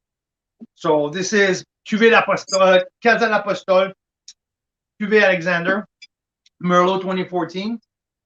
This is, wow. Wow. What's the price point on that one? 35.40. Yeah, this is That's goodness. Oh my god. she's complaining again. Wow, look at my teeth. Oh, hilarious. That's pretty crazy.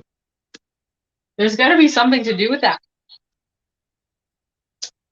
Yeah, no, that Cuvée d'Apostol is spectacular. This is right at the top, like the nose of like I tried that Priest Creek Merlot not long ago. It was really like I can't remember how I scored it.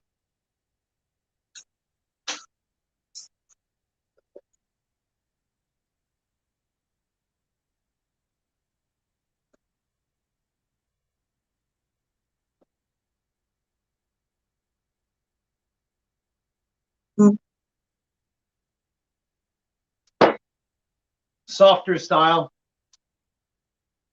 oakier, not as grippy, more approachable. I have the 14, who's a little bit more aggressive, like this 14. Well, I'm going to give 91 points to the Priest Creek. Really good.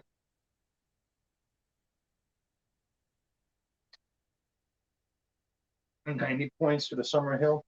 And if you guys wonder why there's so many 90 and all that, but the winery who approached us either gave us their best vintage, either gave us their top wine, and these are no small. Like this is a list of outstanding wines. There's no slush in there. It's like such a good lineup. So yeah, all of these wines are either right on the verge of 90 points or above that. I'll be close to giving 94 points to that Casa d'Apostol. Wow. Have you tried it? Yes. Let's see here.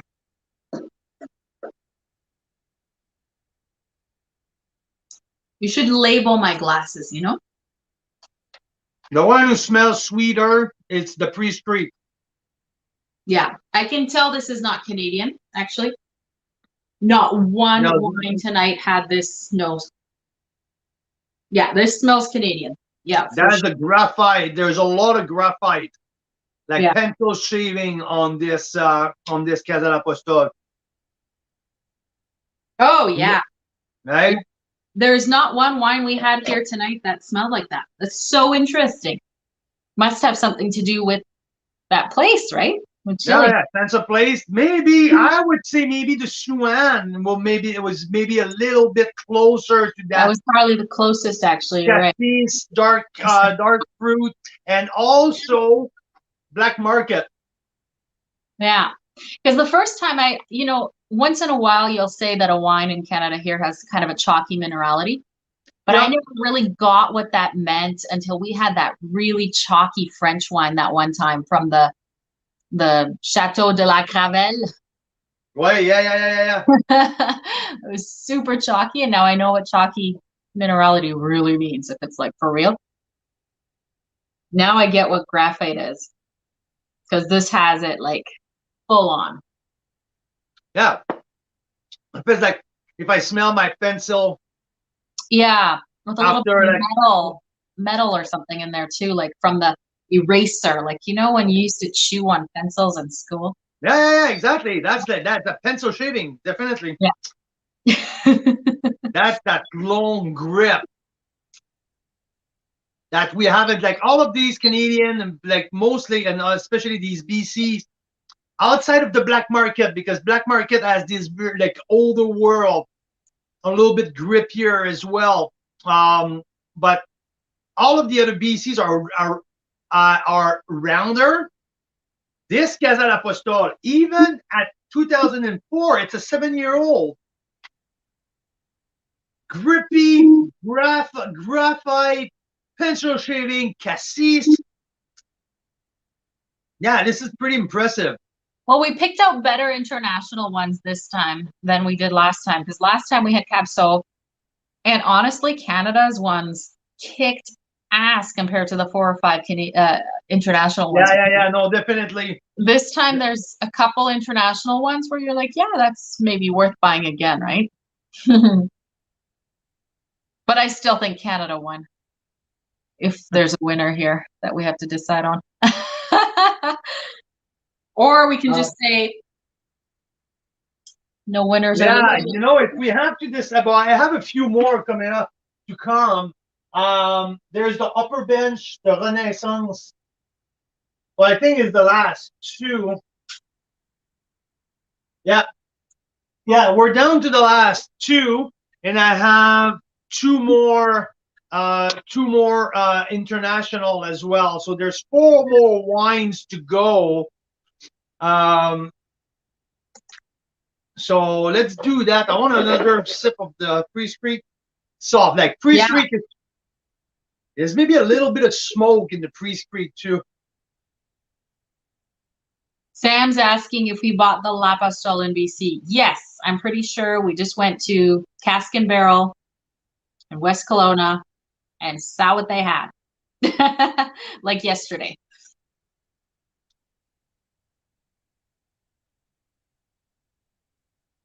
Yeah, Priest Creek is a 91. Priest Creek is pretty good.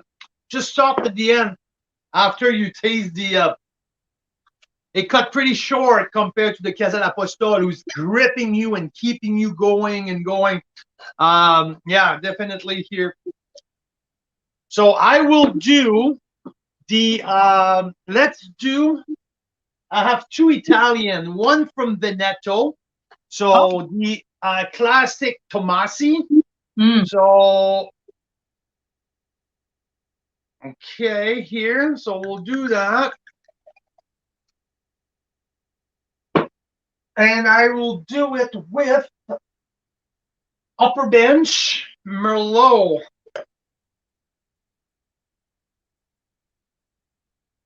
So we did the upper bench last week, 2 weeks ago with our weekly offer. This Merlot, this is not the estate grown Merlot, but it's still the it's 100% Naramata bench grape.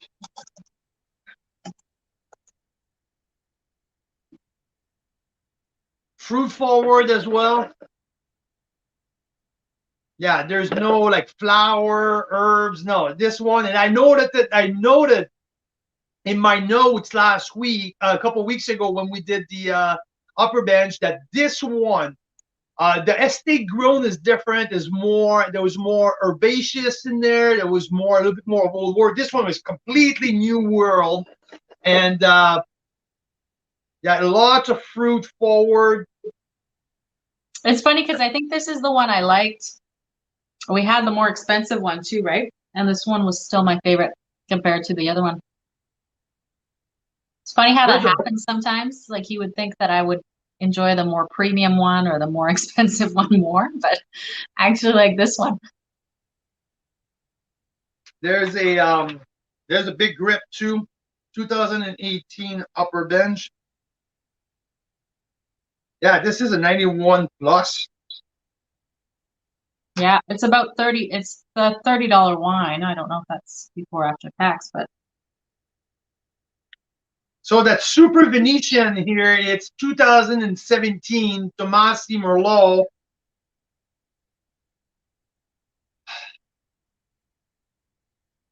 Huh, that's that unique, like cherry icing or slushy. Yeah, the cherry slushy. Cherry slushy, hey?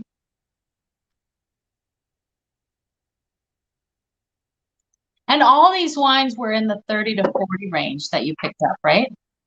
Yeah, I think that Tomasi one was like 26 or something though. Okay. You know what?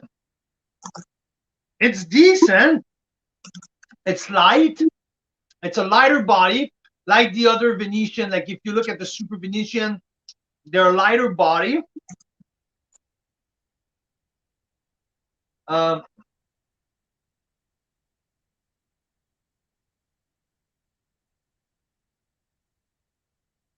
that's an 89 points.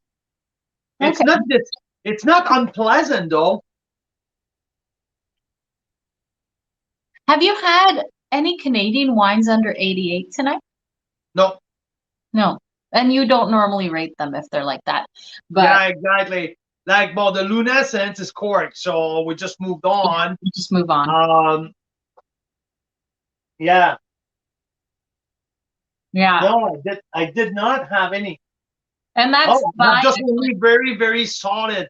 Also, like it's a winery decision, right? The winery wants to be part of it. They give us what they have best, right?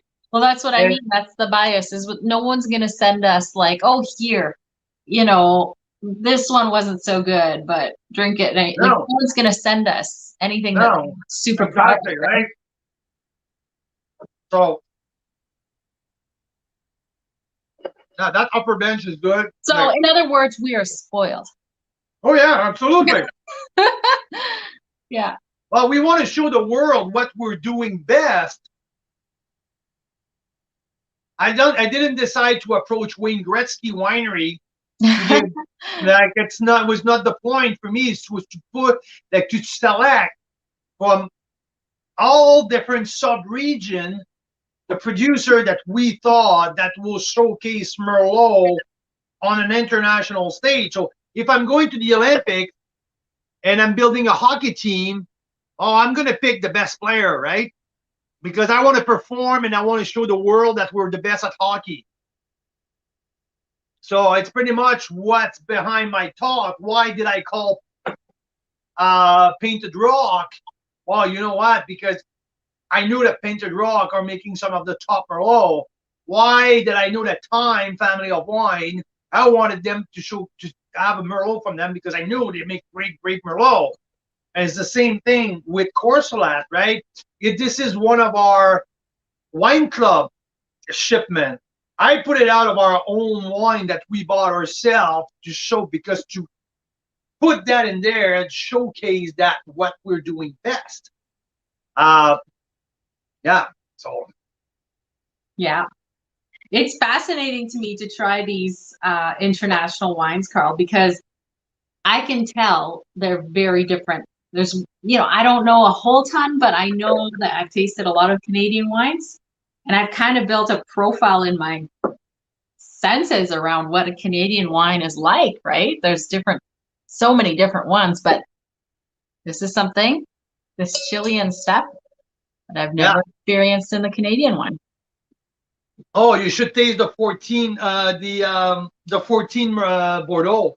You will find another like a grip that you haven't discovered in any of them.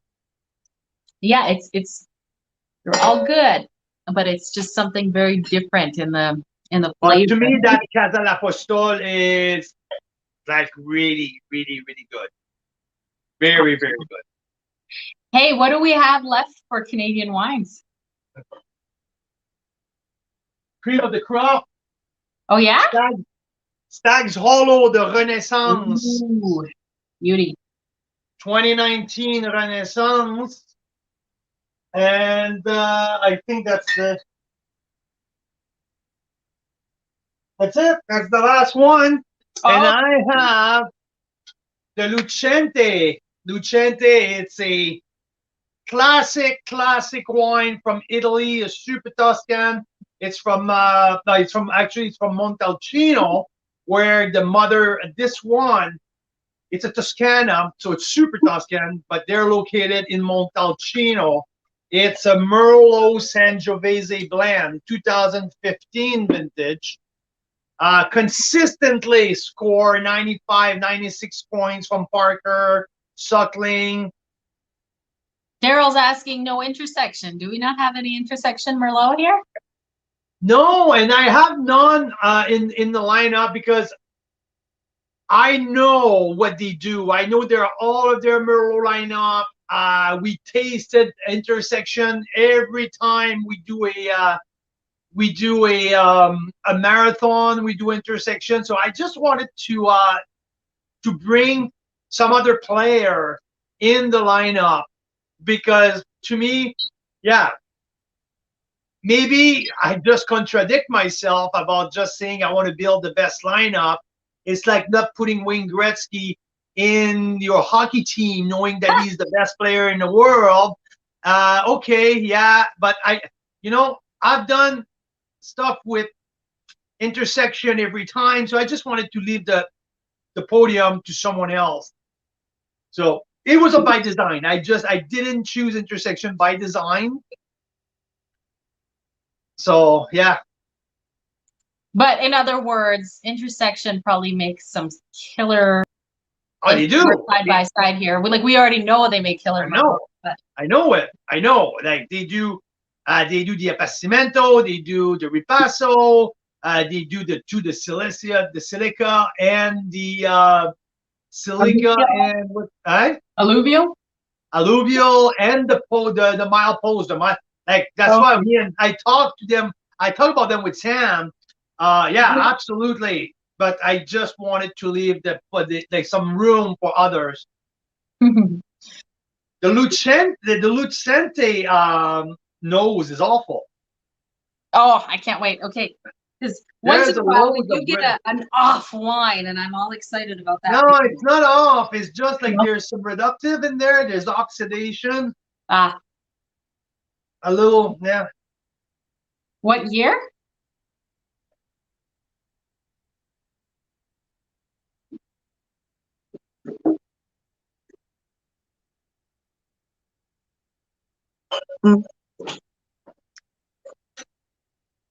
Yeah.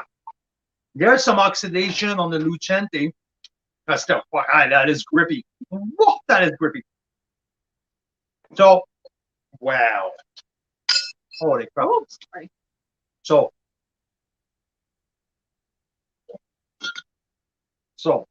Here, this is the Italian Super Tuscan. See the oxidation the on the leather. Nose? Nice. Yeah, lots or of something. Yeah. And what's the other one that? Stag's All. Oh yes. Good. Lots of herbaceous on the Stag's All Renaissance. Stag's All Renaissance, it's a baby. 19 was just released 2 weeks ago. When I pick up the sample, it was not even released yet. So there's a tremendous amount of herbs on the nose.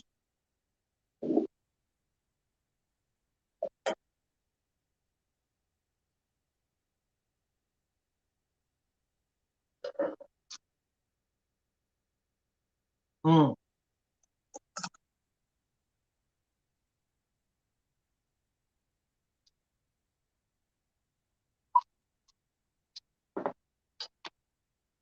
Oh, well,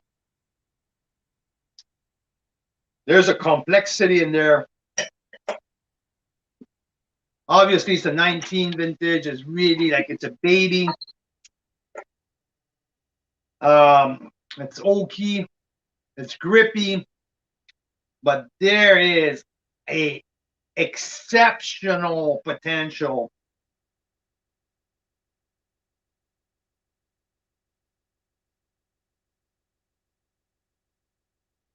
And I cannot just given like this one, this like needs an open score of 92 to 94.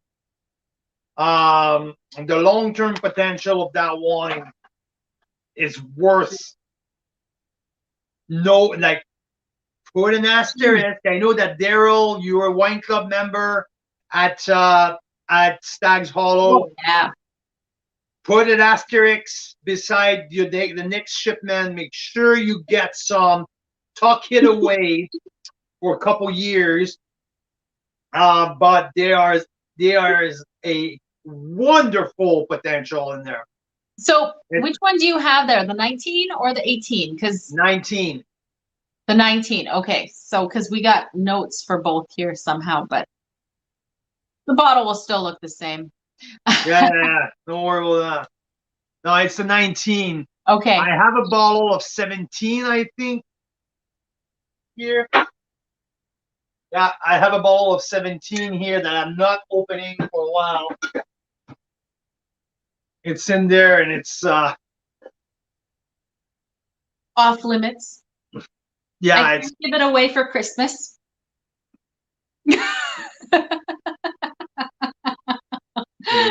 right. Oh, if I'm in a rush. Can we give something else away? Like, not something that I try to age.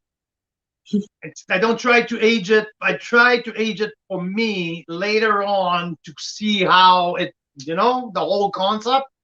I know. It's like when we wanted to get that Pearl Morissette, a few cases of it, and then after you reviewed it at 98 points, the price went up about 50%. I know. Pretty shitty. Dang it. Let's go. Yeah, so okay. Stag's Hollow. That Lucente. Oh, Daryl has us covered. 8 of the 16, 8 of the 17. So if we're ever in dire need, we might be calling you, Daryl. Or when next time we're in Ontario. So yeah. Okay. Well, let's try your 16. So that Lucente, to me, it's too grippy. There's that reductive, or it's not pleasant.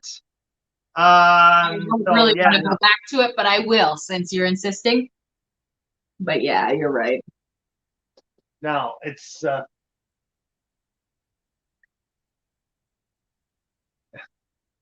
that is probably my least favorite one of the whole night. And I didn't even try that other one that you didn't like. Which one? Well, you said there was another one that wasn't. Oh, the Merlot is the Bordeaux. I mean, the Bordeaux Supérieur. It's okay. I give it an 89. Mm-hmm. Yeah, there's that grippy, earthy style of Bordeaux Supérieur without the big fruit. So yeah. Yeah, but this one is. Yeah. Not one I'd buy again. Huh? Hey? Not one I'd buy again. Debbie's back. She says you're still at it. No, this is the replay. No, I'm kidding.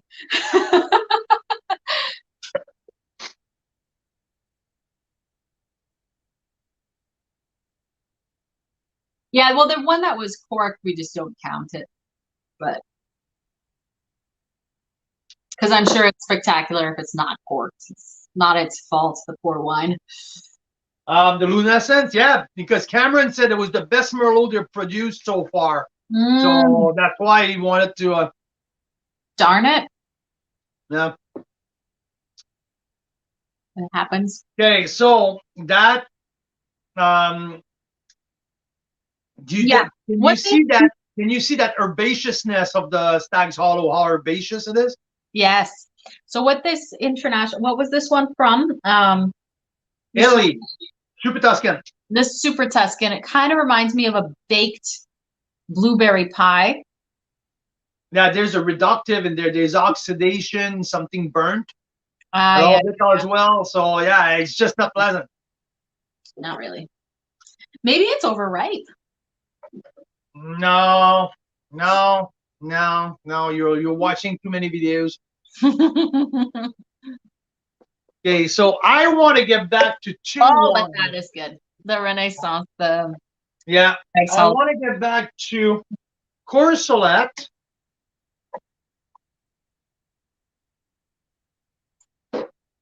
And Suan. Yes, because Suan, man, that was good. Are you tasting those side by side with your Renaissance? Renaissance. No, I have only 2 glasses, so this We own is more. Suan, and this is Courcelette.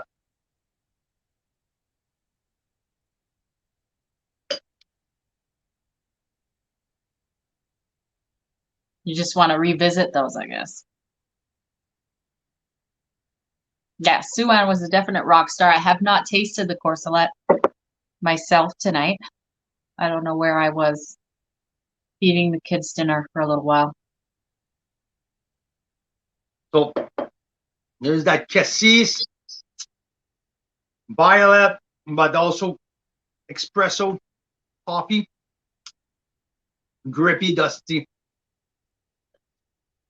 It's really young, though. It's 2019, right? So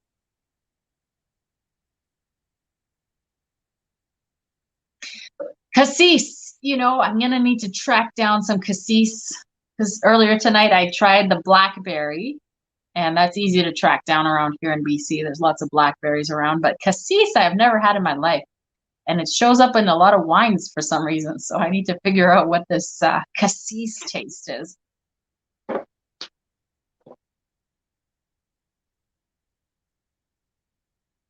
Suan's good. So are these your rock stars then, Carl? Suan, Courcelette, Stag's Hollow. What else? Ice Cellars? Ice Cellar, Addendum from Black Hills. Yeah. Yeah. Are we missing something? I feel like we might be missing something. I downgraded the Painted Rock to 93 to 92. I really like that one. Well, I can't wait to go more specific about the scores tomorrow. Yeah, it'll be interesting to see what others think too, like get a few other people's opinions. Oh, exactly, right? Yeah. I think that's the dream eventually, to have a large group of members kind of scoring these things together. I think it's so interesting how a large group still ends up on somewhat of a consensus with a lot of things. Oh, now what happened? What happened with the Chardonnay and the Caps Off Day, right? When we met with the crew at Black Market, all wine people. Oh, with the Chardonnay, Pearl Morissette, unanimous. Like not one person out of the 20 people did not put Pearl Morissette number 1. Every single person. Interesting, right? And with the Caps Off, we had I think 90% of the people put Ice Cellar, but the top 3, everyone has the same top 3 in a different order, but the top 3 were the same. So that tells a lot. So that's really interesting, right? Because they're all good, but if there's certain ones that are just like, clearly stand out, that's really interesting. Yeah, so the standout group, like the rock star group, it's Stag's Hollow, Black Hills Addendum, Ice Cellar Arena, Courcelette, and Suan. So that's the rock star. That's the rock star level. Right below that, I got Marinessence, Hillside, Black Market, Siren's Call.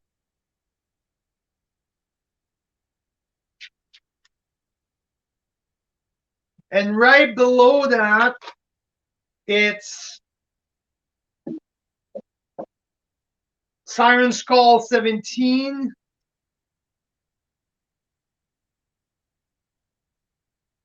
Time. Priest Creek. Megalomaniac, Upper Bench. And the last page was uppercase. It's crazy Bottega, because these are all good, like really good wines. yeah, Bottega Wine Studio, Summerhill. Yeah, even then, like they're 90, 89, 90, right? Yeah. And on the international, I have Casa l'Apostol, who will be at the rock star level. The pure Merlot will be maybe at the 90. Tomasi 89, and the Velvet Devil 86. Or Yeah, makes sense. The Velvet Devil was that one that was a bit sweet. I think I did. yeah, the first one. The first one. I get what people mean now with the sweetness. It's a real put off. No, I agree with you, Daryl. Here, the large group has to be blind, otherwise, table talk will result in the Lehman think. Absolutely, and that's what we did it with the cab, Sauv. Everything was blind. So remember when we had the bags for blacks for. Okay, well, guess what? I'm absolutely toast. Yeah, that was a heck of a night. Let's do one more draw. So we've had Elaine win. The last person was Kelly Swank, who if she was on, she would laugh because I typoed her name, Kelly Swang. And let's see who wins this next one. Oh my goodness. So this is user's choice, either a $25 Starbucks gift card or an Enovino. So if you've already got an Enovino, maybe you want something else. But here you go.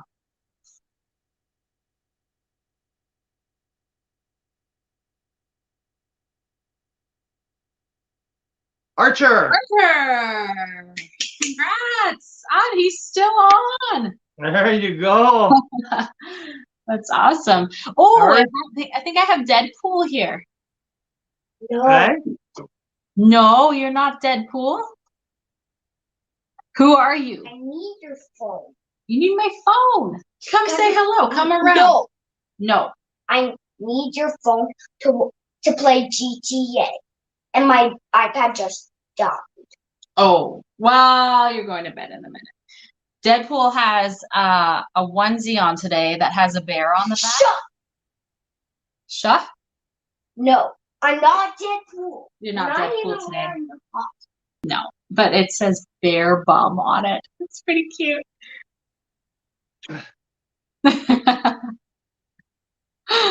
Anyway, you can't toast Carl. You aren't trying all your samples. Hey?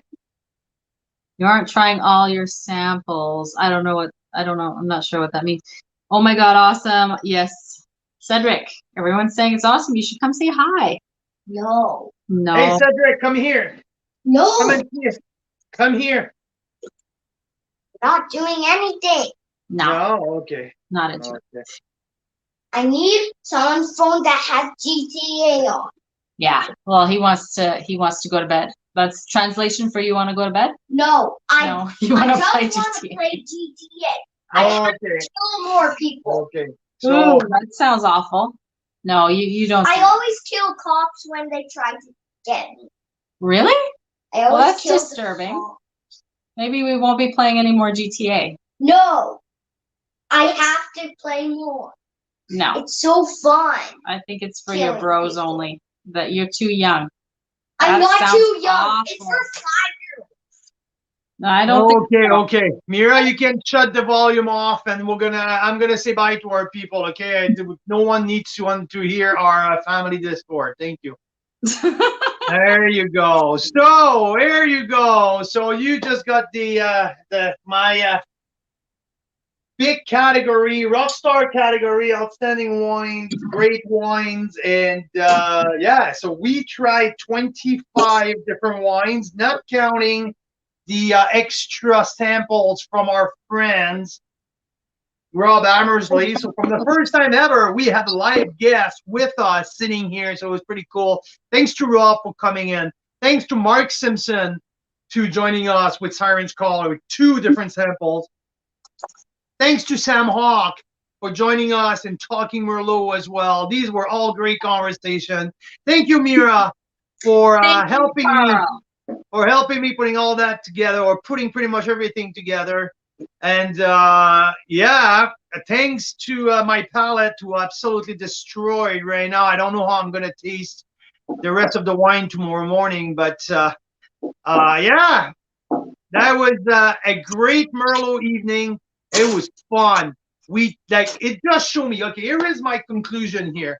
When people tells me that Canada is a cold climate and you cannot ripe a big grape varietal like the Bordeaux grapes, you can't do that in Canada. I can tell these people that they don't know what they're talking about. They absolutely don't know what they're talking about. We tasted tonight 25 different wines, 20 from Canada. Out of the 20 Merlots that I've tasted, Ontario or BC, none were unripe. None of these bottles shows unripe fruit. None of them. I can tell you, all of you, the doubters of people who are saying that international wines are way better than Canadian wines, guess what?